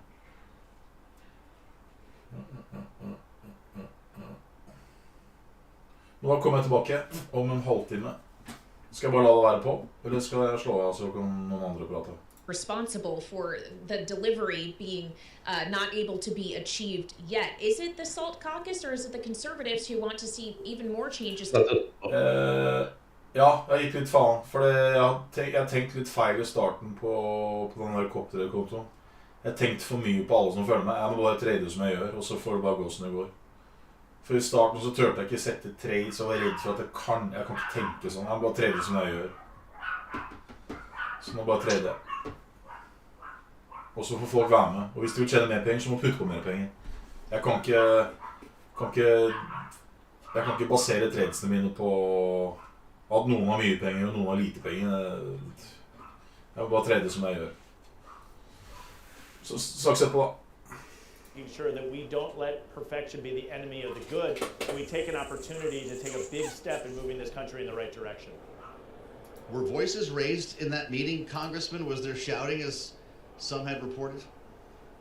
No, I think it was actually a pretty civil conversation, people putting forward their policy ideas and suggestions, and the president making sure that it was clear that we are in our strongest position to get this country back on track when we're united. And I think the overwhelming majority of the members walked out understanding that message. And we are united because we have a huge opportunity in front of us to move this agenda forward. And I think at the end of the day, we're going to see Republicans come together. Often in the broader media ecosystem, Republicans in the House conference are underestimated, yet we over-deliver. And I think you're going to see us do that once again. Well, Congressman, you said something a moment ago about being a conservative who wants to see spending brought under control. And if you look at the analysis from Moody's, they do not believe the fiscal policy proposals currently on the table, what's being discussed by you and your colleagues, would bring spending adequately under control or address the deficit and the interest costs of the United States in a material way, hence the downgrade of the U.S.'s credit rating. I ask you this knowing you sit on the Financial Services Committee. Do you think Moody's has it wrong? Fish. Well, I think what we're seeing is this bill is a step in the right direction, but I'd like to go further. Absolutely. We have a serious and significant long-term structural deficit, in particular brought upon by 4 reckless years of spending under the Biden administration. That said, this is a step in the right direction. And so, as President Reagan would say, if you can take half a loaf, take half a loaf. I think that's what it is in front of us, an opportunity to secure and lock in the Trump tax reforms that will really unleash economic growth, and an opportunity to continue to invest to secure the border and making sure that we're prioritizing American families over illegal immigrants. All of these are good steps in the right direction. But as we look big picture, there is going to have to be more work done. And I think that you're going to continue to see Republicans in Congress, along with the president, continuing to work to make further actions as we work to get spending further under control. You know, at the beginning of the year, Congressman, we were talking every day, all day, it seemed like, about the DOGE, Elon Musk budget cuts, and the promise to eliminate some $2 trillion in waste, fraud, and abuse, or at least bad spending. Now that Elon Musk has kind of left the building, he's winding down his role, I realize the DOGE will remain in operation here. It does seem like lawmakers have wrested control over the spending story. Do you feel like Congress has stepped up to get its arms back around spending policy in Washington without interference from the DOGE?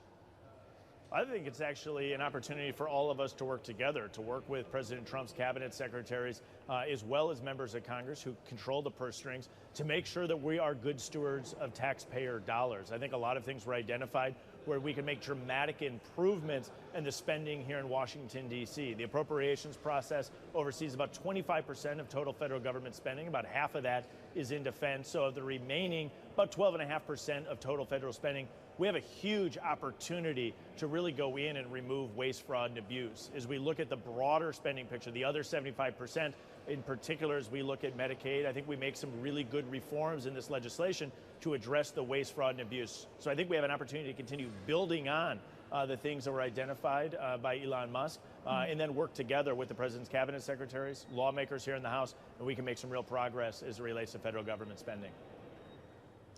Congressman, given your role as chair of the subcommittee on digital assets within financial services, I do want to ask you about the development out of the U.S. Senate last night. 16 Democrats joining with a majority of Republicans to pass a procedural step forward on the Genius Act, of course, legislation that would regulate stable coins. While this was a bipartisan win, arguably, especially for the crypto community, there were some alterations that were required to get all of that Democratic buy-in. And knowing that this still has to pass on the full Senate floor vote, how easy will it be with those changes to reconcile this with your own mirror effort in the House, the Stable Act? I think it's exciting that the Senate is moving forward on this bill. Senator Hagerty and I have been in conversations. I look forward to tracking the amendment process on the Senate floor that is going to be ongoing. We have a huge opportunity here to lock in legislation as it relates to stable coins. I think it'll do two key things. It'll protect consumers, and it'll make sure that we maintain dollar dominance across the globe. And so I think we're united in that goal. The amendment process is going to be something that we'll be watching here from the House side. My bill, the Stable Act, moved through committee, also with Democratic support. I think we'll be in a position to move that forward on the floor in the near future. This is a huge opportunity for a big win in the digital blockchain space, and I think we're going to be able to get this across the line. Will you try to merge those two bills, Congressman? And if all of this works when it comes to stablecoin, does that help to unlock legislation for something broader like FIT21, a broader crypto bill in Congress? The draft legislation on market structure, which was FIT21 last Congress, was just introduced. Hopefully we'll be having a hearing on the near future on that in the House Financial Services Committee. It's really both bills that are ultimately needed to truly unlock the golden age of digital assets here in the United States. You need both stablecoin and market structure. I think we have the opportunity to do that. We're going to be advancing quickly here on stablecoin. I think the House version, my bill, the Stable Act, complements well with the Genius Act in the Senate. I think at the end of the day, we'll be able to get one unified piece of legislation as we work to also deliver on the market structure legislation that's so essential. When both get done, I think we will really unlock the digital asset golden age here in the United States. And Congressman, finally, on both market structure and stablecoins, how complicated is this effort by questions around conflicts of interest in the President of the United States and his family's affiliation with a number of crypto endeavors? I think we have a big opportunity to actually put forward legislation regulating the space. To my friends that have concerns regarding this being unregulated, they should come to the table and join us in putting forward the regulatory framework that we're working on. All the more reason to make sure that we're putting forward legislation on market structure to make sure our regulators are in a position to address any inappropriate actions. And so I actually think what we see is a need for legislation in this space. The framework that we have put forward on stablecoin garnered a large number of Democrats in the House as well as in the Senate. And I think the market structure bill, as that text is formally introduced in the near future, you'll also see a large number of Democrats coming to the table, recognizing that we have a big opportunity to legislate in this space to really unleash a lot of capital, innovation, development here in the United States. All right, Congressman, we appreciate you joining us on Balance of Power. As always, Republican Congressman Brian Stile of Wisconsin, of course, chair of the Digital Assets Subcommittee in House Financial Services here on Bloomberg TV and radio. And the congressman also making the point multiple times that he thinks Republicans on Capitol Hill are often underestimated and over-deliver. But given what we're hearing out of Congress today, I do wonder how high the prospects for over-delivery are this time around with this reconciliation bill. And it's on that note we turn now to our political panel. Bloomberg Politics contributors Rick Davis and Jeannie Sheehan Zaino are with us. Rick, of course, Stone Court Capital partner and Republican strategist. Jeannie, Democratic analyst and senior democracy fellow at the Center for the Study of the Presidency and Congress. Rick, when the President of the United States goes to meet with lawmakers in person to plead with them for how much he wants this bill passed, and you still have multiple members, more than you can afford to lose on a House floor vote, coming out and saying there's still no's on this legislation, does that promise over delivery to you? It's hard to say.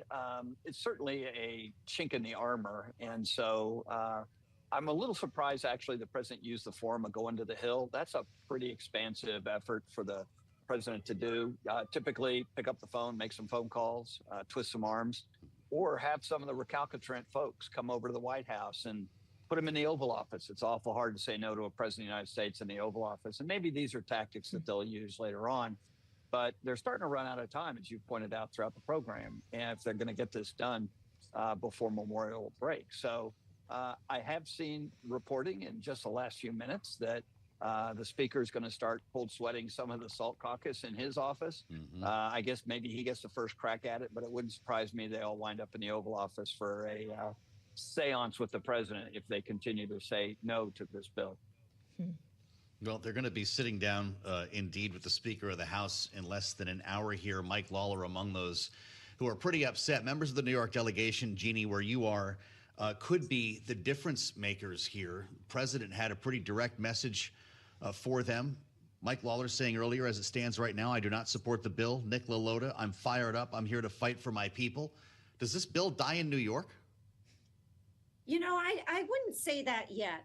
You know, I think there's also the political considerations for all of these folks. You know, just as an example, if Lawler wants to run for governor, which he seems to, he's going to have a tough time doing that in a state like New York unless he can show he has pushed back on the president.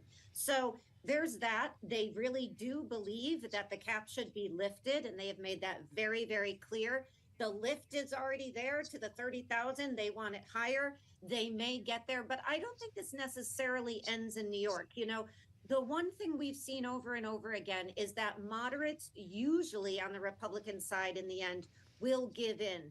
And we may see that. I don't know if that will happen, but provided they're at 30, maybe they get to 40, that may be enough for them. And I do agree with Rick. I think the president may be calling them to the White House.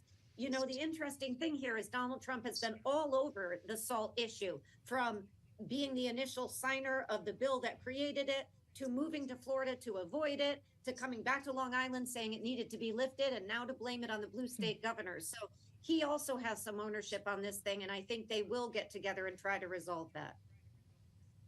Well, it's not just SALT that the president was weighing in on, Rick. He also, according to our reporting, made it clear that he doesn't want to see Medicaid touched beyond waste, fraud, and abuse. And yet there's still conservatives who are suggesting that we need to rethink the federal sharing of Medicaid payments here. Is there a chance that Republicans actually defy the president and do more on entitlements than the president himself wants to see for political reasons?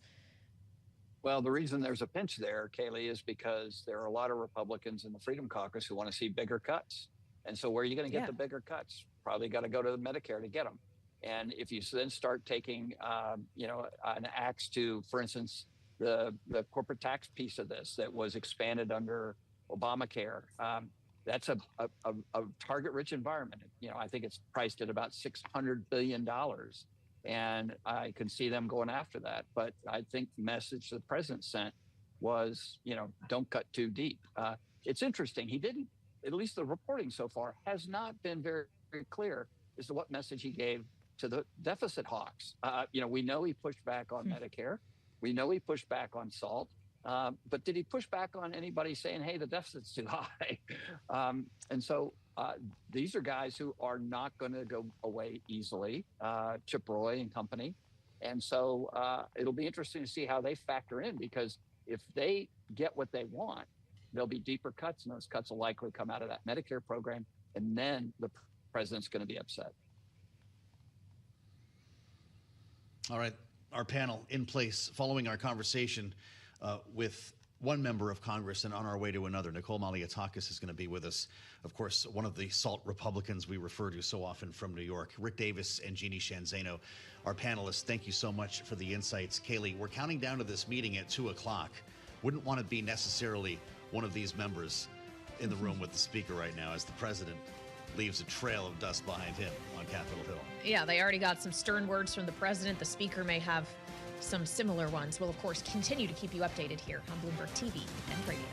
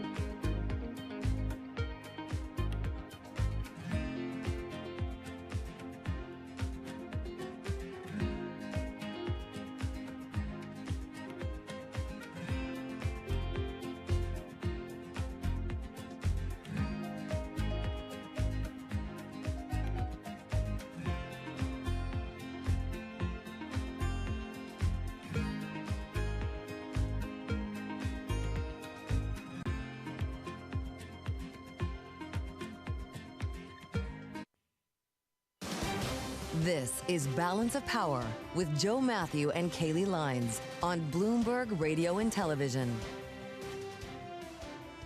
Live from Washington, D.C., I'm Kaylee Lines alongside Joe Matthew here on Bloomberg TV and radio, and now on Bloomberg Originals as well, as we keep track on this Tuesday of negotiations still ongoing on Capitol Hill over the SALT cap. The speaker actually set to meet with holdout Republicans on budget reconciliation, who of course are holding out over the state and local tax deduction and a cap that they would like to see move higher, even after President Trump met with Republicans in person at the Capitol today and told SALT Republicans specifically that they should stop demanding a higher cap and just get this thing passed. One who still is not willing to say he'll commit to be a yes vote is Republican Congressman Mike Lawler of New York, who caught up with our colleague Tyler Kendall in the halls of the Capitol earlier. I made the point. Obviously, I respect the president's perspective on this. We want to get a bill passed. We don't want the tax cuts to expire, because that would be the largest tax increase in American history. But we need to come to an agreement. And I've been very clear from the start that I will not support a tax bill that does not provide real tax relief to my constituents, and that requires lifting the cap on salt. And so, indeed, this issue surrounding SALT, something we've talked about for months, in fact, years, has now become one of the most important factors in resolving this entire effort at reconciliation, forwarding the Trump tax cuts, and, of course, cutting spending. Nicole Malliotakis knows a lot about this. We've talked about it many times here on Bloomberg TV and radio. Congresswoman from New York, New York's 11th district was, in fact, a big part of the SALT caucus. Also sits on the Ways and Means Committee and brings her unique view to us now. Congresswoman, welcome back.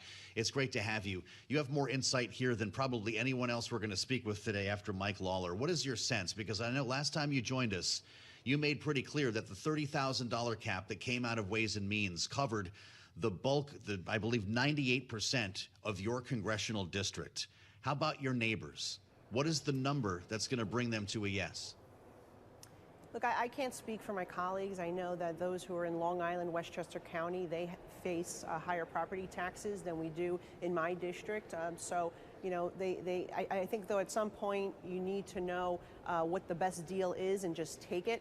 I think that it's not just the $30,000 that my constituents are going to benefit from. You know, a $30,000 deduction on SALT not only covers 98% of my district, but it will put thousands of dollars into the pockets of my constituents, allowing them to keep more of their hard-earned money. And then on top of that, you have the child tax credit, which doubled under TCJA, and we're going to add another $500, making it a $2,500 per child tax credit for families with children. And if you're a senior citizen, $4,000 additional deduction, which will be roughly $6,000 total per senior citizen. So if you're a married couple, you're talking about $12,000 deduction if you earn up to $75,000 as an individual, or $150,000 as a married couple, and then it phases down when you're up until when your salary gets to $175,000 individual, $350,000 for a married couple. So it's a significant tax relief we're talking about for the middle class,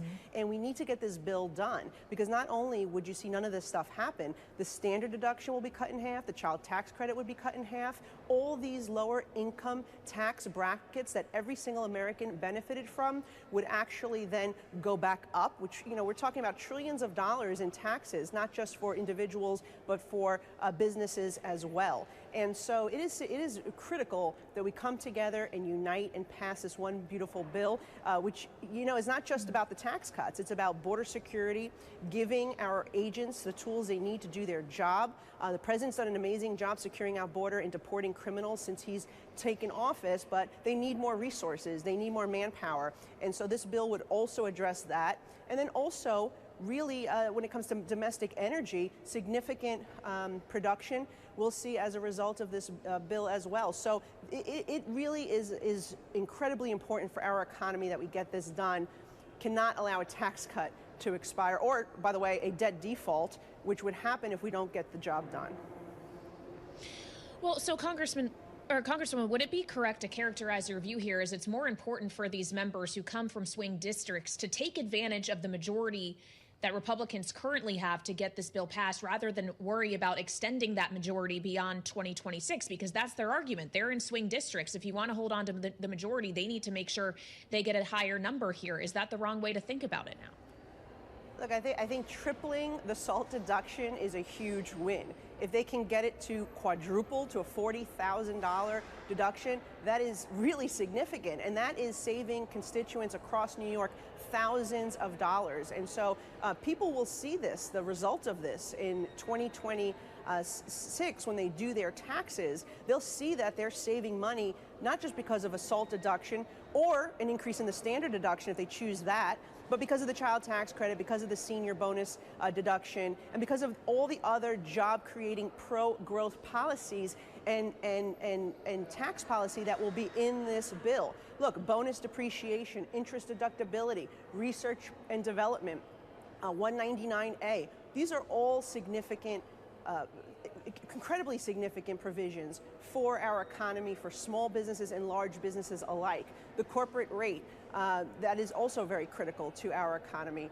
Look, the TCJA, people know, it was millions of jobs were created. You had millions of people lifted out of poverty. You had the lowest unemployment among African Americans and Hispanics. It was significant. We never even saw the full potential, sadly, because of the COVID pandemic. But we can't let any of this expire. We need to not only extend it, make as many provisions as we can permanent, and then add the new provisions that President Trump promised on the campaign trail, and that's what this bill does. Mm-hmm.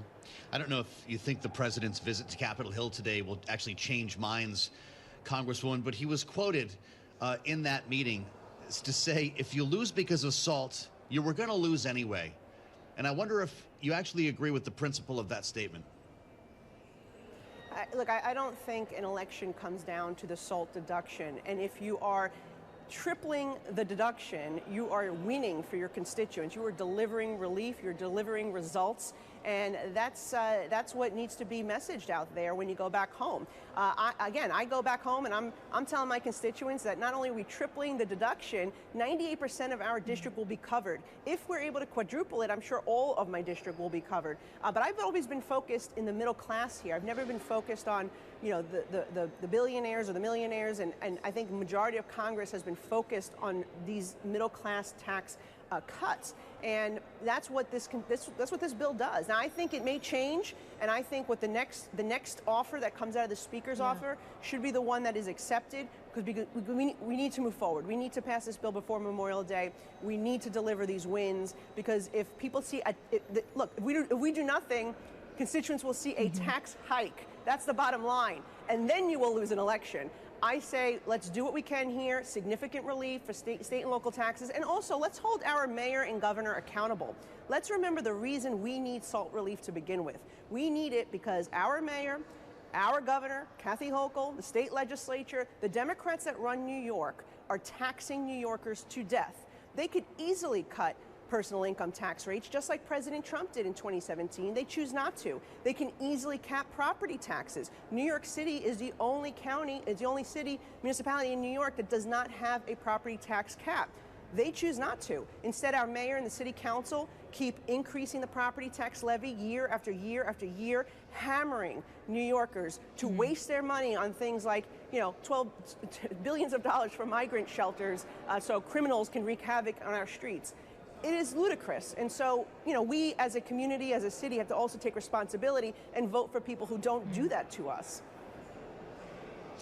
Congresswoman, of course, you are now satisfied on the SALT issue, but that is one of the only isn't the only outstanding issue still in these negotiations. You, much earlier in this process, were also one of the lawmakers who were raising concerns about cuts to Medicaid being too steep, going beyond waste, fraud, and abuse. And knowing there are still conservative holdouts who are pushing for changes, for example, to the federal share of Medicaid payments, other changes, if the Speaker were to acquiesce to some of those desires in order to secure those votes, does he risk losing yours? He'll lose a lot of votes if they choose to lower the percentage that New York or any other state receives in matching funds for our traditional Medicaid population. Right now, New York receives 50%. I made it very clear from the beginning that I will not support that being lowered.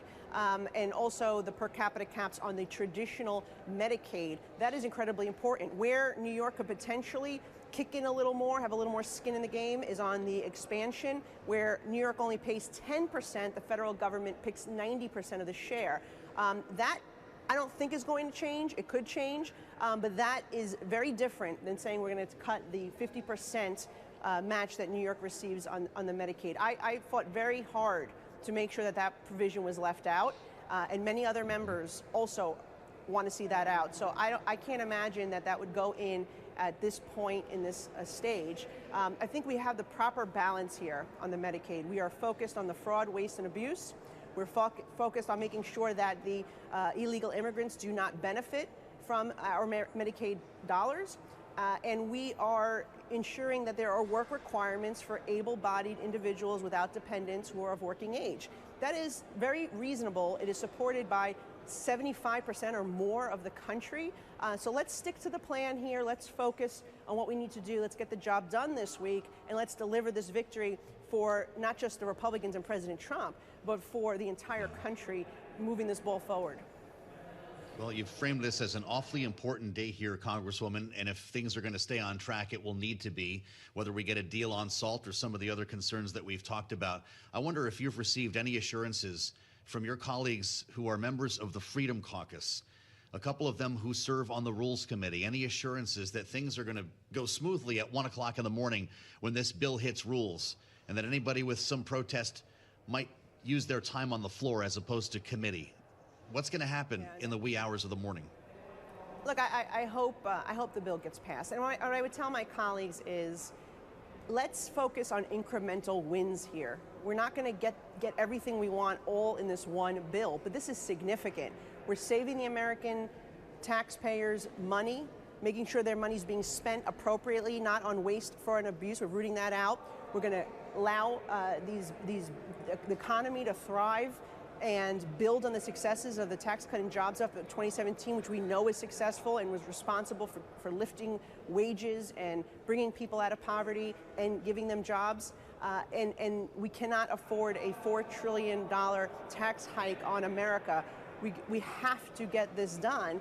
And what I would also say is, look, we have a $37 trillion debt, yes. We all want to address that, but we need to do it incrementally. This was created over 4 decades, right? We're not going to change it overnight. But whatever we can accomplish as a team, as a Republican united team, will be much better than if you have to work with the Democrats across the aisle. It'll be much more watered down, and you won't get the wins that we have here because they don't believe in the tax cuts that we believe for the middle class. They have made it very clear that they would allow all these tax provisions to expire if they had control or they had their way. So let's work together. Let's do the best we can. Fight as hard as you can for your district. But when it comes time to vote, you have to vote for it because we need to move this ball forward, and failure is just simply not an option. All right, Congresswoman, we appreciate you joining us here on Balance of Power. As always, Republican Congresswoman Nicole Malliotakis of New York with us live from Capitol Hill. And we'll have more still ahead here on Bloomberg TV, radio, and now on Bloomberg Originals.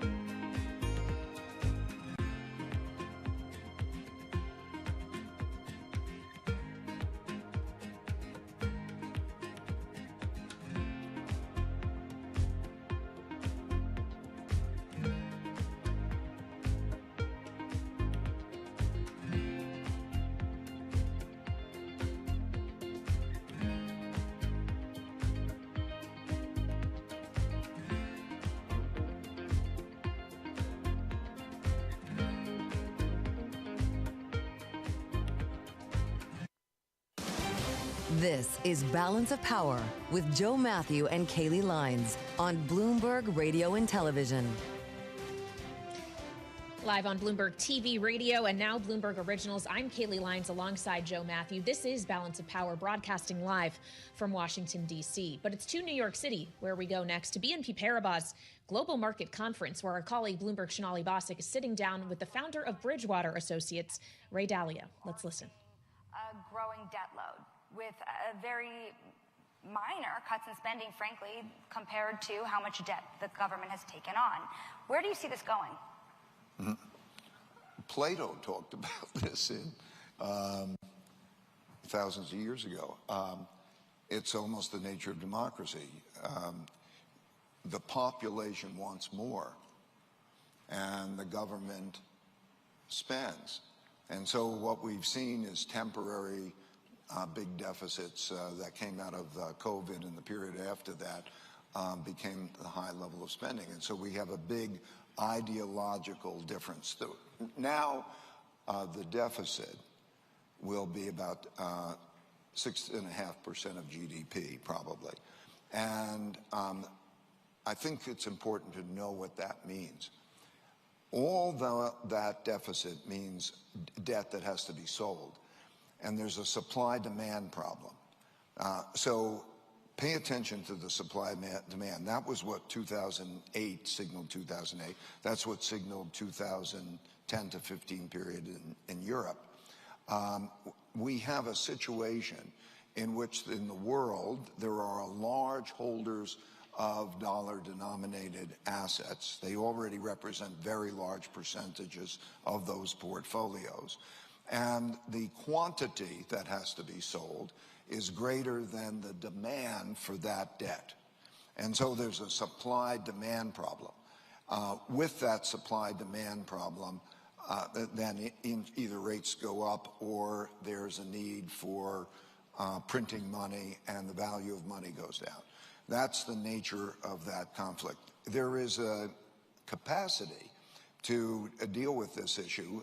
Right now, if you were to bring it from about 6.5% of GDP down to about 3% of GDP by spreading it out through three factors. There's, of course, spending. There's tax revenue, which is different than tax rates. And there's also interest rates. Interest rates on the debt are 4 times more impactful than either spending or taxation. So those three things, when they're balanced well, as they were, for example, in 1991 to 98, there was a reduction of the deficit by 5% of GDP, and we actually went to surpluses. There is the possibility.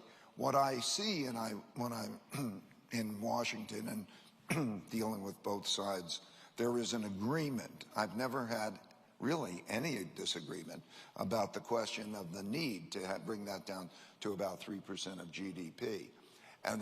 But the politics and the arguing of how we do it. So for me, it's been like I'm on a boat, and everybody on the boat, we're agreeing that if we don't make this change, we're going to hit the rocks.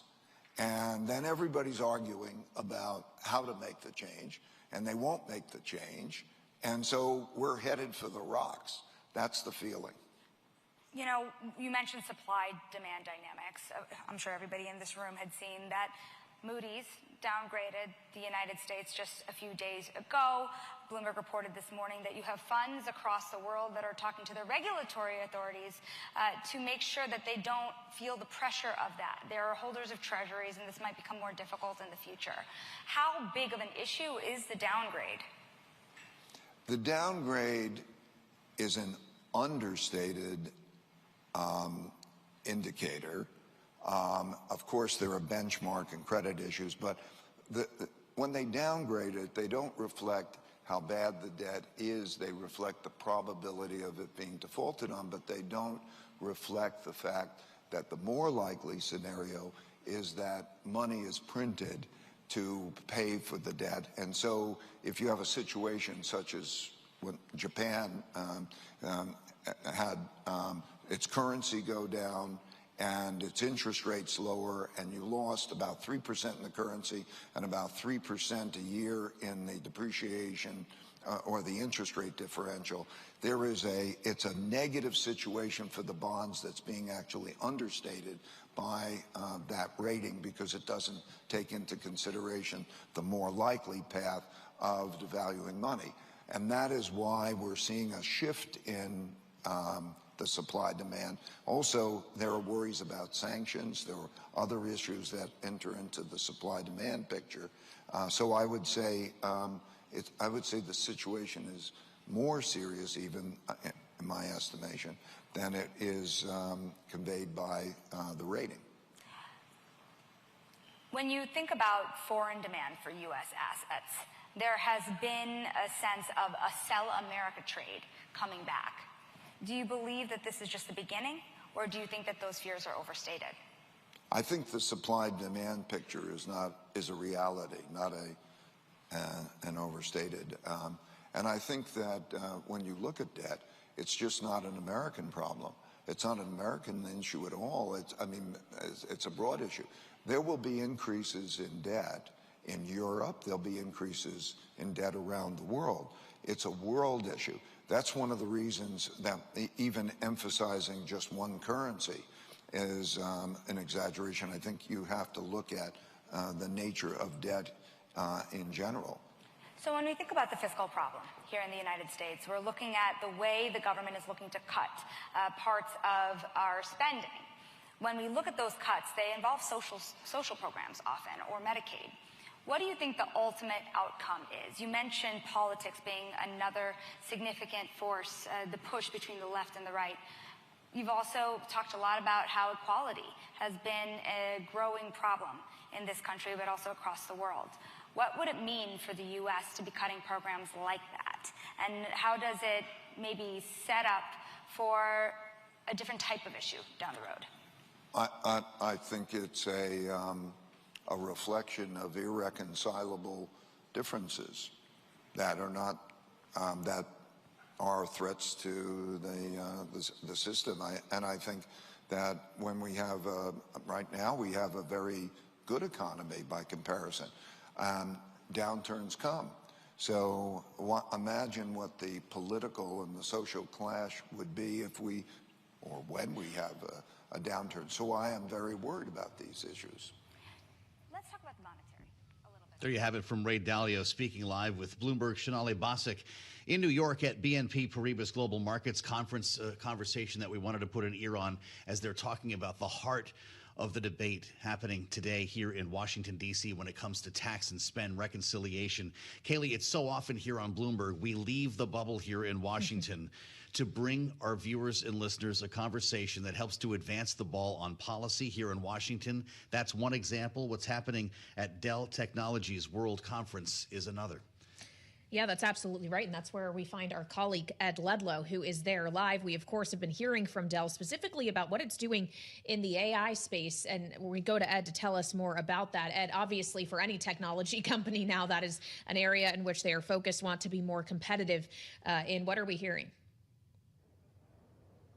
Yeah, I think, coming out of last week and all of the infrastructure deals that were announced as part of the president's visit to the Gulf, there's actually a lot of outstanding questions, which is how is this going to work in practice? I love coming on this program, and we always stick to the basics of when you build a data center, it's not straightforward.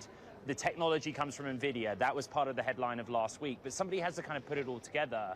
And so it's a reasonable question to pose to Dell. Dell is a maker of AI servers, but they weren't kind of included in the deluge of headlines that were part of the president's visit last week. Did they get a slice of it? How do you control the technology in terms of who is operating the technology stack, and which third parties have access to it? You will have seen the headlines on the Bloomberg terminal this morning about some of the concerns that Democrats, for example, have, that those deals that were done in the Gulf act as a sort of backdoor opportunity for China to get access to American technology in the AI context, because they also have relationships. China has relationships with those Gulf states. So this is all playing out because all the headlines have big dollar figures. We still need to work out how in practice all of this infrastructure is going to get built. And how did Dell go from, you got a Dell dude company, to one of the most critical components makers in the AI space? Yeah, this is like a really good question. Like, I grew up with Dell computers at home. I wrecked many of those desktops. Right. Like back in the day in like the 90s where you had to phone someone up and they would help you troubleshoot. But this line of their business, the assembling of AI servers, has put Dell very closely aligned with NVIDIA. NVIDIA is like the most important company in the world right now. I think we accept that. But they have no history of selling to SMEs or to governments or even to large companies. So Dell has acted as a sales channel for them. Dell's really good at that, but they have demonstrated, particularly in relationships with like Elon Musk's xAI, that Dell can move quickly. And again, like throughout the day, we'll be talking about that, like what kind of deals are in the pipeline for them and how are they leveraging that speed that they move with, particularly on their server business. We're going to hopscotch from where Ed is in Las Vegas at the Dell Technologies World Conference to another one that's taking place, and that's the Google I/O keynote conference taking place Mountain View, California. And Bloomberg technology reporter Jackie Davalos is with us there to kind of bring us some of the sights and sounds here. Jackie, we've seen a lot of headlines cross. AI is the thread that connects you and the conference you're covering with what we're hearing from Ed Ludlow. What's Google saying today? Google is laying out its big vision for artificial intelligence for the year and the years to come. It's really going to revolve around this new AI mode in search. Now, this is something the company has been teasing and experimenting with behind the scenes, but today it announced that it will be available to users broadly. And this is a big deal because the biggest question facing the tech giant right now is how it's going to adapt this major product, which we all know and love. It's one of its biggest moneymakers. How is it going to adapt to the AI era? And today we're learning that AI mode has better features where you can use voice, text, images to interact with that search bar in a completely different way. You can find information faster and just a more multimodal experience. This is really important for the company because it's looking to compete with some of the AI rivals that are looking to nip away at some of that search dominance, like OpenAI as well as Perplexity. Well, but Google also has been found to have an illegal monopoly in search, Jackie. And as we consider what kind of antitrust remedy the company is actually going to have to deal with, does that risk delaying its ability to compete with rivals who are entering this space? You would think, but by the sound of Sundar Pichai's comments earlier today, I don't think it's going to slow them down. He really emphasized speed. He emphasized that its latest model, Gemini, is coming out faster, that it's really developing these new updates in a much more speedy manner because of that competition, of course.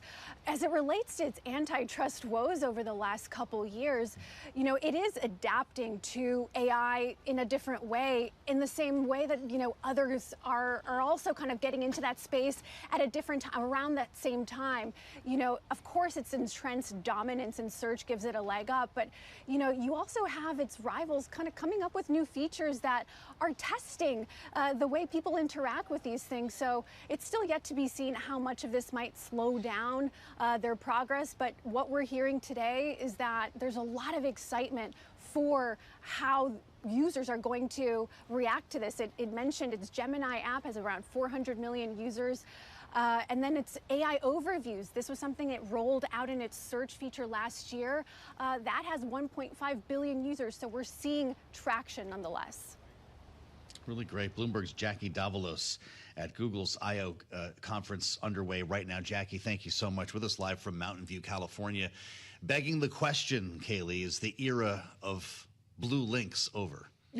Well, I guess we'll have to continue to ask that question. We also have a lot of questions here in Washington, mind you, in the meantime, that we're grappling with, including, can the House actually pass this budget reconciliation bill even after the pleading of President Trump in a meeting with Republican lawmakers on Capitol Hill earlier today? Just moments from now, the Speaker is going to be meeting with the SALT caucus, with Republicans who still maintain a higher cap is needed to secure their vote. One of them being, of course, Republican Mike Lawler, who was just taken to X saying that he is going to continue to negotiate to try to reach an agreement to provide more tax relief to his constituents. He says, "While I respect President Trump and understand the importance of passing this legislation, I will not do so at the expense of my district." Yeah, we'll have a lot more to talk about when we meet you for the late edition of Balance of Power, 5 p.m. Eastern Time. Ralph Norman, Republican congressman, member of the Freedom Caucus, one of the present votes, will be with us this evening. We'll have a real sense of where we stand if you join us live.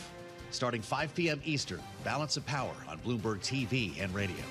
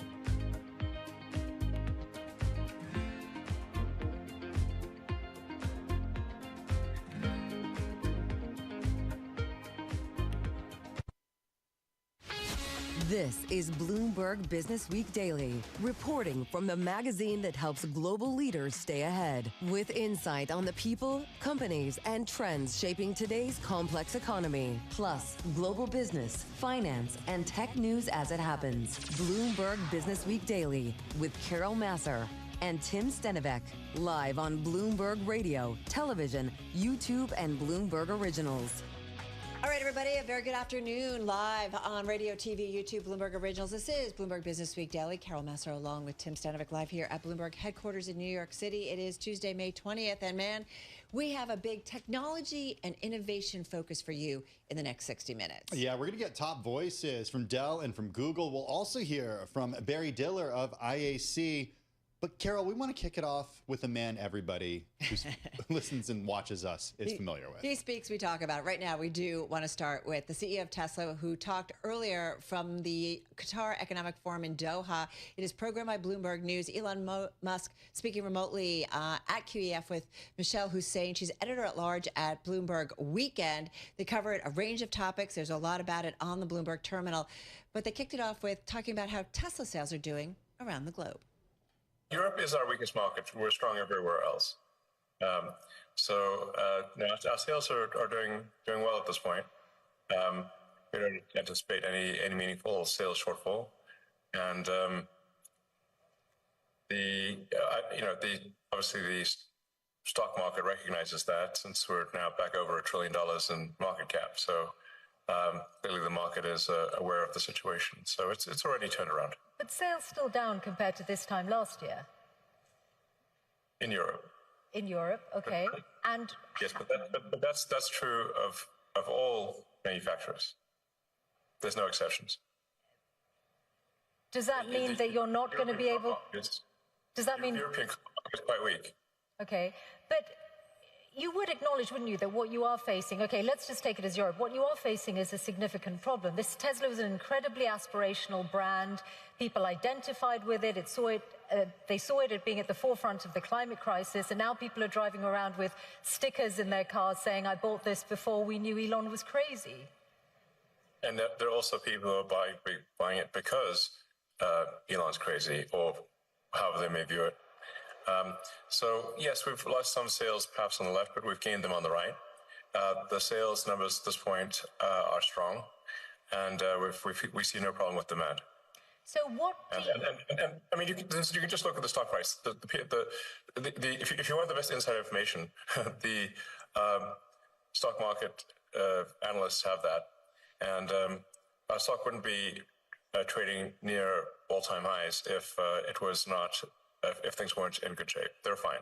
Don't worry about it. Okay. I was citing sales figures rather than share price. Well, tell me then how committed you are to Tesla. Do you see yourself, and are you committed to still being the chief executive of Tesla in 5 years' time? Yes. No doubt about that at all? Well, no, I might die. Okay, short of that. I can't be see if I'm dead, so there's a slight amount of time. Does that mean that the value of your pay doesn't have any bearing on your decision? Well, that's not really a subject of discussion in this forum. I think obviously there should be compensation for, if something incredible is done, that compensation should match that something incredible was done. But I'm confident that whatever some activist posing as a judge in Delaware happens to do will not affect the future compensation. This is the judge who twice struck down the $56 billion pay package that was awarded to you. I think the value on the current value of stock options. Yeah. Not a judge. The activist who is cosplaying a judge in a Halloween costume. Okay, that's your characterization. I think yes. On the current value of stock options, I think the actual justice according to the law. On the current value of stock options, I think the value of that pay package stands at about $100 billion. Are you saying you are relaxed about the value of your future pay package? Your decision to be committed to Tesla for the next 5 years, as long as you are still with us on this planet, is completely independent of pay? No. It's not independent. So pay is a relevant factor then to your commitment to Tesla? Ja, mot pelargonen först. A sufficient voting control such that I cannot be ousted by activist investors is what matters to me. And I've said this publicly many times. But let's not have this whole thing be a discussion of my alleged pay. It's not a money thing. It's a reasonable control thing over the future of the company, especially if we're building millions, potentially billions of humanoid robots. I can't be sitting there and one day get tossed out by, for political reasons, by activists. That would be unacceptable. That's all that matters. Now let's move on. Okay, well, just one question. Let's move on. Well, one question before we move on to other companies, which is that I wonder if some of what has happened to Tesla in the last few months, did you take it personally? Yes. And did it make you regret or think twice about your political endeavors?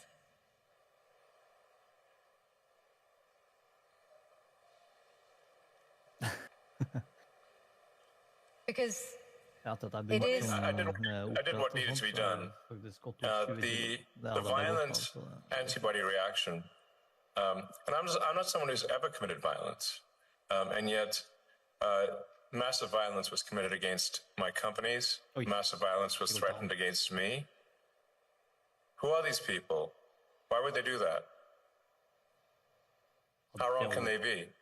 They're on the wrong side of history, and that's an evil thing to do. To go and damage some poor innocent person's car, to threaten to kill me. What's wrong with these people? I've not harmed anyone. So something needs to be done about them, and a number of them are going to prison, and they deserve it. And more will. You're referring to the attacks on Tesla showrooms, but I think Firing bullets into showrooms and burning down cars is unacceptable. Yeah. Those people will go to prison, and the people that funded them and organized them will also go to prison. Don't worry. But wouldn't you? We're coming for you. Wouldn't you?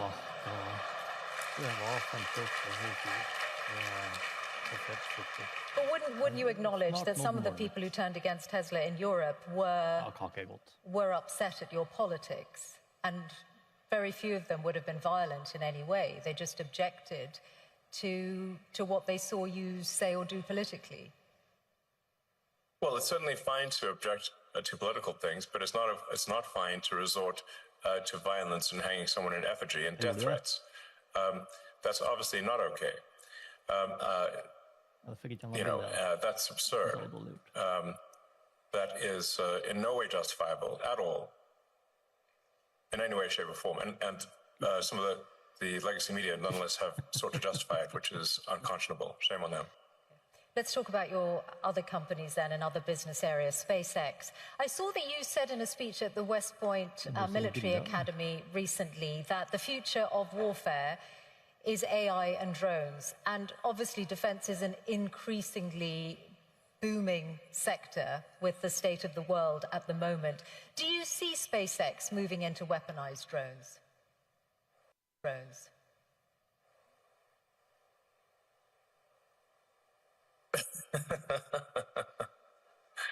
You certainly ask interesting questions that are impossible to answer.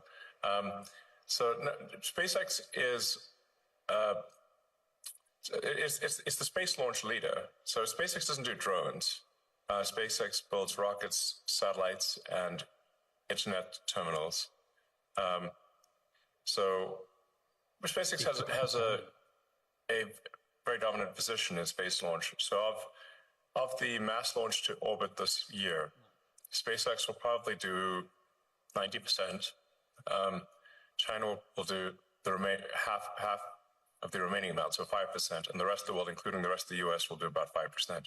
So SpaceX will do about 10 times as much as the rest of the world combined, or 20 times as much as China, and China is doing actually a very impressive job. The reason for this is that we're putting into orbit the largest satellite constellation the world has ever seen by far.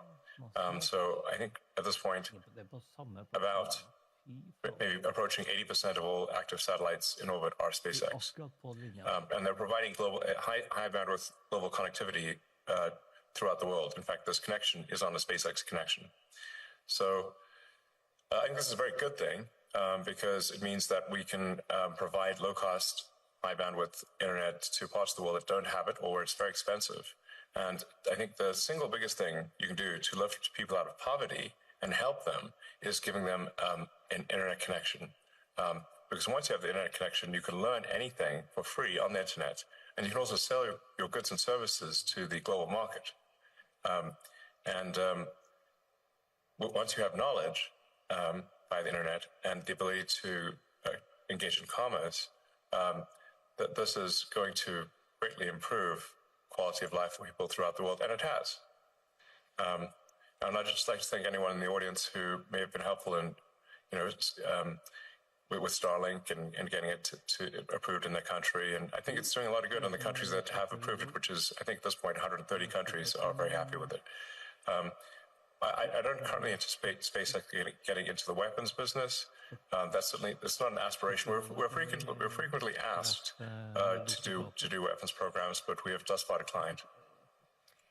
Do you envisage SpaceX or indeed Starlink as a separate entity publicly listing in the near future or at all? It's possible that Starlink may go public at some point in the future. And what would be the time frame? What kind of time frame are you considering? I'm in no rush. I'm in no rush to go public. Public is, I guess, a way to potentially make more money, but at the expense of a lot of public company overhead and inevitably a whole bunch of lawsuits, which are very annoying. So really, something needs to be done about the shareholder derivative lawsuits in the U.S. Because it allows plaintiffs' law firms who don't represent the shareholders to pretend that they represent the shareholders by getting a puppet plaintiff with a few shares to initiate a massive lawsuit against the company. And the irony being that, extreme irony, that even if the class they purport to represent were to vote that they don't want the lawsuit would still continue. So how can it be a class action representing a class if the class vote against it? And that's the bizarre situation we've got in the U.S. It's a dire need of reform. As anyone who's running a public company experienced this, it's an absurd situation that needs to change. All right, that, of course, is Elon Musk, the CEO of Tesla, with Michelle Hussein. She is editor-at-large at Bloomberg Weekend. Earlier from Doha at the Qatar Economic Forum, which is programmed by Bloomberg News, so a bunch of interviews coming out. If you missed any of it, do catch the full conversation. You can find it at Bloomberg.com and, of course, always on the Bloomberg terminal. Some really interesting comments from Elon Musk there, including commentary about his compensation, Tesla's sliding sales, a possible spinoff of SpaceX's satellite business. In other parts of the interview, he criticized Bill Gates, and you heard there, too, him making commentary about the Delaware judge who's twice ruled against his massive Tesla pay package. Yeah, kind of interesting. Listen, this dude is worth, what, $375.5 billion. That's according to the Bloomberg Billionaires Index. He reiterated when they were talking, and I would say it was a little bit tense in terms of his pay package, right? That has gone to court, right? And there has been trying to justify it, if you will. But he said he wants to own more shares because it's for reasons of authority, he says, rather than wealth. He said it's not a money thing.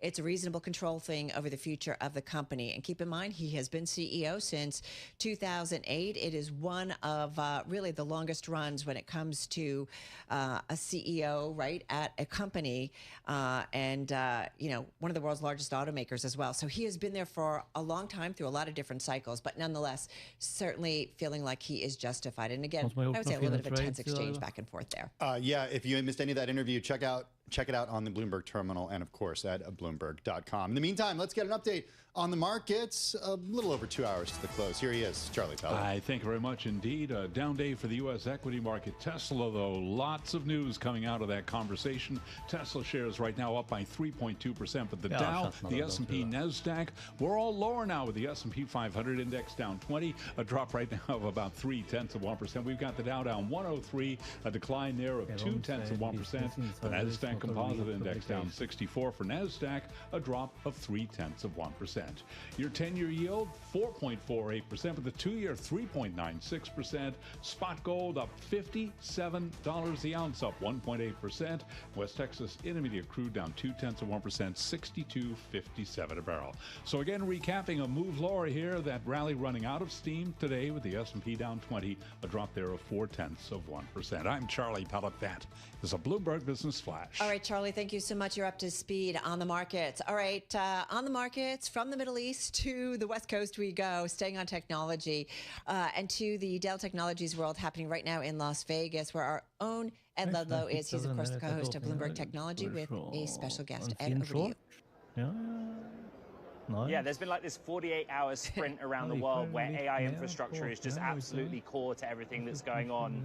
True of what's going on here at Dell Technologies World as well. Arthur Lewis is president of the Infrastructure Solutions Group. Basically, the team at Dell that are building all of those servers that are going inside all of the data centers popping up around the world. Good to see you, Great to Arthur. see you, Ed. It feels like just yesterday we were here. Right. There were some updates. So basically, your core relationship is with NVIDIA. NVIDIA's GPUs or accelerators go into servers that you put together. You've announced some updates to the AI Factory, which is basically your offering to the enterprise. And I don't really want to linger on what those technical updates are. I want to ask you the why. What is it that you and NVIDIA are responding to that you needed to make changes to AI Factory? What is it that customers are asking you for? Yeah, well, I wouldn't say we've made changes to the AI Factory. I would say we're augmenting and continuing to innovate to make the AI Factory even better. And there's sort of two flavors of the AI Factory, right? There's one that we build for the very large CSPs that you've heard about, like xAI and CoreWeave and folks like that. But what we're really going after is really the enterprise AI. And what enterprises are looking for is something that's simple, easy to use, something that they can rationalize an ROI around, and that's really what the AI Factory 2.0 is all about. I just got off stage, we were talking about all the great storage announcements that we have, including our AI data platform, our private cloud platform, and the automation platform that we're building on top of it to make AI easy for customers to ingest and deploy. The relationship with NVIDIA is interesting to understand. Is it that Dell kind of acts as a sales channel for NVIDIA's GPUs, or does NVIDIA act as a sales channel for Dell's server designs? Well, clearly NVIDIA is a key partner, like many of our other ecosystem partners, and they're a key portion of our AI Factory. We've engineered and developed it together. We go and we meet customers together, so it's more of a partner relationship. Dell has committed heavily to providing AI systems that are built on NVIDIA technology. But what was so interesting out of Computex was NVLink Fusion, but the idea that NVIDIA opens up its technology to other providers. One of the surprise names was Qualcomm. If a customer came to you, Arthur, and was like, I'm interested in having some hybrid solutions, could you do that? And how quickly could you do that? Well, we could absolutely do that. How quickly, not ready to announce any products today, but what I want you to understand is that, you know, there are a lot of technologies out there. NVLink Fusion is an incredible technology, and we're looking at creating the best AI platforms that help to democratize this technology and give customers the AI that they're looking for. The big customer that everyone is talking about is xAI. Are you surprised by that? I am not. Colossus was a huge project. You get a lot of credit for moving incredibly quickly with xAI. Could you basically give us the basics of the project? Was it H100 from NVIDIA, or was it GB200? What scale is it at?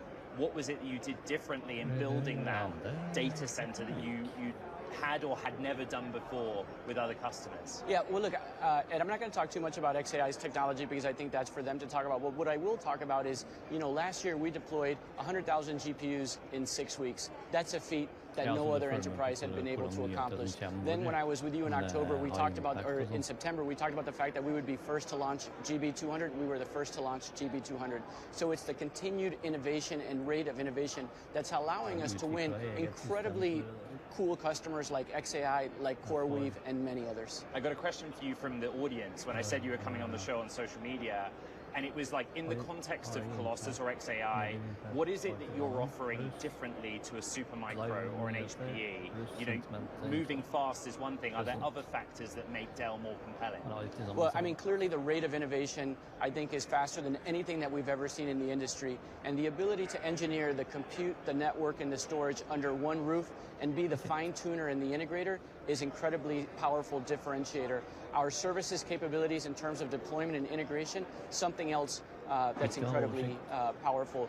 We deployed a rack, took it off the truck, plugged it in, cabled it, tested it, and turned it over to the customer within 24 hours. Unheard of in this industry. Is that relationship with XAI going to expand to new sites, new projects? I certainly hope so. Ja, det är helt gøy. We've reported that, in the context of what I just said, this is a competitive business, that one way you've been able to win business, and what we're talking about is, like you said, storage or on-prem, call it what you will, business with new types of customers by basically surrendering some margin. What is the state of play with that business model, and how you're going out there to win new deals? Look, this is an incredibly important space, both in the CSP and within the enterprise. And we will continue to innovate and drive technology and continue to win more and more business. As we said, the larger deals are rate dilutive to the ISG business, but they're actually dollar accretive. So we're very happy with where we are, and now we just want to go drive more enterprise adoption.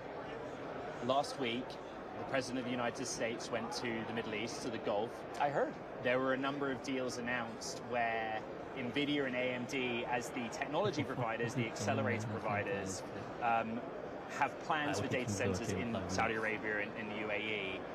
Will Dell be a part of that? Has it been able to capture a slice of the build-out that's happening outside of the United States? Yeah, what I can tell you, Ed, is that we're involved in every single sovereign opportunity that exists around the world, and we are working hand-in-hand with those customers to design the future ambition that they have. You talked a little bit about CoreWeave, and CoreWeave was a part of what you were discussing on stage.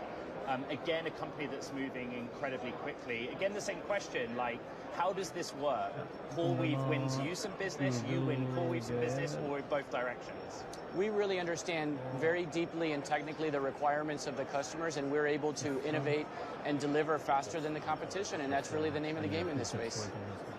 The criticism that CoreWeave gets is that it's basically like commoditized capital. They buy GPUs and rent them out, and they would argue, well, no, we do a lot more than that. We're offering software. So is Dell. Dell is offering software. You offer access, for example, to NVIDIA's software platforms. How is it that everyone kind of wins in this scenario, where both at the hyperscale level and AI factory at the sort of SME level on-prem, everybody wins and makes money? Yeah, look, there's no question that artificial intelligence is a hybrid use case.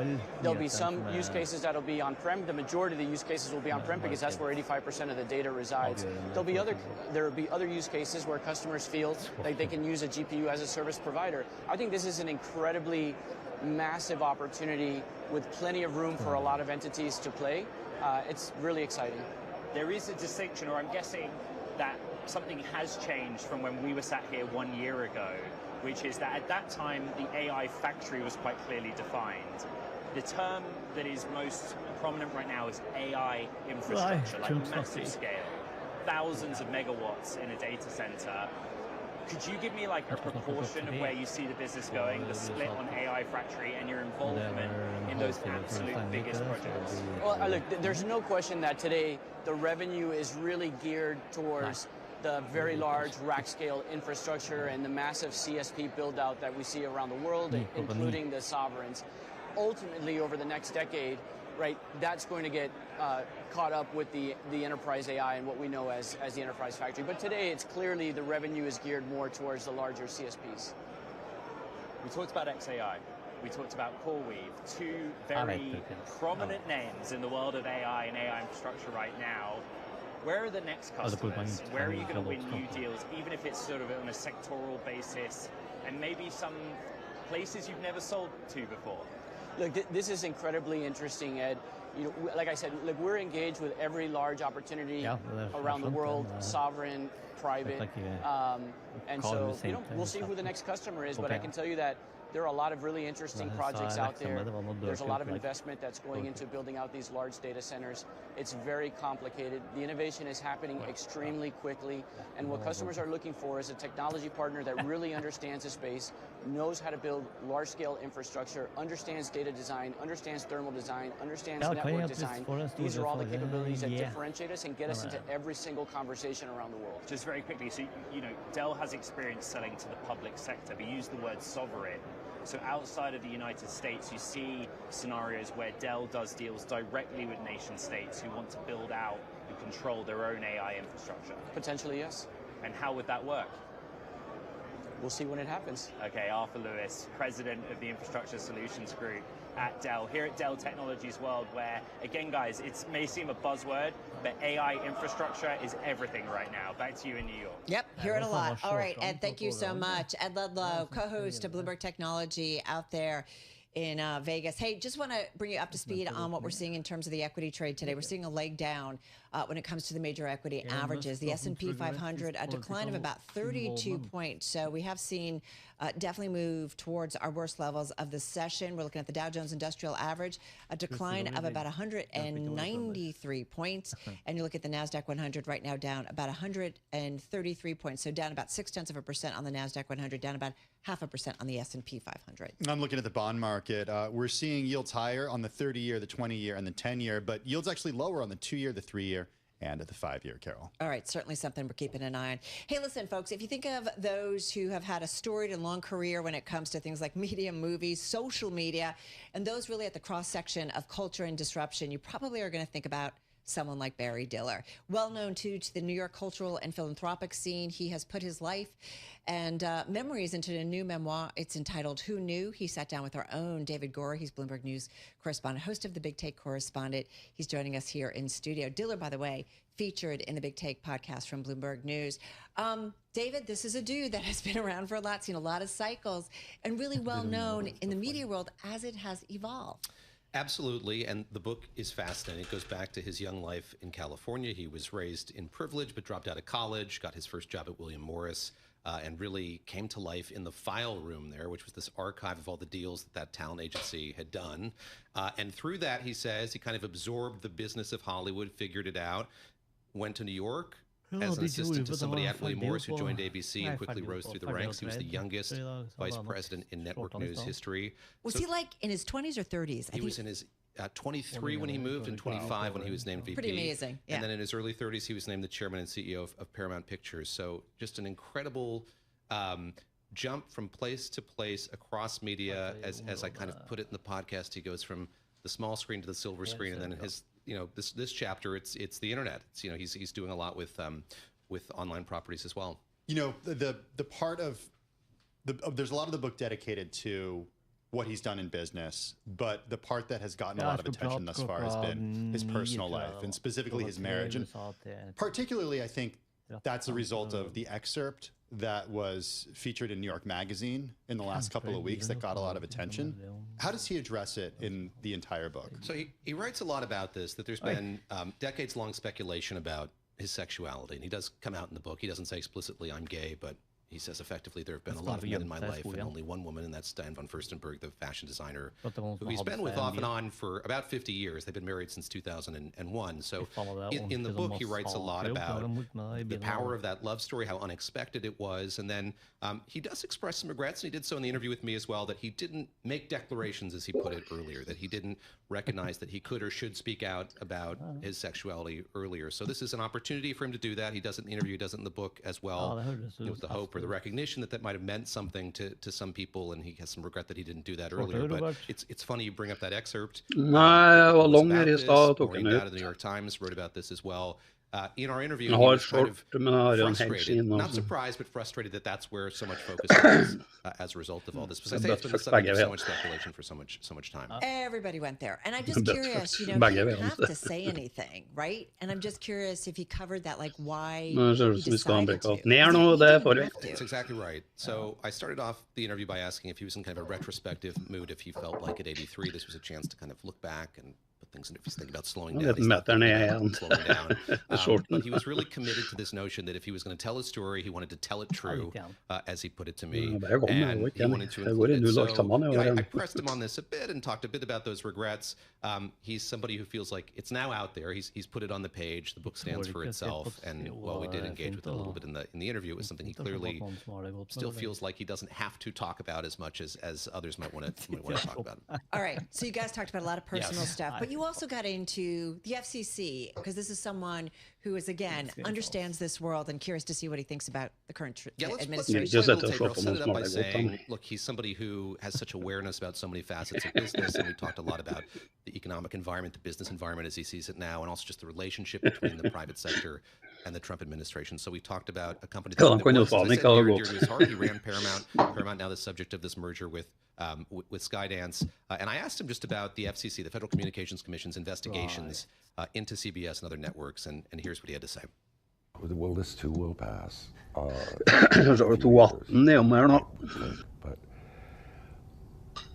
politicizing the FCC is a crime. I mean, it's simply a crime.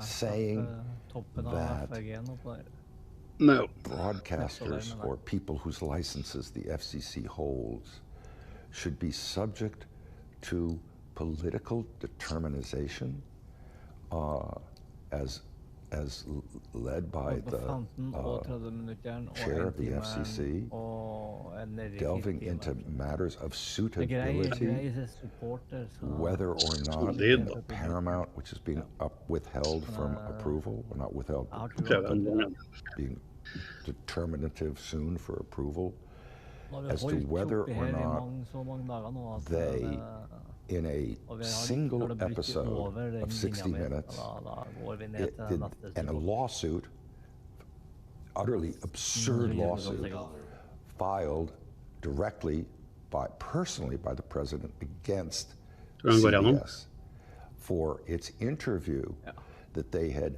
misedited a piece of it. That's what it's about. That the FCC could actually say, we're going to scrutinize that to determine whether you should hold a broadcast license? That's heinous. Do you have sympathy for Sherry Redstone as she tries to get this? Again, I'm amazed by this. I've been incredibly criticized for this because I said, I'll make a distinction, and then I got to go. We got to get out of this. Which is, I said, look, if a guillotine is at your throat and it costs you $20 million or whatever to settle this lawsuit, so that you can get out of going into bankruptcy or close to it, then I'm sympathetic to that if the guillotine is at your neck. So yes, I'm sympathetic to that. Am I sympathetic to them? Well, leave it at that. Contrast that with law firms. Law firms, if they, the worst that could happen to them under what the administration was doing is they could lose a little business. No guillotine is at their throat. They will not be irrevocably harmed. For them to cave, that's bad. That's bad. And Barry Diller said to me as well that he would never hire one of the firms that did a deal with the Trump administration, that settled with the Trump administration. So we talked about that. We talked about, again, the business outlook that he has. He's willing to give the president, he said, 3 to 6 months to see how all of this stuff shakes out when it comes to trade. He hopes that he's proved wrong, that it's not going to be detrimental to the economy. But again, he's just somebody who throughout his career has been in so many interesting places and done so much. I think it's valuable to hear his outlook on all these things. To what did he attribute his success at a very early age to? I mean, you don't have people in their 20s or in their early 30s who didn't start companies being in the executive ranks. It's so funny. I said, did you have hubris? What gave you the kind of like that you could go to ABC and think, I'm going to start, effectively became movie of the week. I'm going to go in there not having had any executive experience, as you say, and do all of this. And he said he didn't even think about it. I mean, he said people think of him as a boss, but he said he was a very good assistant. And he talked about his management style. He was, at the beginning of this book, he says, it's not a book about business or a book that you're supposed to be like used for training, but you can kind of draw things from these anecdotes. And something we talked about is how he thinks that every manager has to know how to manage from the bottom up. You have to be kind of integrally involved in every part of the business. And that's not to say you have to do everything, but you have to know how it all works. And I think there's kind of a level of hyper engagement he's had over the years that's enabled him to do that. He also, as you might expect from hearing him there, hearing him elsewhere, is not somebody to kind of shy away from kind of pushing through anybody who might doubt him. And I think that that's been a secret to his success as well. Favorite part of the conversation? Favorite part was just, I mean, hearing all of the people that he worked with. And, you know, it's not a name-droppy book. Yes, there are a lot of names in it, but like, obviously when he was at ABC doing these movies, he worked with so many stars and so many directors and so many producers. And the same thing is true at Paramount. And his admiration that he had and has for them, which again goes back to his early days in LA working at William Morris, is just so palpable in the text that he really had, such affection and admiration for the work they do. I said, are you a creative person? Do you think you're a creative person? No, but he has a sensibility or a sense of what kind of the mainstream wants, and he's very proud of that he's not somebody who focuses on something that's like really nuanced or for a small audience. He thinks that he's able to understand what a broad audience wants, and I took away from the interview that, thinking that he really has been able to have his kind of finger on the pulse of American culture for such a long time. Yeah, think about how it evolved, right, into social media and really at, all the dating apps and he's been shopping. there too. Yeah. He took an early interest in that stuff as well. It's pretty amazing. Great stuff. David, thank you. Thank you. Really appreciate it. David Gore, he's Bloomberg News correspondent, of course, the host of the Bloomberg Big Take podcast, joining us here in studio. If you missed any of it, be sure to check out, though, the Big Take podcast. You can find it at Bloomberg.com and also on the Bloomberg terminal. Hey, stocks accelerating losses. The S&P 500 down 0.7%, as is the NASDAQ Composite. The Dow down 0.6%. Coming up next, we are headed out to California to Google I/O.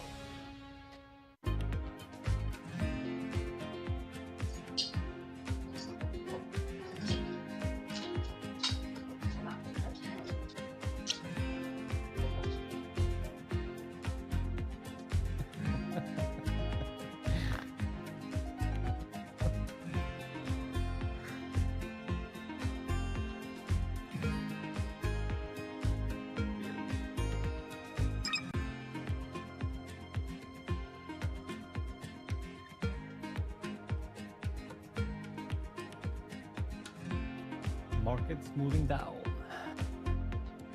Oh, so well.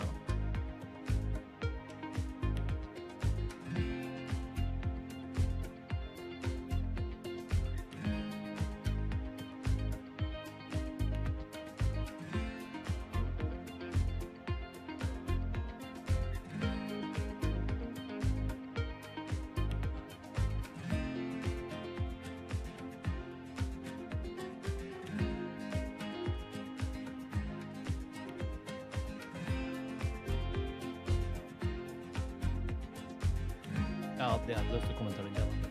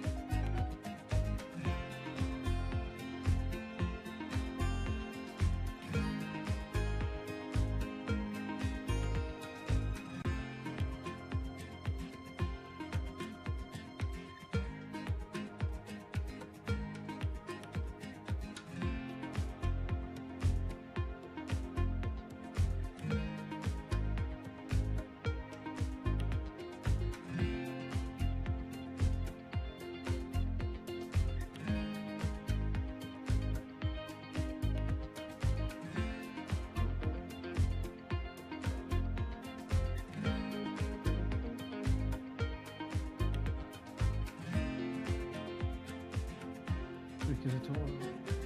Nej, du hade det gått. Du är nästan.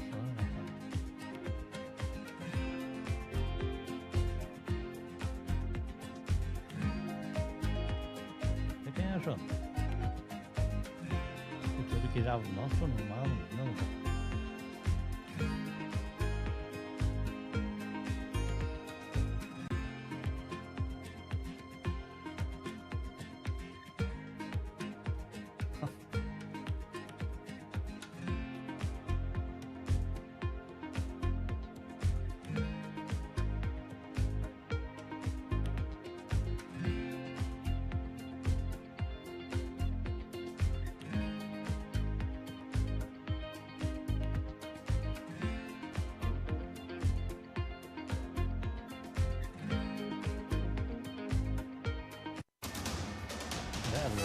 It's 2:40 on Wall Street. We do check markets all day long here at Bloomberg. Wall Street's rally taking a breather with the Dow, the S&P, NASDAQ in the red, right to the numbers now with the S&P 500 index currently down 0.6%. We've got the Dow down 0.5%. The NASDAQ Composite Index lower now by 0.6%. Your 10-year at 4.47% with the 2-year 3.95%. Gold up 1.8%, 32.87 the ounce. West Texas Intermediate crude looking at a drop there of 0.2%, 62.56 a barrel. So again, stocks lower across the board. The Dow, the S&P, NASDAQ all in the red. And for on-demand news 24 hours a day, subscribe to Bloomberg News Now wherever you get your podcasts. I'm Charlie Pellet. That is a Bloomberg Business Flash. All right, Charlie, thank you so much. You're up to speed on the trade right now. As Charlie mentioned, just bouncing off our lows of the session. We did take a leg down in the last 20, 30 minutes. All right, back to kind of our tech focus this hour. Our team around the globe and across the United States continuing to report out on some of the big tech events that are happening on this Tuesday. Right now, we want to head to Google I/O. It's Google's annual developer conference. It focuses on the company's advancements in AI, Android operating systems, smartwatches, and its scam detection tools. And Tim, it's happening right now in Mountain View, California. That's where we find Bloomberg News technology reporter Jackie Davalos with Google's Liz Reed. She's vice president and head of search at the firm. Hey, Jackie. Hey, Tim and Carol. Liz, it's great to have you today. A pleasure to be with you here today. The big news that came out of that keynote speech was really AI mode. It's what everyone was really hoping to get, an insight into what's next for search. And you called it the most powerful search engine yet. Describe to us why this is a total reimagining of the search experience. Yeah, I think we've seen with AI overviews that it's been really great for people, enabling them to ask new types of questions. But we also saw that people really wanted to say, sometimes they have those hard questions, they want to go directly to an AI-powered response. They wanted to ask follow-up questions because they're trying to do something in more depth in research. And so we really thought about what does that experience look like for people, and how do we bring it in so that they can ask truly their hardest questions, and then continue to explore and take action throughout the web. So is this the end of the blue links? No, absolutely not. I think both within AI overviews and within AI mode, AI is actually allowing us to go deeper into search. It's allowing people to find that hyper-relevant, incredibly fresh content that really matches your need. If you think about it, if you were doing more of sort of a keyword-y style, you only gave a few words. You didn't really describe what the particular type of shoes you want are. And you saw with the shopping example today, okay, if you're really describing this is the type of rug I want to buy, can you find that great small merchant that sells the perfect rug for you? And so I think that will continue to thrive going forward. One of the biggest questions is really around search has really come up around, do I use one of these other chatbots, OpenAI, for example, or Meta, whatever's out there these days, to kind of ask it these questions in the same way that I used to use Google search for. When it comes to Google's products, why do you want users, do you prefer to have users go through the Gemini app or to search? Kind of what's the unique benefit of going to search in the case for, more specific and more complex? I think search is really designed around helping you with your information needs. It's tuned to really think about things like accuracy and factuality. Oftentimes when you have these information needs, you want to get started, but then you want to go deeper and research more. Let's say you're looking for camps. You want some good idea for camps, but then you actually want to check out the campsites, right? And so search is really designed to be as possible and really focused on doing the best job possible when you have questions with really an information focus. You mentioned accuracy, and Google had some issues. Og vi på day low nå. Kind of in the more early days of this technology. How did you know that AI mode Oi, was ready? gul stiger som faen da, Stig. So we have Gul, quite ja. a bit of Ja, testing ja. constantly. We have feedback from the users in the labs product. Renten har roet seg nå. Det bør falle mye mer med oss. Around the helpfulness of the product and really see Jeg satt et par trader i bilen i sted, men det var sånn smått. Ja, vi hørte det. Eller, det var noen som sa det. Ja. Jeg har gjort 1, 2, 3, 4, 5, 6, 7, 8, 9, 10, 11, 12, 13 trades jeg har gjort. Ja, Eivind, det betyr at jeg har tatt 9 trader. Bam, bam, bam, bam, bam, bam. På vanlig da har jeg riskontoen. Vanlig. Dårlig. Vanlig. Når det er jonegg og sonegg, det kan vi egentlig klare. I'm hearing a lot about engagement. So users are going to be using this in a different way and possibly for longer and more efficiently. Earlier this year, Jeg så Tesla stava opp over 3%. Nå har den falt ned jævla. Ja, han kommer ut og sa et eller annet. Hva var? Ja, hva var det da? He's gay. Jeg tror ikke det var det. Det som er litt sånn skummelt her nå, er at vi kan rase, vi kan få ganske mye her nå. Det sa han, og så sa han her. Så kom det noen veldig mye Google-nyheter, og så sa han Tesla says autonomy and Optimus are what all around the matter for successful companies, and we must doesn't regret his political environment. And must confirms there will be no safety driver in the driver's seat when Tesla is robot service launches until next month. No one will be sitting in the front driver's seat. Okay. Det var spennende. Ja. Men Google har kommet med masse nyheter. Alfabet, liksom? Nei, ja, altså Google. Ja, som nå heter Alfabet. Ja. Den er ned 1,5%. Når det kom noen opp, derfor, ja. Google AI plans to Google AI Pro, not Google Ultra for month, image for more controversial credible tool combining image. Okay. Så hvorfor faller det på det? Er det fordi at det koster for mye penger, eller? Kom dere der? Jeg vet ikke helt på går opp på det.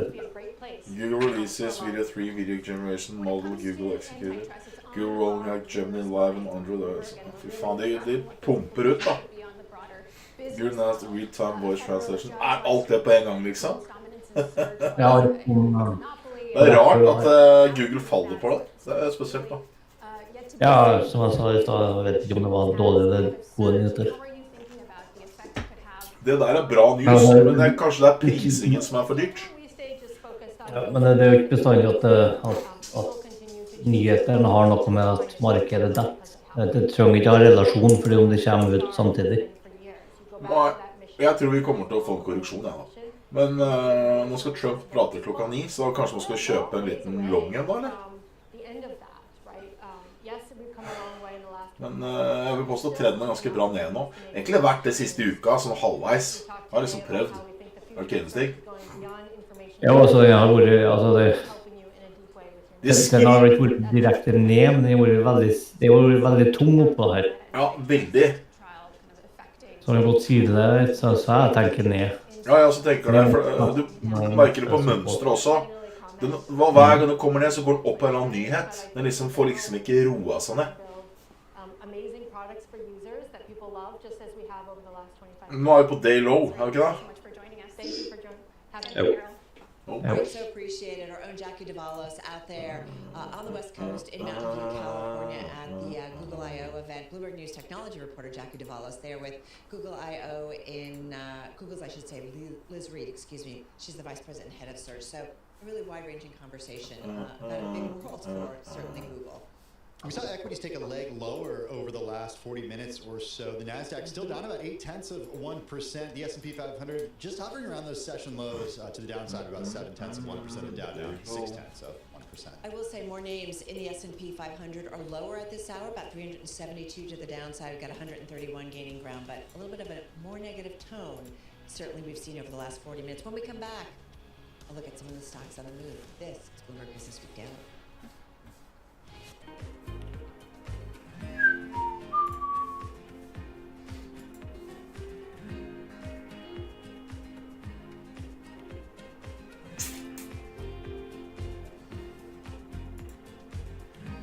Vi er ned 152 poeng. Jeg må bare ta telefonen.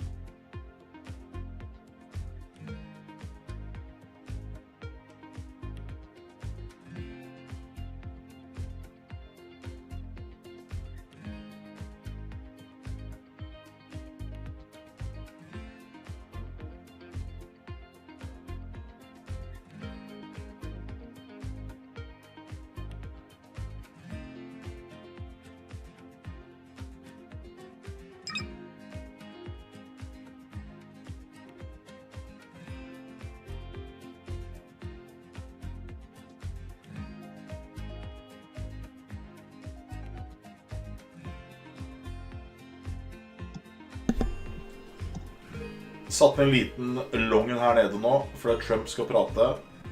Og liten sånn for moro skyld. Han skal prate om 8 minutter, og da kommer han til å prate om how everything is great, beautiful, magnificent, perfect. Biden is dying. Tax bill is perfect. Qatar is perfect.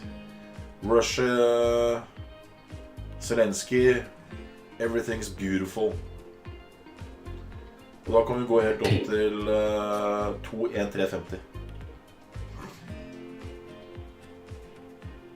Men i dag han har pratet faktisk, har det gått rett ned.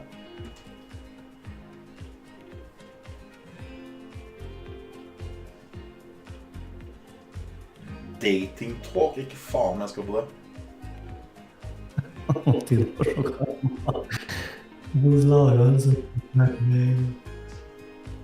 Har du lagd den selv?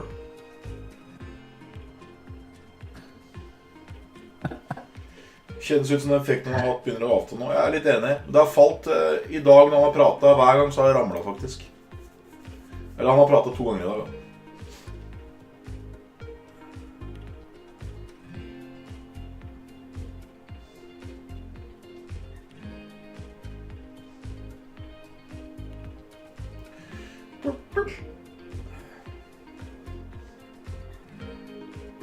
Ja. Etter burde være litt å ta i. Alt nevnt i forbifarten.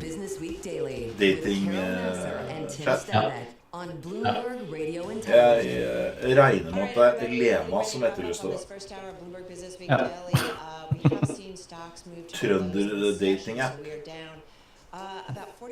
Det var vel en som nevnte at hun måtte bare finne seg en annen plass og få snakke om dette tingene. Nå kommer det et eller annet på Truth Social, skal vi se om det er Trump.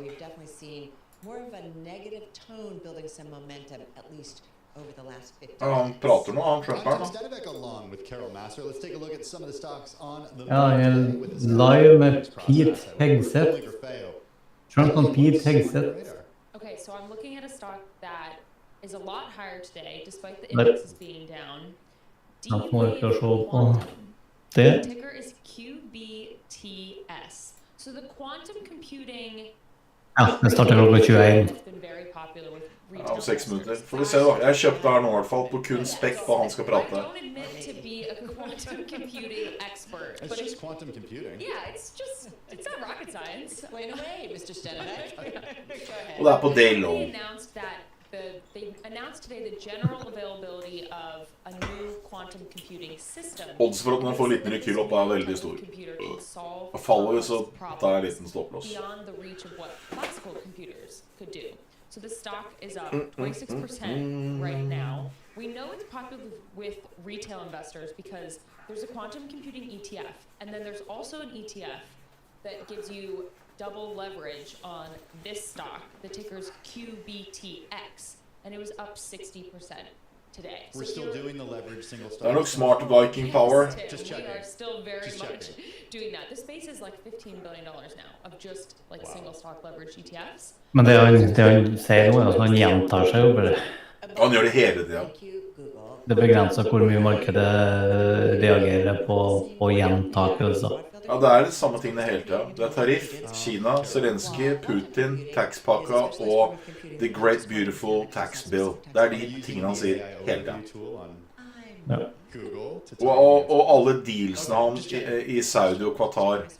Ikke millions, men trillions. The way that the computer solves problems is different.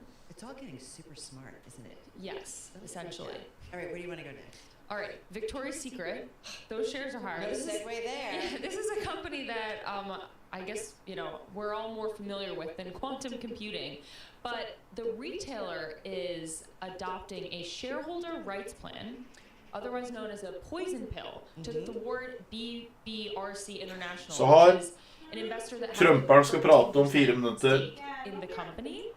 And Kjøpte du med meg? said today that this company has a history of acquiring controlling interests in retailers. So they came up with this shareholder rights plan that if any investor acquires 15% of outstanding common stock, it'll trigger this plan, and then Victoria's Secret issues one right for each share. So at least judging by the market today in the stock, the shareholders are happy with this, again, so-called poison. Hun kjøpte her nå på 21,282, og så kjøpte hun her nettopp på 21,317. So I guess this investor, Risky business. Det jævla risky. The shareholders and the company itself. Jeg mest short da. Jeg bare tok en sånn liten her for å være med. I'm going to move on to Amer Sports. This is a company that I'm more familiar with. Jeg snakket med, ikke si det navn, jeg snakket med en annen trader i dag, som har jo da hedget seg, og så har han hedget seg så jævlig at han kommer seg ikke ut av shortene sine, eller ut av longene sine. Og det så risky business det ass. Jeg husker vi har hatt en fyr på chatten, og først prater om det hele tiden. Ja, gå long og short av hverandre, Hva piss? Hvis du ikke klarer å time markedet på det, så sitter du ballefeil på begge sider av traden. Det det mest risikable du kan gjøre. Ja, ekstremt vanskelig å hedge. Altså som nå da, jeg tror det skal ned, så jeg kjøper en kontrakt imot liksom moro hvis det går opp, moro hvis det går ned. Men hvis du liksom like mye på begge sider, og du bommer på både oppturen og du bommer på nedturen, da det så fucked. For marginene ble spist opp på den ene og andre veien, ikke sant? Ja, nå det altså, har du kjøpt like mye short som du long, så utgjør det jo ingenting. Da går det jo i null. Det litt sånn skummelt, men det sånn man må liksom bare lære det, vet du. Jeg har gjort det samme før, jeg også. Trodde jeg var dritsmart. Alle gjør den feilen, men det liksom, bare ikke gjør det. Sats på en vei, og tar du feil, greit, da tar du feil. Arc'teryx, Solomon, Wilson, Peak Performance, Atomic, Armada. And the stock is at a record high. What do you say? Is it Amer Sports. Altså, du kan hedge deg imot hvis du tror det skal ned, altså, men du ser at det skal opp først, så kan du hedge deg imot med å ta en long, så blir det på oppturen. Så setter du eventuelt en ny short på opp der, og så blir det med på enda mer på nedturen. Ja, for mentaliteten ned, men du vet å skal opp litt først, så gjør det liksom. Og når det liksom både skal være long og short om hverandre hele tiden. Nei, det da blir det ja. Men husk å mene på, han ene på chatten, som jeg ble så forbannet på, han sa det hele tiden. Å ja, men jeg er short i long om hverandre, å det faller, å det går bra for jeg er short, å det går opp, det går bra for jeg er long, bare sånn. Ikke lat som er proffa. Det bare lyser amatør lang vei, og det er livsfarlig å holde på sånn. Kan ikke holde på sånn. Da er det så fucked. Du må uansett ha en mer, en vei. Ellers så vil den kontoen bare bli spist opp av marginer, og spist opp av renter, og så vil du sitte i feil vei fra den ene til den andre. Med mindre du skal gjøre et eller annet, at det kommer en tale, eller kommer en annen nyhet da. Og nå datt det. Nå skal han prate. Du faller hver gang han skal prate nå, det liker jeg. Jo, han pratet 2 ganger i dag, og begge gangene falt det. Skal vi høre på han litt, eller?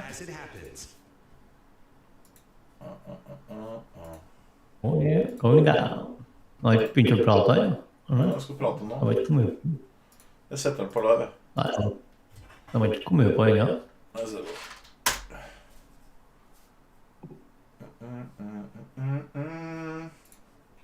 Nei, 9 minutter, 8 minutter. Hæ? Jeg var endret til 21:10 nå. Here in the last few minutes, so we're down about 46 points on the S&P 500, down almost 0.8%. We've got the Nasdaq 100, a decline of 191 points. Kanskje det er starten på fallet nå? For det har falt på ganske greit volum i dag. Down about 265 points. Ja, det første jeg vil bare kalle til pullback, det som kommer nå, og så skal vi se videre det ifra, tenker jeg. Ja, jeg håper det. Also, this is pretty cool. We're talking battery technology on the program today. We got the CEO of Factorial Energy joining us. She's going to be joining us from Massachusetts. This is a super interesting company. You think about the huge battery companies that supply to the Teslas, the BMWs of the world, like CATL yesterday, going public in Hong Kong earlier today. I should note. This company uses a different type of battery technology that they're really optimistic about. Doing it and working on it for a while. Yeah, a lot of people are working on this type of Nå er vi technology. ned Easy as going 180 to the poeng. gas station to fill up your car with gas. That's how long it should take to charge your car, they argue. Kind of love that. Kind of Hvor ofte du ser det? in a big way. Kind of want that on my phone. Doesn't always work that way. You got to get the more powerful charger. No, I'm serious. Oh, seriously? Oh, yeah. My phone charges. I'll show you, Carol. Okay, I'll show you. Hey, we're also going to talk about a little bit more about Elon Musk from the Qatar Economic Forum. Bloomberg produced event. Our own Max Chapkin is going to kind of draw out what he thought was really relevant and important in the conversation. Also, it's today's big take. It's one of the Altså, det faller på volumerne, altså. Possible cancer and health risks that are lurking in a popular Ja, vi får se om det kommer opp når han prater. Jeg har lunga litt her. As I mentioned, and Andy joining us. Men jeg er mest short, da. A lot of us, I think, as we were reading in this morning. All right, first up, guys, let's get a check on the trade on this Tuesday. That would toss things over to Charlie Tyler. Hi, thank you very much. Indeed, Carol, you hit on it just a couple of minutes ago. We have got another leg lower for the U.S. stock market. The Dow, the S&P, NASDAQ all declining. S&P 57 minutes to go until that closing bell. Clang, clang, clangs on Wall Street right now. We have got trading down now, and again, it is the lows of the session. This Bloomberg Business Flash is brought to you by ShipStation. Calm the chaos with the shipping software that delivers. Use code Bloomberg for a free trial at ShipStation.com. That's ShipStation.com with the code Bloomberg. Ja, så men du står bak, du. S&P, NASDAQ all declining today. Wall Street's rally. Stocks are falling as traders await fresh catalysts after a 6-day run that put the S&P 500 up almost 20% from its April lows. S&P down 0.8%, down 48. Dow Industrials down 276, a drop there of just about 0.7%. Nasdaq down 177 right now, down 0.9%. The 10-year 4.47%, but the 2-year 3.9%. Ser ikke helt bra ut der nå, altså. 1.8% now, 32. Nei, det er greit nå. Ja, jeg kjøpte jo akkurat der da, før han skulle prate. Og så skal han ikke prate om 10 minutter. I den fart der så faller vi jo ganske mye da.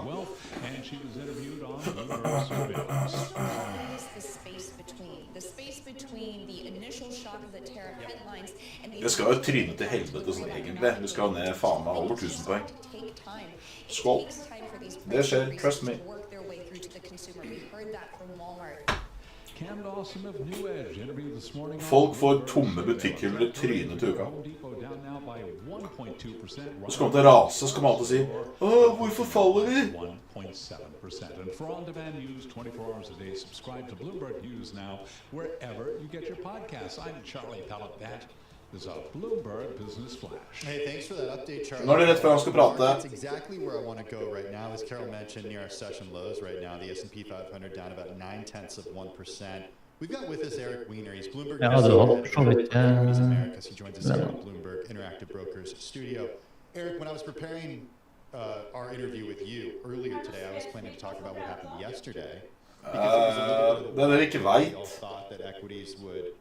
Altså kommer en announcement, og hver gang han gjør det, så går vi i taket på indeksen. We could talk about that in a few minutes, but first I want to talk about the reversal, not a reversal, but sort of the leg lower that we saw in the last hour. What do we attribute this to? Well, probably the best place to look would be Tesla's chart. If Musk has been out talking today, he's been talking more about his companies and on a rival network, we'll say. He said something to the effect of the future. He reiterated that the future is in robotaxis.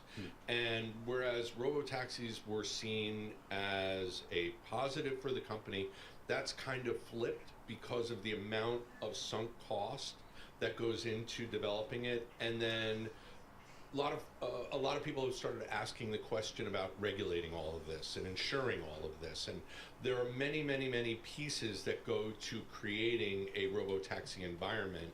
And we don't know if Tesla is going to be the company that does it and where those costs go. I mean, if you go to Washington, D.C., well, I won't say to go to Washington, D.C. now, because I don't know if they're there yet, but I know they're on their way there. These are the Waymo cars. Carol had her mind blown last week, the week before. I'm going to close my eyes and like on the whole 20-25-minute ride. For months I've been saying, you got to try one of these things. I tried one in San Francisco in the fall. It was amazing. Loved it. At night, I'm like, would I feel comfortable? I was kind of blown away by it. And I loved, it was clean, it was easy. No music if I didn't want it. Like, but you were in a Jaguar that was powered by Google's technology. I was. Not in a Tesla. That's the point. That well, is if I was true. in a Jaguar, I'd be happy. But they are nice cars. The flip side of that, we can all see the base case for it. You know, you're out late, you don't want to drive home, and your car just takes you there. Or, you know, the city is has plenty of cabs, and you don't have to worry about anything.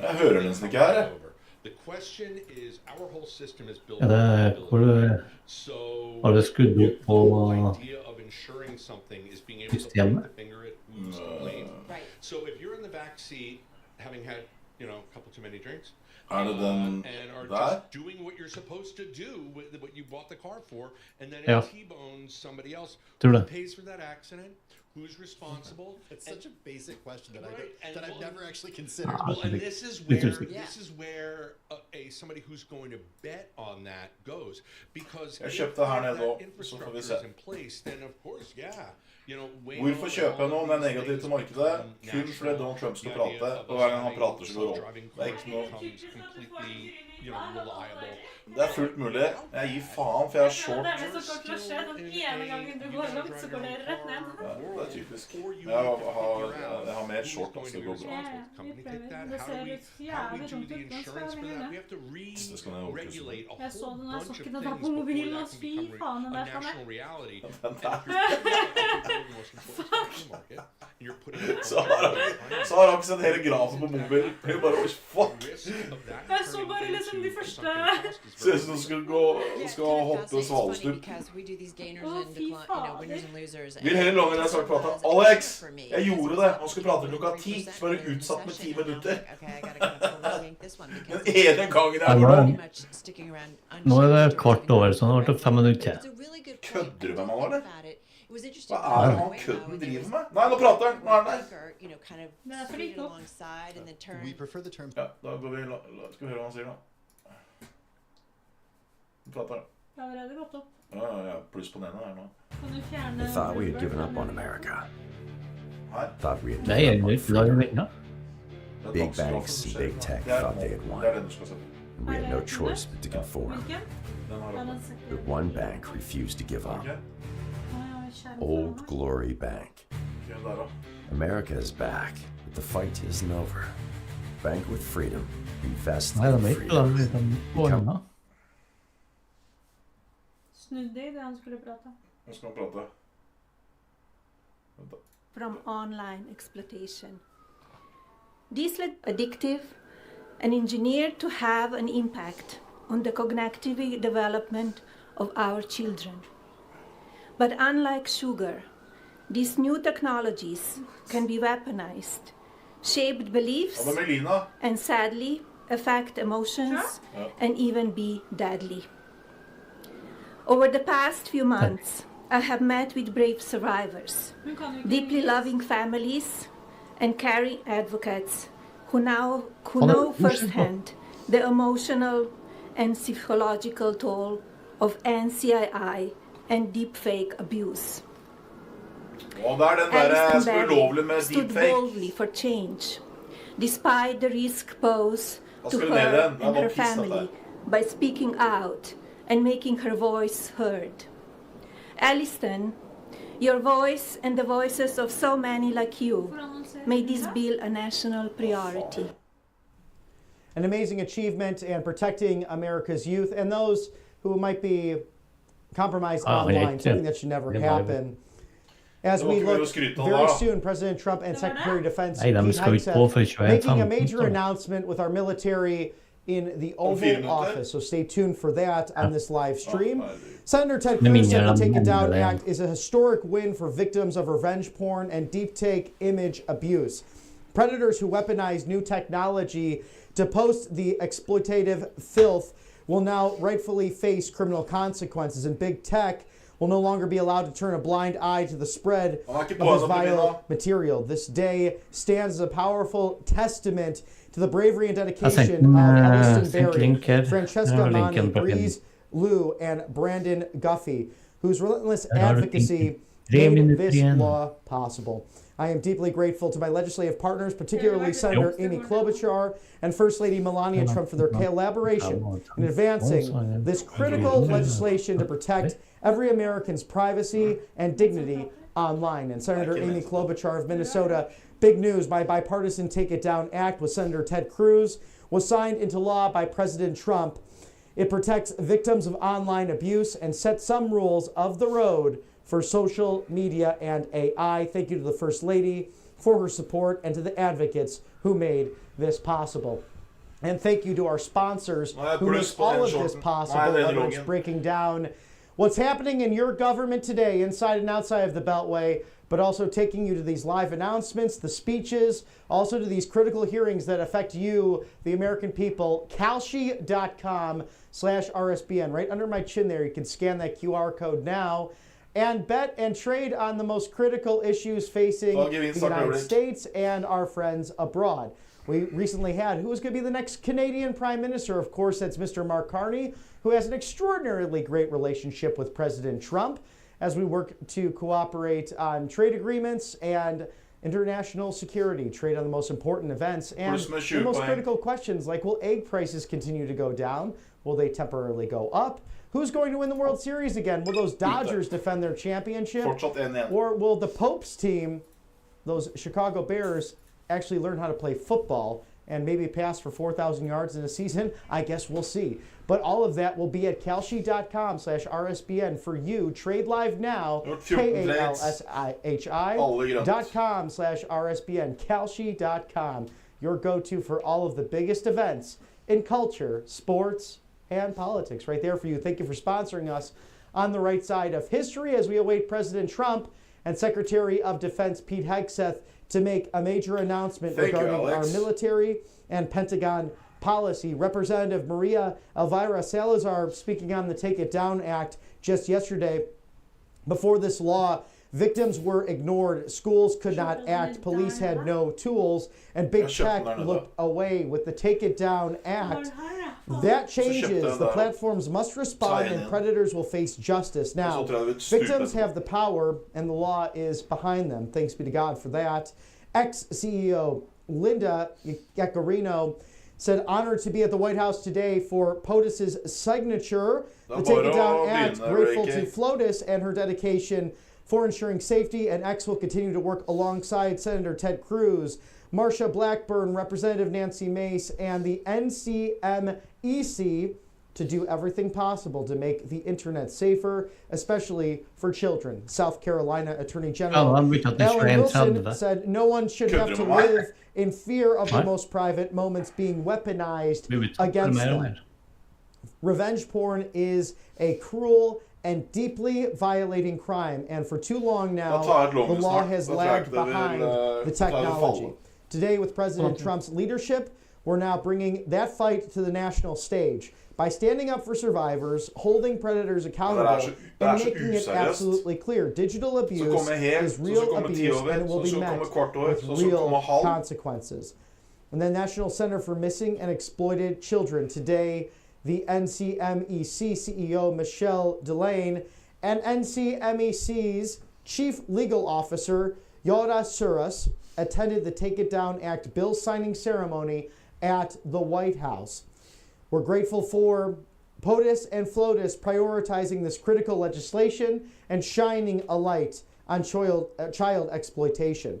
This groundbreaking new law closes a dangerous gap by targeting the distribution of both real and digitally altered exploitative content involving children. That content is a dangerous thing for those who fall outside existing CSAM definitions and requires social media platforms to take this imagery down. As the congressionally designated National Clearinghouse on Missing and Exploited Children issues, we will continue to work with Congress and the administration to identify evolving threats in child sexual exploitation and look forward to continuing our work together to protect children online. And thank you for all your work there. The National Organization for Women President Christian F. Nunez announcing that yesterday President Trump's signing of the bill, the Take It Down Act, the first bipartisan legislation that zeroes in on one of the most pernicious threats to women's health and safety, the theft of our bodily autonomy through deepfake images used to harass and exploit women and girls. Today signing shows how much can be done when we get out of the silos that separate us from issue to issue and work together on the values we have in common goals that do unite us as Americans, despite those differences. When it comes to protecting women and girls from online abuse, this work is just beginning. Senator Marsha Blackburn of Tennessee, I am pleased to be at the White House to witness the signing of the Take It Down Act, which will criminalize the distribution of non-consensual intimate imagery. I will be working to get the Kids Online Safety Act to President Trump's desk next to hold big tech accountable for failing to protect innocent children from online harms. And Senator Shelley Moore Capito of West Virginia, I am proud to be an original co-sponsor of the Take It Down Act. This important legislation will protect victims of the digital exploitation by making non-consensual explicit images shared online against the law. Thank you to FLOTUS for your work on the issue and POTUS signing it into law just yesterday. And Senator John Cornyn of Texas, I was honored to join POTUS and FLOTUS at the White House today for the signing of the Take It Down Act. This bill will help punish predators and protect kids from exploitation by requiring online platforms to remove explicit images, including AI-generated deepfakes, within 48 hours. Happy to see this common sense bill signed into law. Senator Catherine Cortez Masto of New Mexico, I'm glad President Trump signed our bipartisan Take It Down Act today. Det ganske latterlig. Vi sa nå går vi long fordi Donald Trump skal prate, og så går faen meg markedet opp. 21-2, 21-21-2. Den går opp 70 poeng. Altså, det her bare sånn helt tullete. Selv om vi tjener penger på det, så ikke dette et marked som optimalt. Ass. Det skal ikke være sånn. Det alt for mye botter som ødelegger markedet nå. Det skal ikke være mulig. Det skal ikke være så lett. Nå må vi kjøpe fordi Trump skal prate. Altså, det blir for lett. Det skal ikke være sånn. Jeg håper folk svelger og taper alt. Det blir for dumt. Det skal ikke være sånn. Nå har du penger.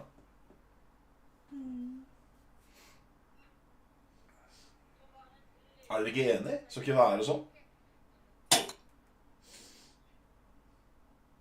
Nei, så lett skal det ikke være.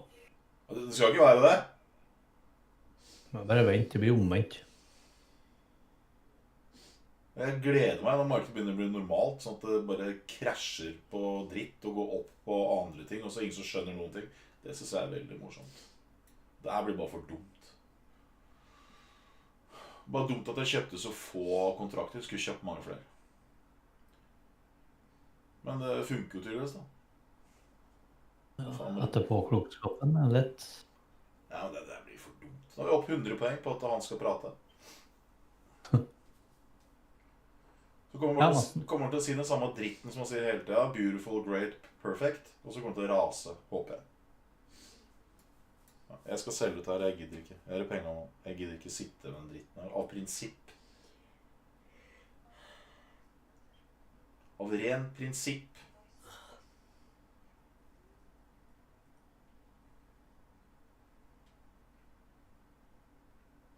Verst at den må gå enda høyere ut.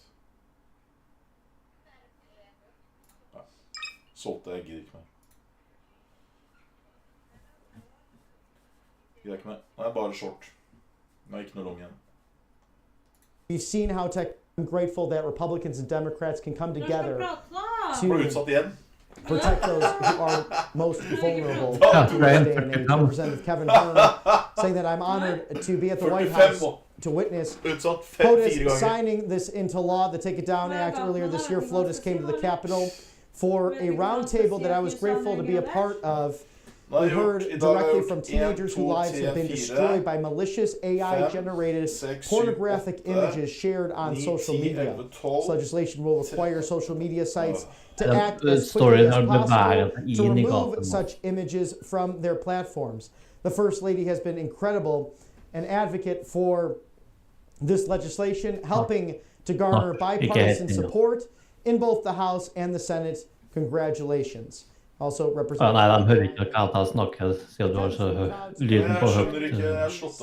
Of the Take It Down Act as a Pennsylvania state representative, I helped to lead efforts to remove harmful deepfake images. Now, this law takes the fight nationwide and protects young people throughout our nation from AI-generated online exploitation. Representative Nancy Mace from South Carolina.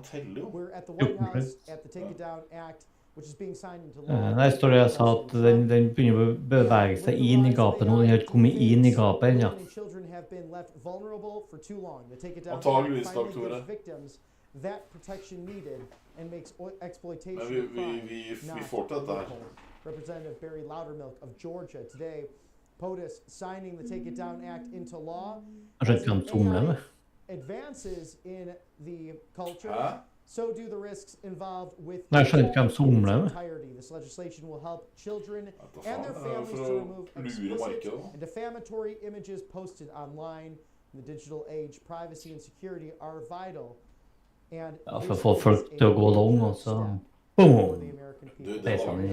Congressmen, senators, professionals that work hard to protect those who would be exploited online.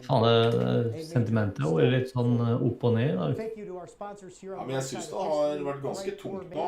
Du ser selv om Tesla har vært opp 3,5%, så har markedet falt, totalmarkedet. Nvidia ned med 1,5%, nesten day low. Apple ned med over 1,5%. Det ganske mye altså, på Apple. Apple bare ikke rører på seg det hele tatt. So important to get your day started in a wonderful way. You can also take this in the evening if needed. Men vi skulle ha falt for en uke siden, with code RSBN by visiting mybrightcore.com/RSBN or call 888-720-0936 to receive an additional 25% off, so that totals 50% off in savings. Again, code RSBN. Visit mybrightcore.com/RSBN. Må da trade inn litt grann på på shorttapet nå? Jeg? Ja. Nei, ikke så mye, bare litt. Men jeg hentet inn nå på, siden i går og dag, så har porteføljen min hentet seg inn med nesten 13 000 kroner. Men det er fordi det har falt i tidlig, da. Men jeg klarer også å hente inn tap. Hvis jeg trener som jeg gjør nå, så henter jeg hele tapet mitt i løpet av 14 dager. Sånn ish. Da henter jeg alt. Jeg gjør det fortere hvis jeg har større posisjoner, men jeg tør ikke gjøre det helt annet. Jeg vil heller gjøre mange transaksjoner med litt sånn smått, litt sånn forsiktig.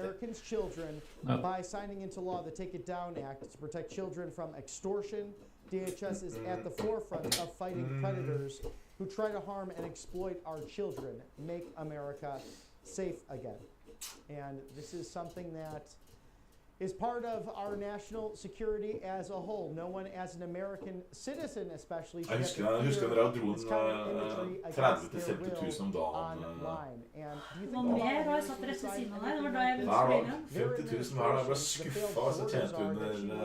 appointed as under the AutoPen failed to detect over 300,000 innocent children who went missing, and fortunately the services at hand, whether they be Border Patrol, the ICE agents, Det er litt hyggelig at kunden vil jeg er mye med safe-flippen, men we had an administration for 4 years who put America at risk in so many different ways, and that really was on the forefront of my mind just last week. With those great deals signed in the Kingdom of Saudi Arabia to Qatar, to the United Arab Emirates, with the Majesties hosting the United States delegation.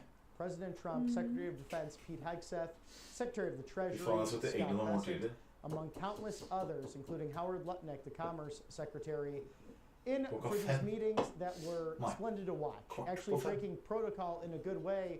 President Trump being greeted by the leaders, the crown princes, the royal courts of extraordinary nations who are modernizing. If you saw what was there last week, beautiful palaces, you could see President Trump looking at the ornate gold and the marble saying, wow, these are beautiful. And I think something can hold up to them, and that's that beautiful Mar-a-Lago, the southern White House in the beautiful sunshine, free state of Florida, but a successful trip. Just the thing that was on my mind with all of that, the fact that AutoPen was not in charge.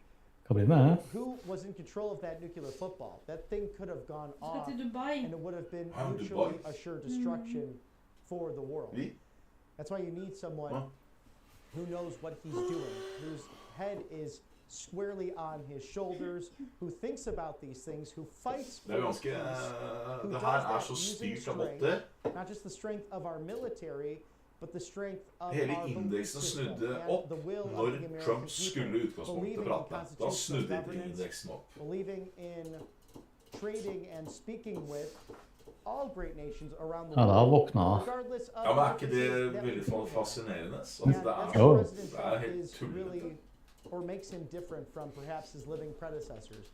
Det har ingenting med noe å gjøre. Det er bare sånn det går opp for deg å prate. Jeg gleder meg når det begynner å ramle når han åpner kjeften sin og folk skjønner at oi, shit, det er bare prat. Ser ut som linselus bak deg.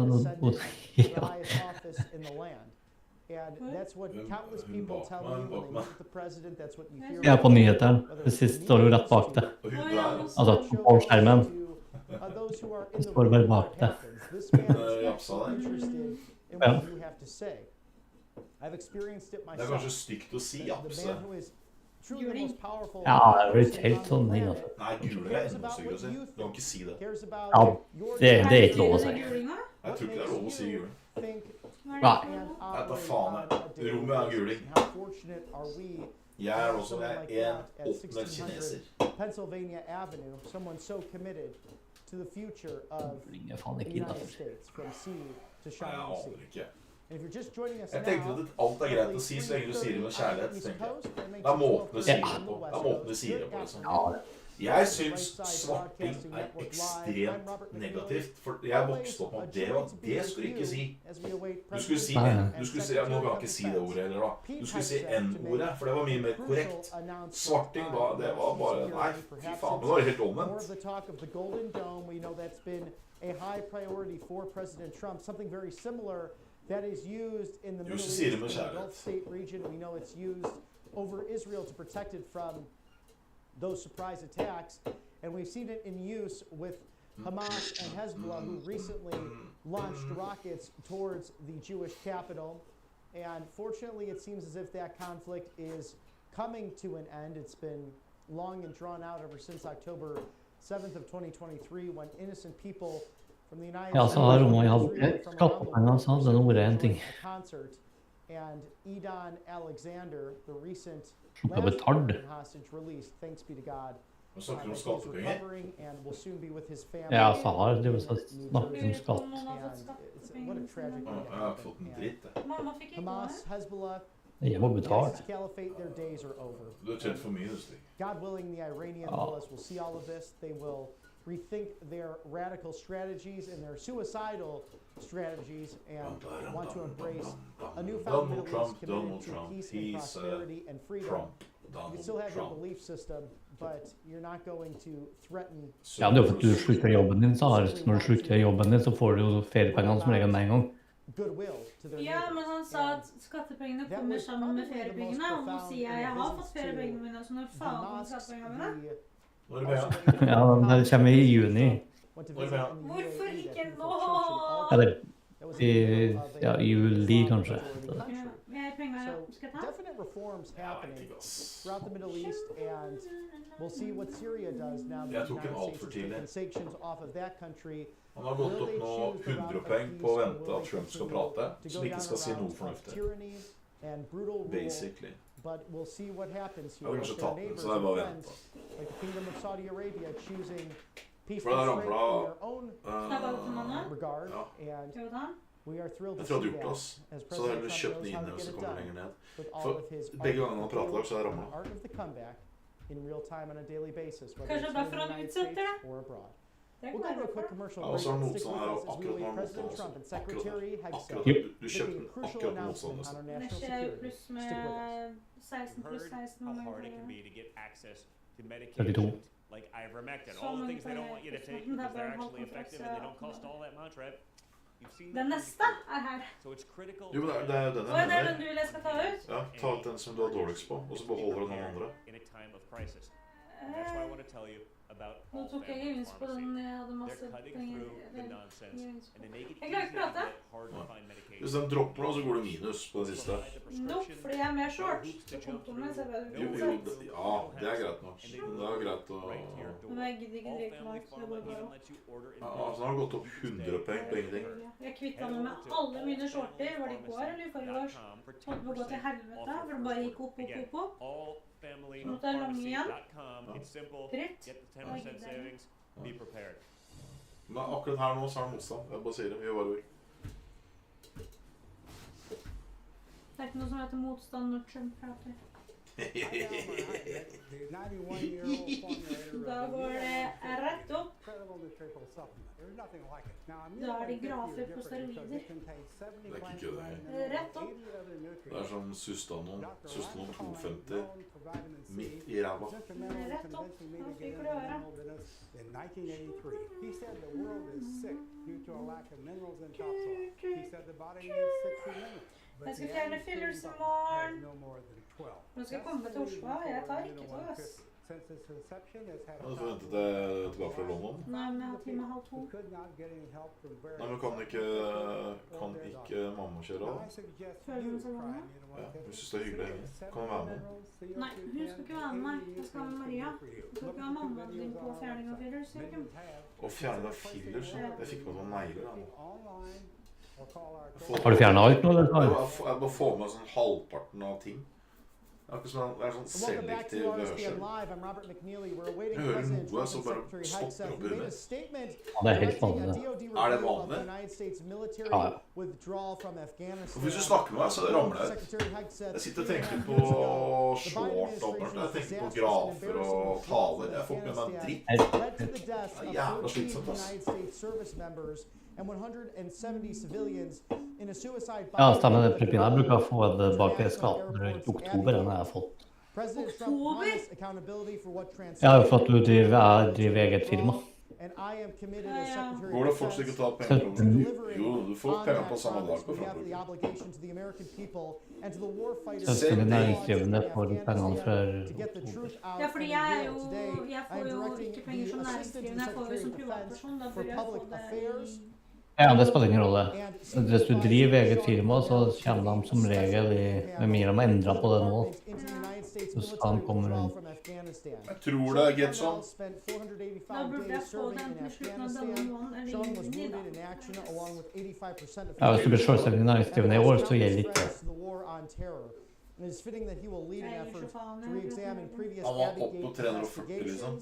conducted by U.S. Nå blir det neste år. in the Biden administration. In addition, Lieutenant Colonel Stuart Scheller, a combat decorated Så han hater Trump. spoke out about Ja, det ser jeg. Afghanistan withdrawal, and Du Jerry bare fuck it. Donahue, Taper så an taper author, jeg. journalist, and investigator who helped lead the House Foreign Affairs Committee's investigation into the Afghanistan withdrawal, will serve on the special review panel. Sean and his team will look at the facts, examine the sources, interview witnesses. Jeg synes Trump er artig. Jeg liker mye av det han står for. Jeg synes mye av det greiene markedet går opp av bare tull. Jeg synes Trump er 10 000 ganger bedre enn Biden. Så når jeg sier det jeg sier om Trump, så er det bare på grunn av måten han styrer aksjemarkedet på.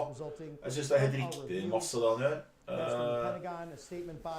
Jeg liker veldig mye av det Trump sier. Det er bare en ting som han sier som påvirker markedet jeg ikke liker. Så jeg har ingenting med han som president å gjøre. Get ready, folks. Get your seatbelts buckled because justice is coming, and some people deserve to be in jail. Så jeg har ikke noe mot Trump i det hele tatt. Jeg bare hater måten han manipulerer markedet på. Det er det eneste jeg sier.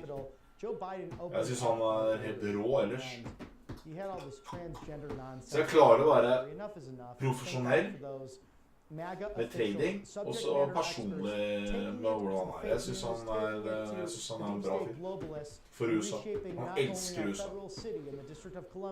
Tenk hvis vi hadde hatt en sånn statsminister i Norge, som elsket Norge. Det hadde ikke gått. Our nation is back. It's a golden era, and it's an honor to cover it all for you. Jonas Gahr Støre som selger faen meg hele Norge til alle kinesere og alle. Solgte faen meg ubåtbase til en faens russer. Det er sjukt. Det er kluss. Jeg må hente noen Spinol, ass. Ja, vi skal ha sånn Birken. Hva har du sagt det? I en Stig sa Birken.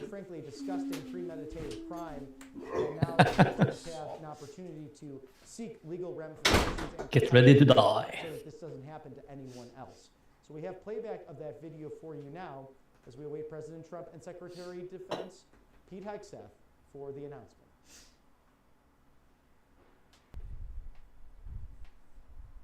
Ja, vi får se. Sahara driver og skriver. Jeg holder på. Har du tatt ut alle filler sammen nå, eller? Du sitter med beina oppå veggen. Jeg fikser blodsirkulasjon i beina med. Jeg stopper beina hele dag. Jeg skal ta feite leggere. Tror det ikke, altså. Jeg tenkte jeg skulle...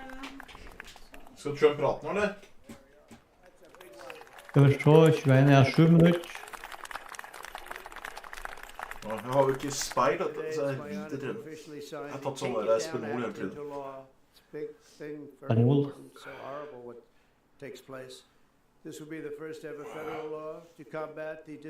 Han prater nå! Imaginary, posted without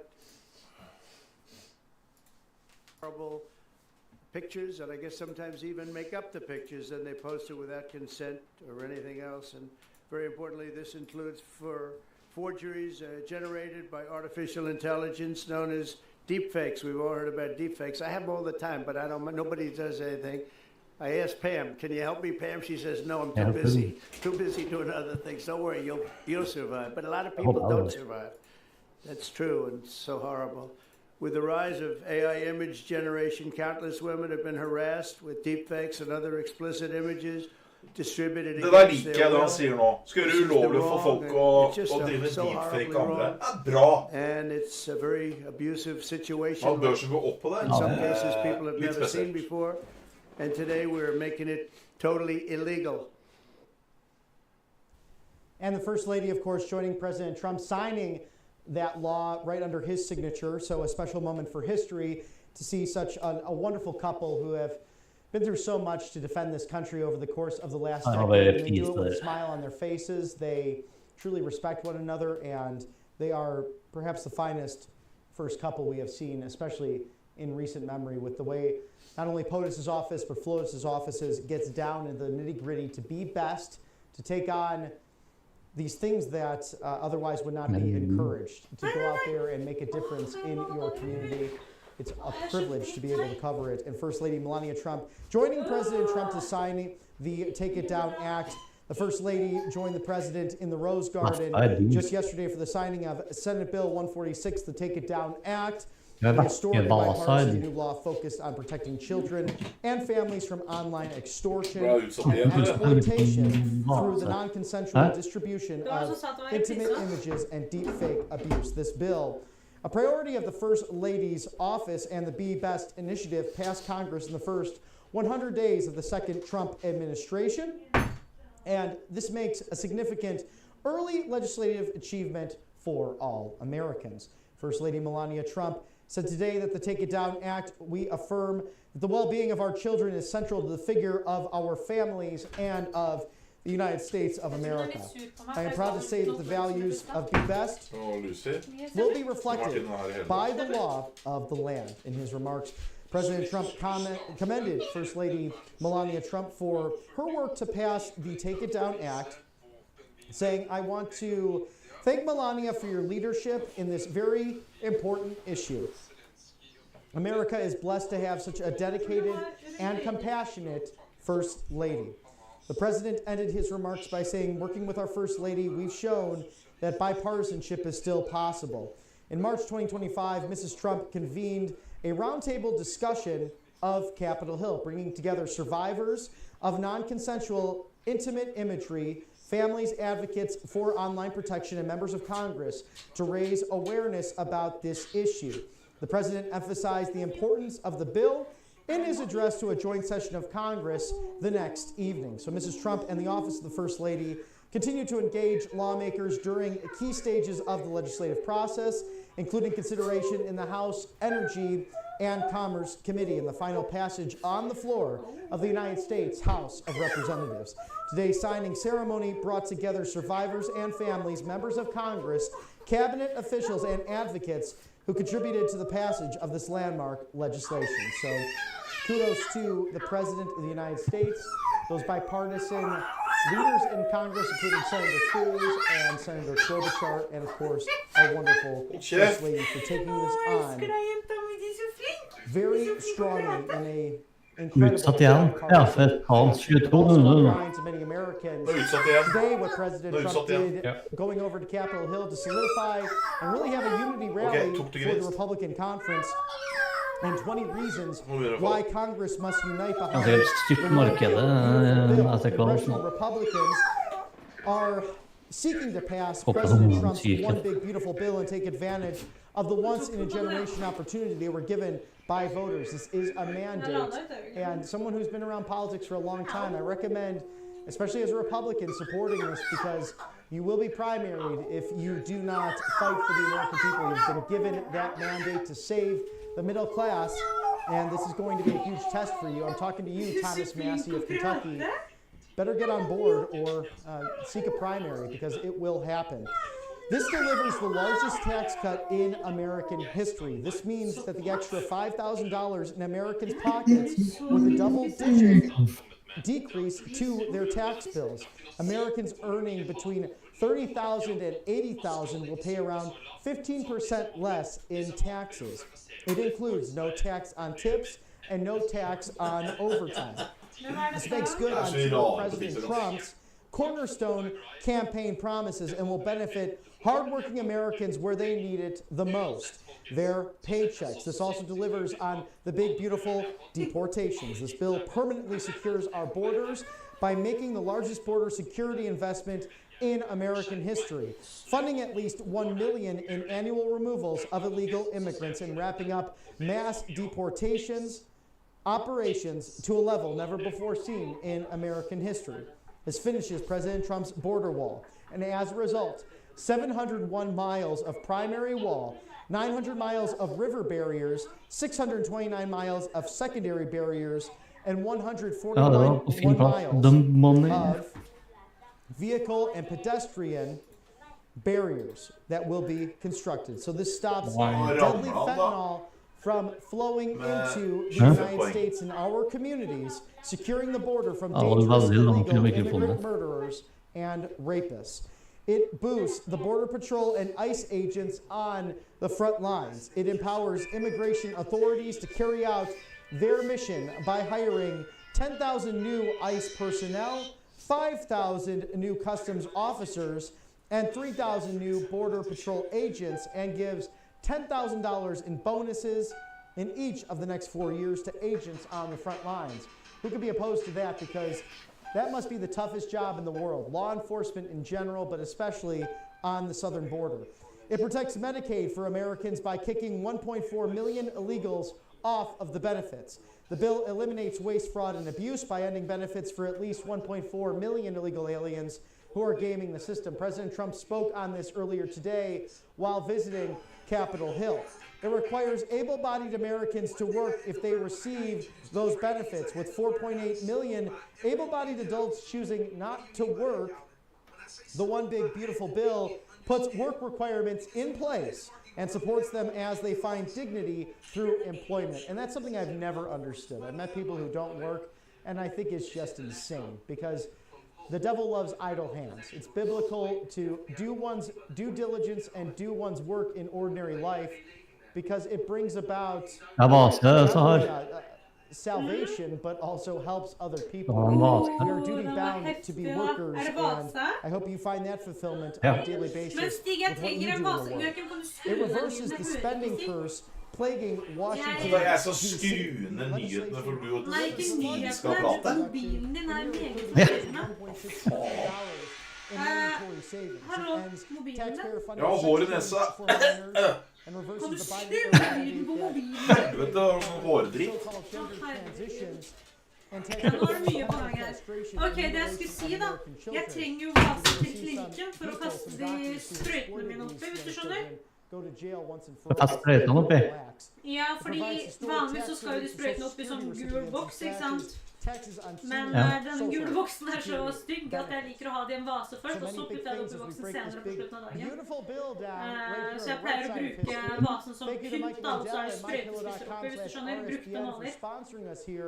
Og jeg brukte det nå da. Jeg har brukt det nå, så jeg trenger en vase. Den her var jo dritkul. Det er så fett. Se. Det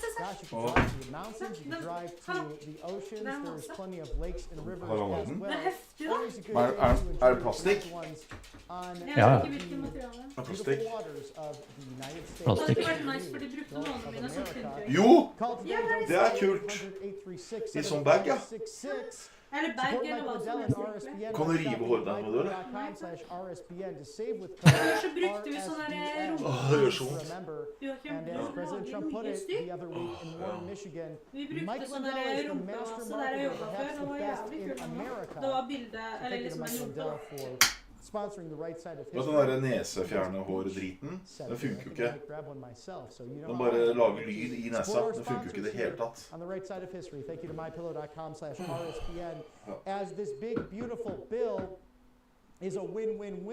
vasen har gått til 5 meg. Hvor mye kostet den? 75 000. Ikke mer, nei. This bill will give Americans permanent tax relief. Ja, det er sånn neseklipper med batteri, vet du. Kan de pinse? Sjekker dritt. Hæ? It finally modernizes air traffic control, fulfilling President Trump's Ja, det gjør så mye. Jeg falt i tårer. Jeg har fått så jævla mye som går i nesa. And efficiently. This will allow President Trump to update our air traffic control systems and act where the Biden administration failed despite all of the warnings, especially from the DEI hire himself, Pete Buttigieg. I hope that Nå skal Trump prate. Bli ferdig. He wants to be president of the United Nei, States. du kødder klokka snart 10. Da stenger børsen. Skal han prate etter børs? Er det planen hans? Ja. Han skal overalt. Da skal han si noe som ikke er populært. Green New Scam. The legislation repeals or phases out every green corporate welfare subsidy in Democrats' so-called Inflation Reduction Act. Immediately stops credits from flowing to China and saves taxpayers $500 billion a year on average, reversing electric vehicle mandates that let radical climate activists set the standards for American energy. And how curious has it been how conservatives are defending Tesla because they believe in freedom of choice, freedom of speech, as Elon Musk does, and now the green crazies out there will go and kick a Tesla or two because they don't believe in private property. That's what it really boils down to. And I've seen it on the campaign trail myself. Gosh, I mean, even running for office, sometimes people kicking down signs or taking them out of people's yards. I would never do that, even if I disagreed with why it was up in the first place. I believe too much in the First Amendment.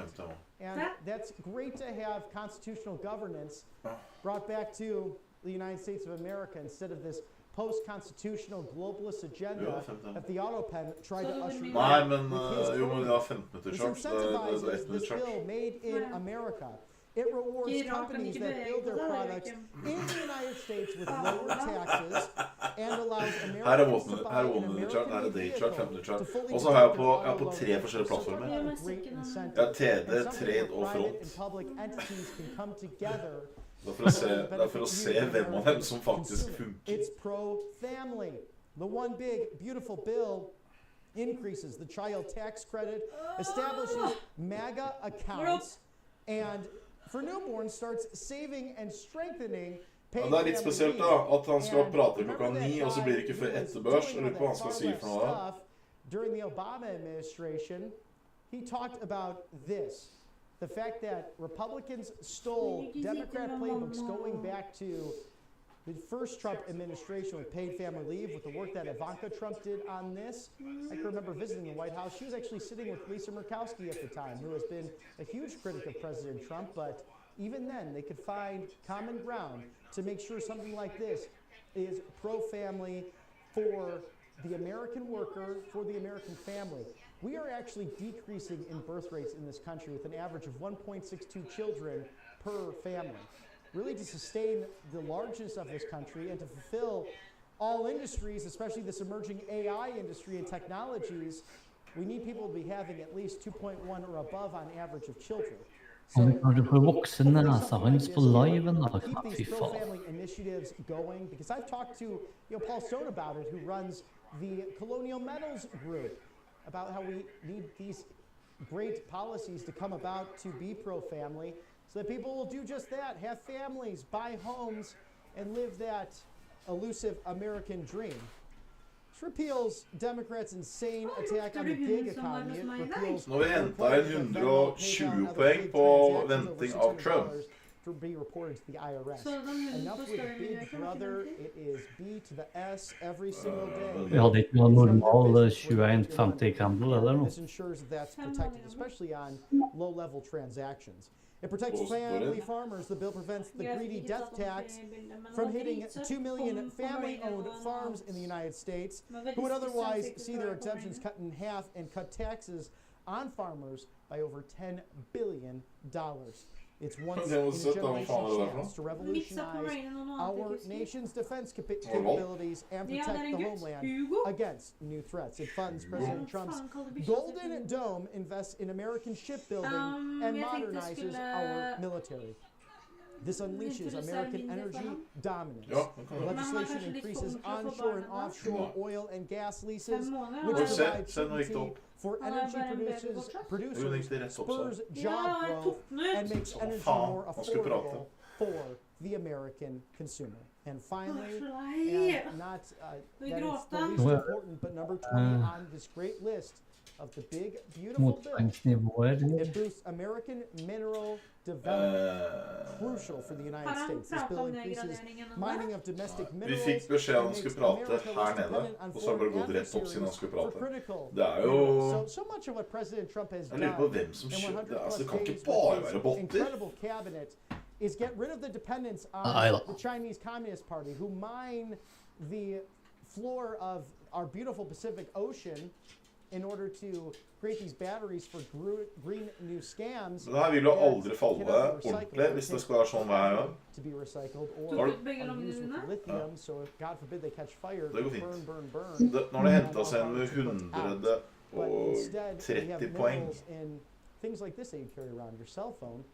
And computer materials and things we use on a daily basis. So part of the deals with the Ukraine that President Trump brokered in its totality and finality, going back to Pope Francis's funeral at the Vatican, if you remember. Jeg bare sier det, sånn et normalt marked så skal det være mulig. Bringing those two chairs together. Ikke hver gang han prater det. For han kan jo gå ned selv. Just hammer it out and get that done, in turn ending this awful war that took place by Vladimir Putin's invasion of the Ukraine.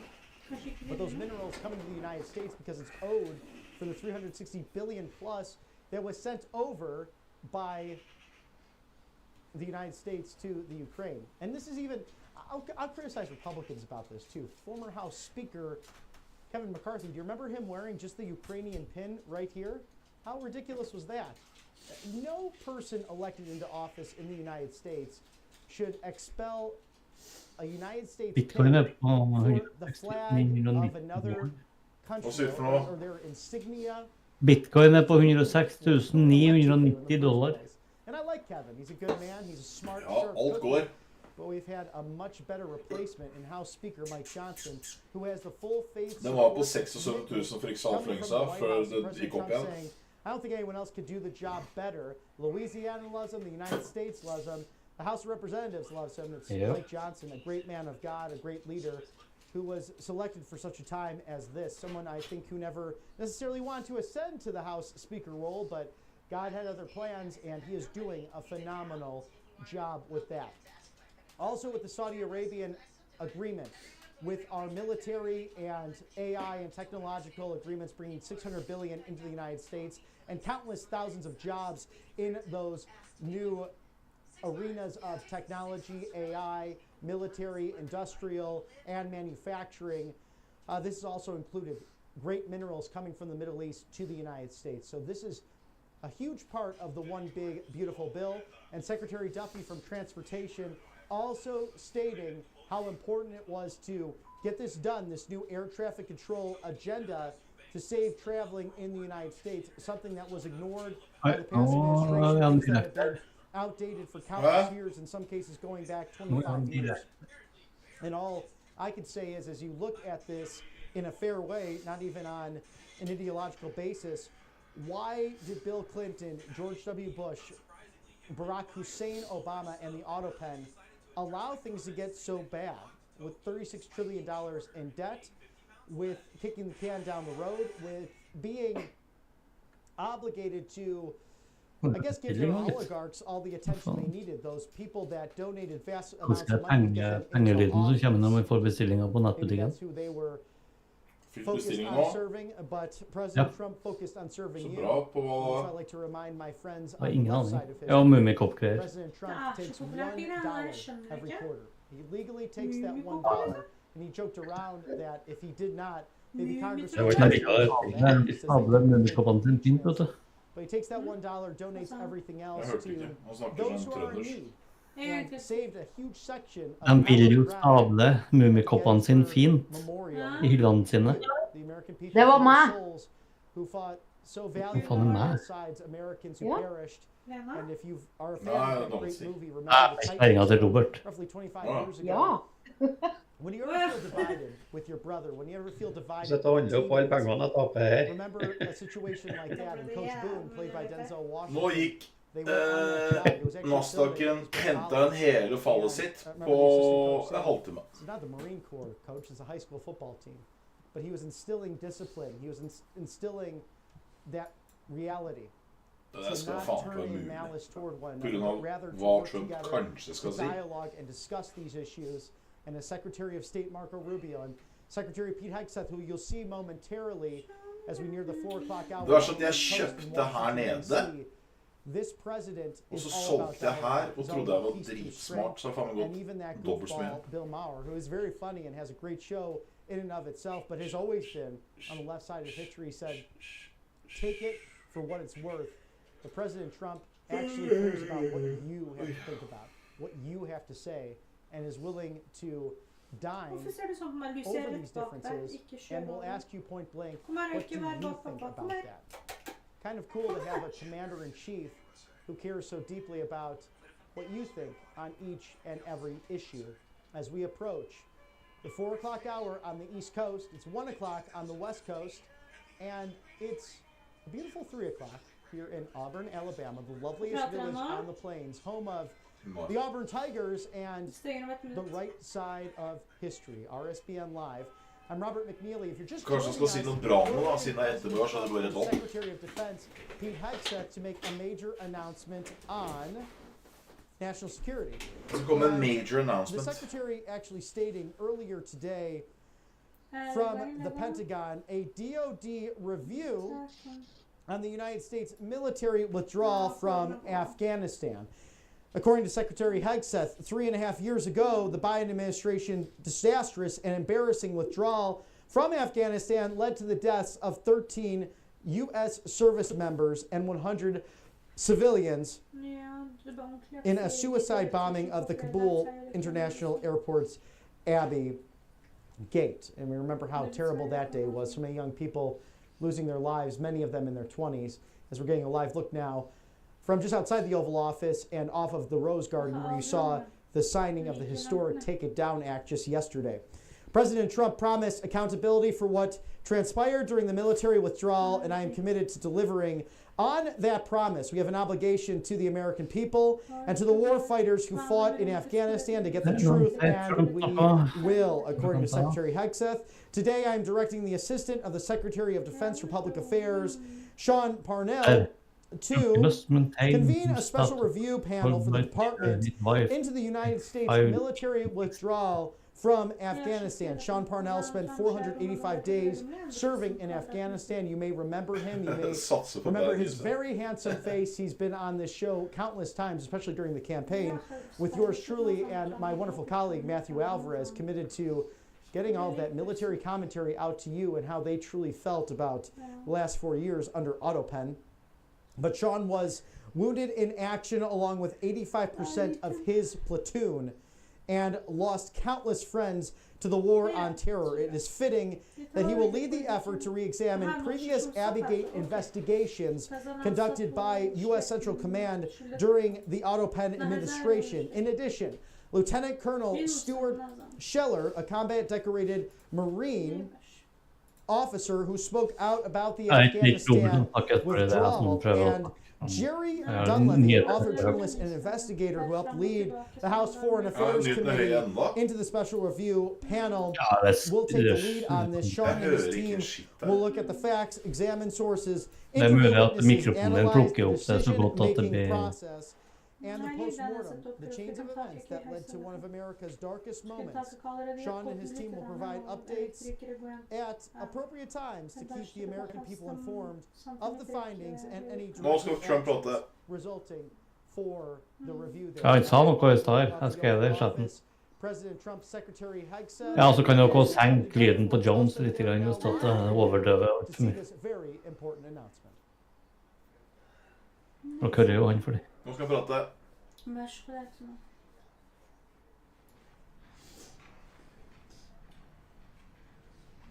Det er bare tredje gang han er på live på TV i dag.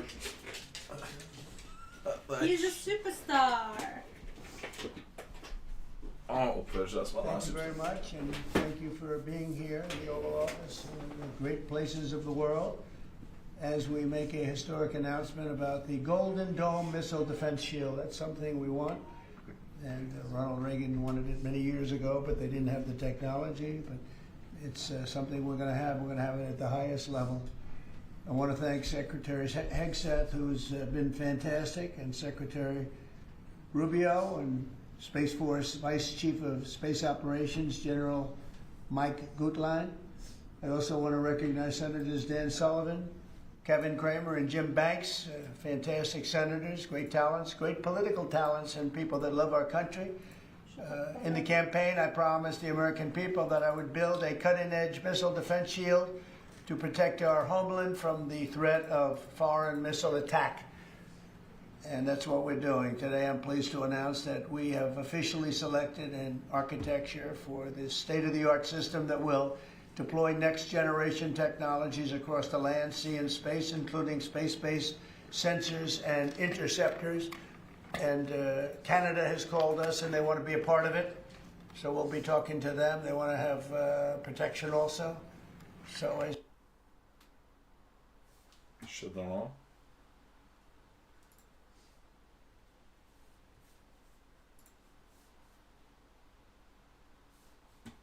Alt bare lukka seg med.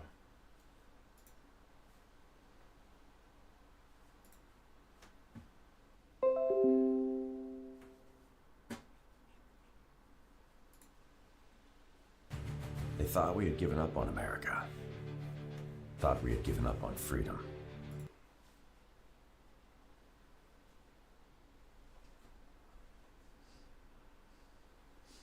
Which is incredible when you think of it, you're shooting bullets out of the air. I'm also pleased to report that the one big beautiful bill will include $25 billion for the Golden Dome to help construction get underway. That's the initial sort of a down deposit. And we have probably, you're talking about, General, we're talking about $175 billion total cost of this when it's completed. This afternoon, I'm very honored to have been the one that helped to have really created Space Force. Space Force has turned out to be a tremendous success. We were third in space, and now we're #1 in space by a lot. It's not even close. And Mike is a 4-star Space Force general, the recipient of the Defense Distinguished Service Medal, one of the most respected people in the world having to do with defense. You know, we have offense and we have defense. I'll bet he's good at offense, too. And he has an unmatched background in missile warning technology and defense procurement. General Gutlein also knows that we need to move fast. No one is more qualified for his job, and everybody, this was a universal acceptance of General Gutlein. Everybody that knows him and knows everybody else, they said there's only one man for the job, so I have a feeling we have the right guy. But now I'd like to invite Secretary Hegseth and the General to please say a few words and describe the system a little bit. And we appreciate you being here. And the press has really been very fair over the last period of a couple of months. I don't know what happened to you. It was so much more exciting the other way. But you've been very, very fair. We have very high poll numbers, the highest we've ever had. And I think we're doing a great job. We had a tremendous trip to the Middle East, as you know. It was a really amazing trip. And now I came home, and this is the one I was really looking forward to this day, because this is very important for the success and even survival of our country. It's a pretty evil world out there, so this is something that goes a long way toward the survival of this great country. And as I said, we'll be discussing Canada. They want to hook in, and they want to see if they can be a part of it. That sort of makes sense. I guess that's what I was talking about from day one. You know, it just automatically makes sense, and it won't be very difficult to do, but they'll pay their fair share. Thank you very much, everybody. And Pete, go ahead. Sure. Well, Mr. President, add this to the long and growing list of promises made and promises kept. Ultimately, this right here, the Golden Dome for America, is game changer. It's a generational investment in the security of America and Americans. Mr. President, you said we're going to secure our southern border and get 100% operational control after the previous administration allowed an invasion of people into our country.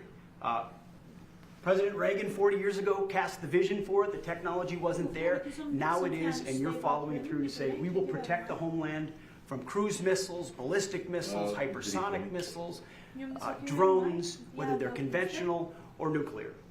And it's not lost on me, sir, also that you had the vision to start the Space Force, and here we are. When the others said we didn't need it, Here we are in the Oval Office with one of the leaders of the Space Force in General Gutlein, leading the charge on putting in place a game-changing Golden Dome for America. So, sir, it's an honor to be a part of this bold initiative. We're going to get to work on it. We have been since you signed that executive order on January 27th. We've been fast forward on this. We're here on this day, and this is just one stop in delivering this defense of the homeland, which is something you've charged us with doing, and we'll keep going until it is complete, sir. Thank you, Pete. Pete's doing a great job, by the way. Thank you very much. General, please. Mr. President, today is a great day for the nation as we double down on protection of the homeland. As you're aware, our adversaries have become very capable and very intent on holding the homeland at risk.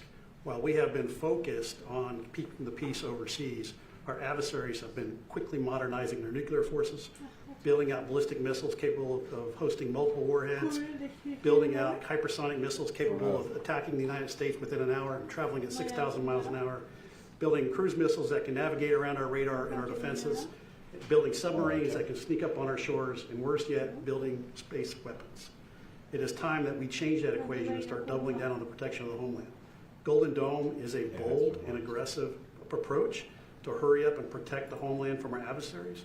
We owe it to our children and our children's children to protect them and afford them a quality of life that we have all grown up enjoying. Golden Dome will afford that. I greatly appreciate your trust in me and your nomination in me and your trust in the team to deliver this. It is a great day for America. And also, very importantly, it's we're the only ones that have this. We call it super technology. Nobody else has it. And nobody else has really near what we have. So this is a very exciting project. This is something that will, the general said close to 100% protection, so that's something we need. I think it's a very, and everything's going to be made in the USA, by the way, very importantly. So it's something that I've been looking forward to for a long time. And I just noticed you two, Jim, you're standing there, and behind you is a very important document, Declaration of Independence. And that was in the vault for many decades right under this area. They have vaults with pictures on top. You have Abraham Lincoln. You see that was the original Abraham Lincoln, the original Washington. And does everybody know who the middle was? General Grant. And so it's very exciting. You look over here, and above Ronald Reagan, you have Thomas Jefferson. That's Monroe from the Monroe document. And you know who that is, right? Andrew Jackson.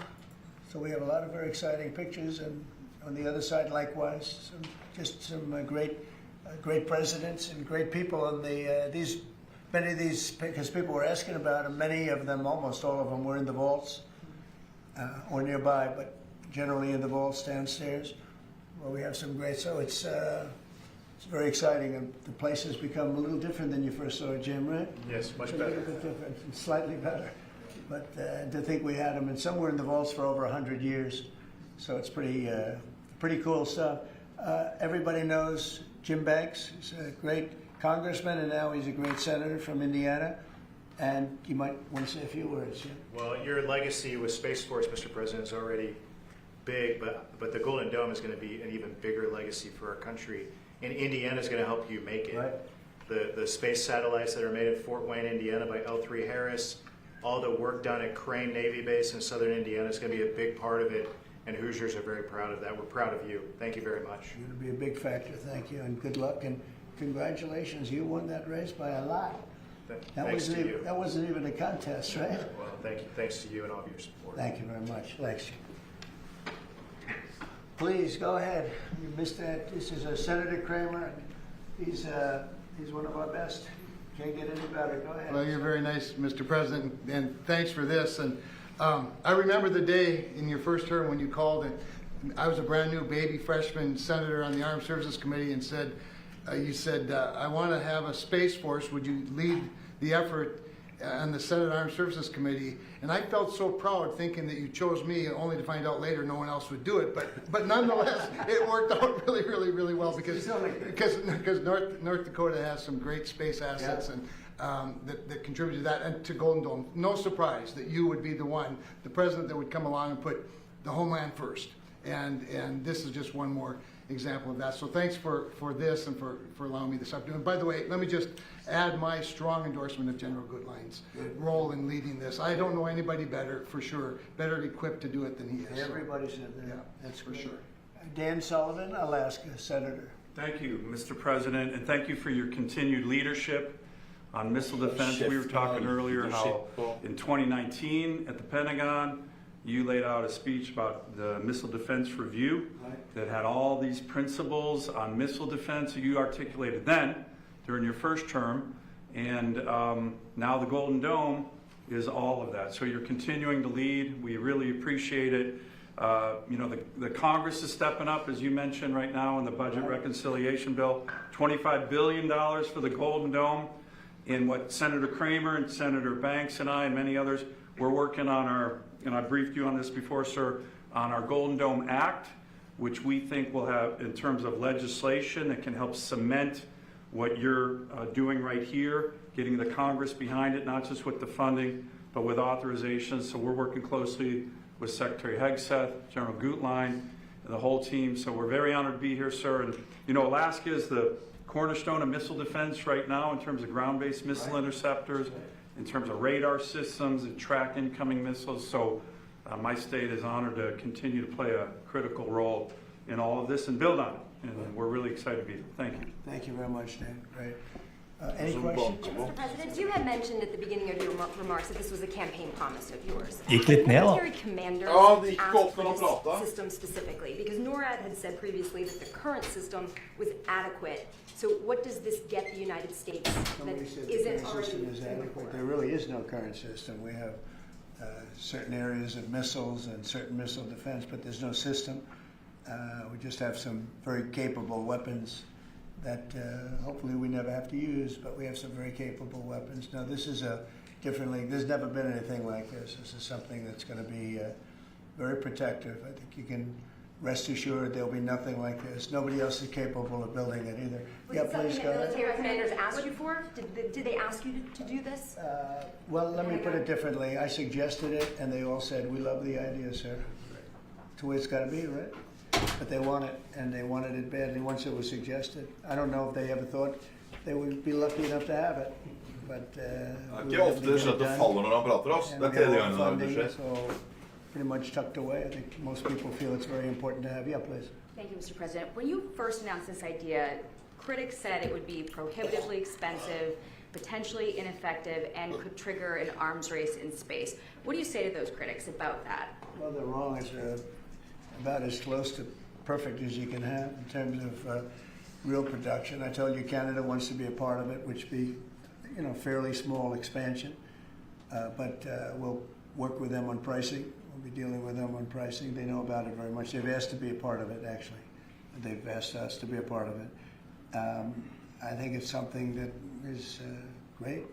If you can afford to do it, we can afford to do it. You know, we took in $5.1 trillion in the last 4 days in the Middle East. And when you think about it, this is a tiny fraction of that.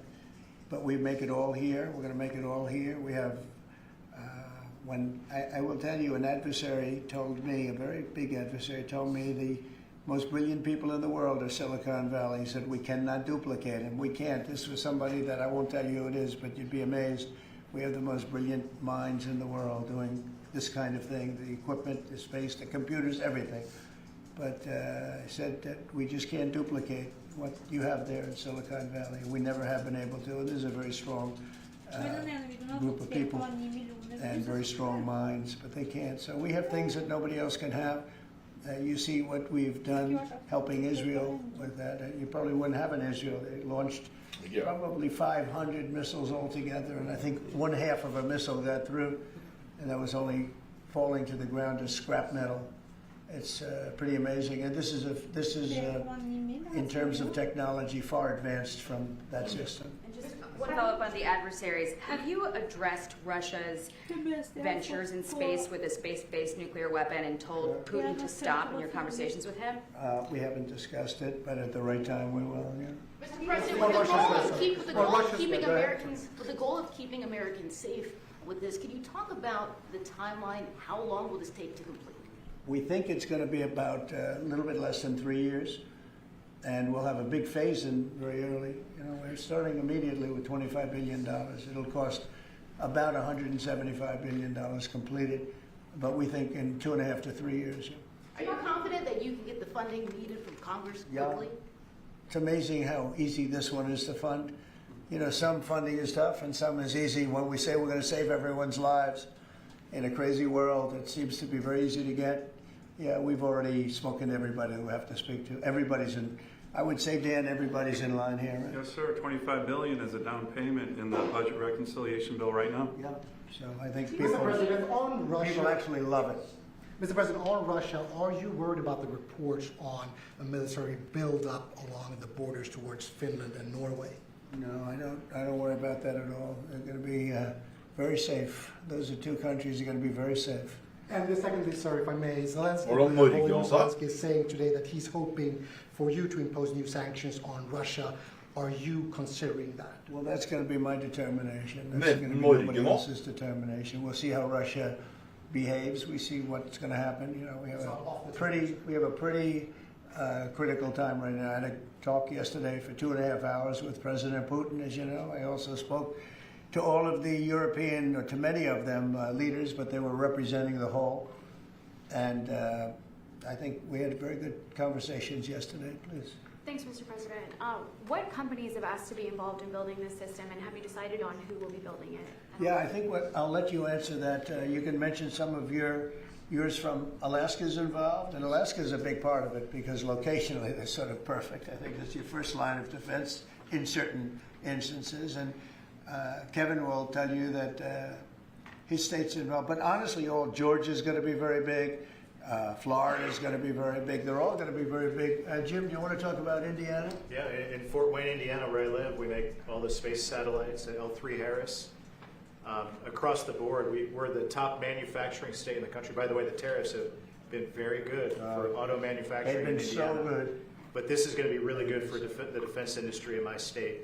And there's so much money involved here. There are going to be a lot of American companies involved in making the Golden Dome You might possible. also say, you're talking about the tariffs, he has some of the biggest auto plants in the world moving into Indiana, only for one reason, maybe two reasons, November 5th and the tariffs, okay? Yes, sir. But the tariffs have driven tremendous business into this country, but you have one of the biggest in the world being built. The Honda Civics, Right. the new Honda Civic made in Indiana. GM has added jobs. Eli Lilly moving pharmaceutical manufacturing from China to the United States, $27 billion. You go on and on with good news in Indiana and across the country because of the tariffs. Our country was cold as ice a year ago, and now we have the hottest country in the world. This is the hottest country in the world, nobody even close. If you look at even this last trip that I made, the respect that is paid to our country. We went from being laughed at all over the world, and now we're the hottest country in the world by far. Dan, go ahead, please. Yes, sir, Mr. President. I think when you look at the system that you've laid out, it's an idea in your executive order of a layered defense. So you have initial ground-based missile interceptors, which are made by some of the big defense companies, Lockheed, Martin, Raytheon. But the beauty of your vision, Mr. President, is that it's layered, it's open architecture, and it goes up into space. So this is going to be some of the new defense tech companies that are very interested in it and can bring missile defense at a cost that I don't think, you said it, Mr. President, is unimaginable in terms of how much lower the cost is. So it's all across the board in terms of companies. Senator Kramer and I just met with a bunch of them last week that are interested in this. And you said it earlier, Mr. President, our technology sector is head and shoulders above any other place in the world, and they're going to be a key part of this, and I think that's why it makes it so exciting. Mr. President, I think one of the things that's, and you alluded to this, the new autonomous space age defense ecosystem is more about Silicon Valley than it is about big metal, right? And so what's exciting about this is it makes it available to everybody to participate, to compete. Big companies, mid-sized companies, small companies, but General Gutlein is the perfect person, again, to sort all that out because he understands how it has to work together ultimately. And Pete, maybe we'll close with you. We've been discussing this for a long time. Peter and I used to discuss it when I was going to go on a show that he did very well and had tremendous ratings, but all he wanted to talk about was the military. He didn't want to talk about anything else. We used to talk about this. How about you closing it out? Yes, sir. I mean, like I said, without your vision, willing to say and do things when other people wanted to look away and pretend like the threat didn't exist, or be focused on foreign adventurism and some other threat that we've been told is affecting us. When you looked at the data, sir, from Russia to the Communist Chinese and their capabilities, what they're trying to do to supersede us and threaten us, how do we find the best innovators, the best military leaders, the best companies, tech companies? You mentioned open architecture, that's exactly right. So multiple companies can pour into this, sir. It's a layered defense, so if you miss at one, you catch at the next. And it integrates existing technologies that can speak to each other, so it moves quickly while also investing in further ranging space-based interceptors. So our enemies, our adversaries are going to pay a lot of attention to this, just like they have to President Trump from day one. So you're defending the homeland, defending the American people. It's going to benefit my kids, grandkids, all of ours in this room. So thank you for your leadership, and we're going to charge ahead as fast as we can. Very good. Great job, everybody. Thank you. Thank you very much. Elon Musk be a part of this, Mr. President? Thank you, Press. No cuts. No cuts to Medicaid. No cuts to Medicaid. Thank you.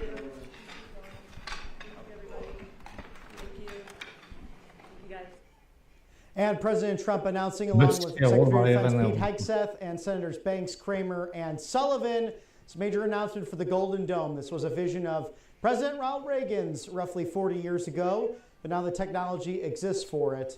And thank God President Trump in office, in conjunction with our outstanding military, a golden era for a Golden Dome. And I love each and every day looking into that Oval Office with new accessories. I think Benjamin Franklin's bust is now one of the newer ones right next to the Resolute desk. Thank you to our sponsors. On the right side of history, Colonial Metals Group. Paul Stone, the CEO, would like you to scan that QR code now. Shield your savings today. Because if you go to freegoldguy.com/RSBN, it details with no obligation just how gold and silver can become part. Hva var hele den der pressekonferansen her? Var det liksom forsvarsdome, liksom, eller? Ja. Skjønte ikke en dritt.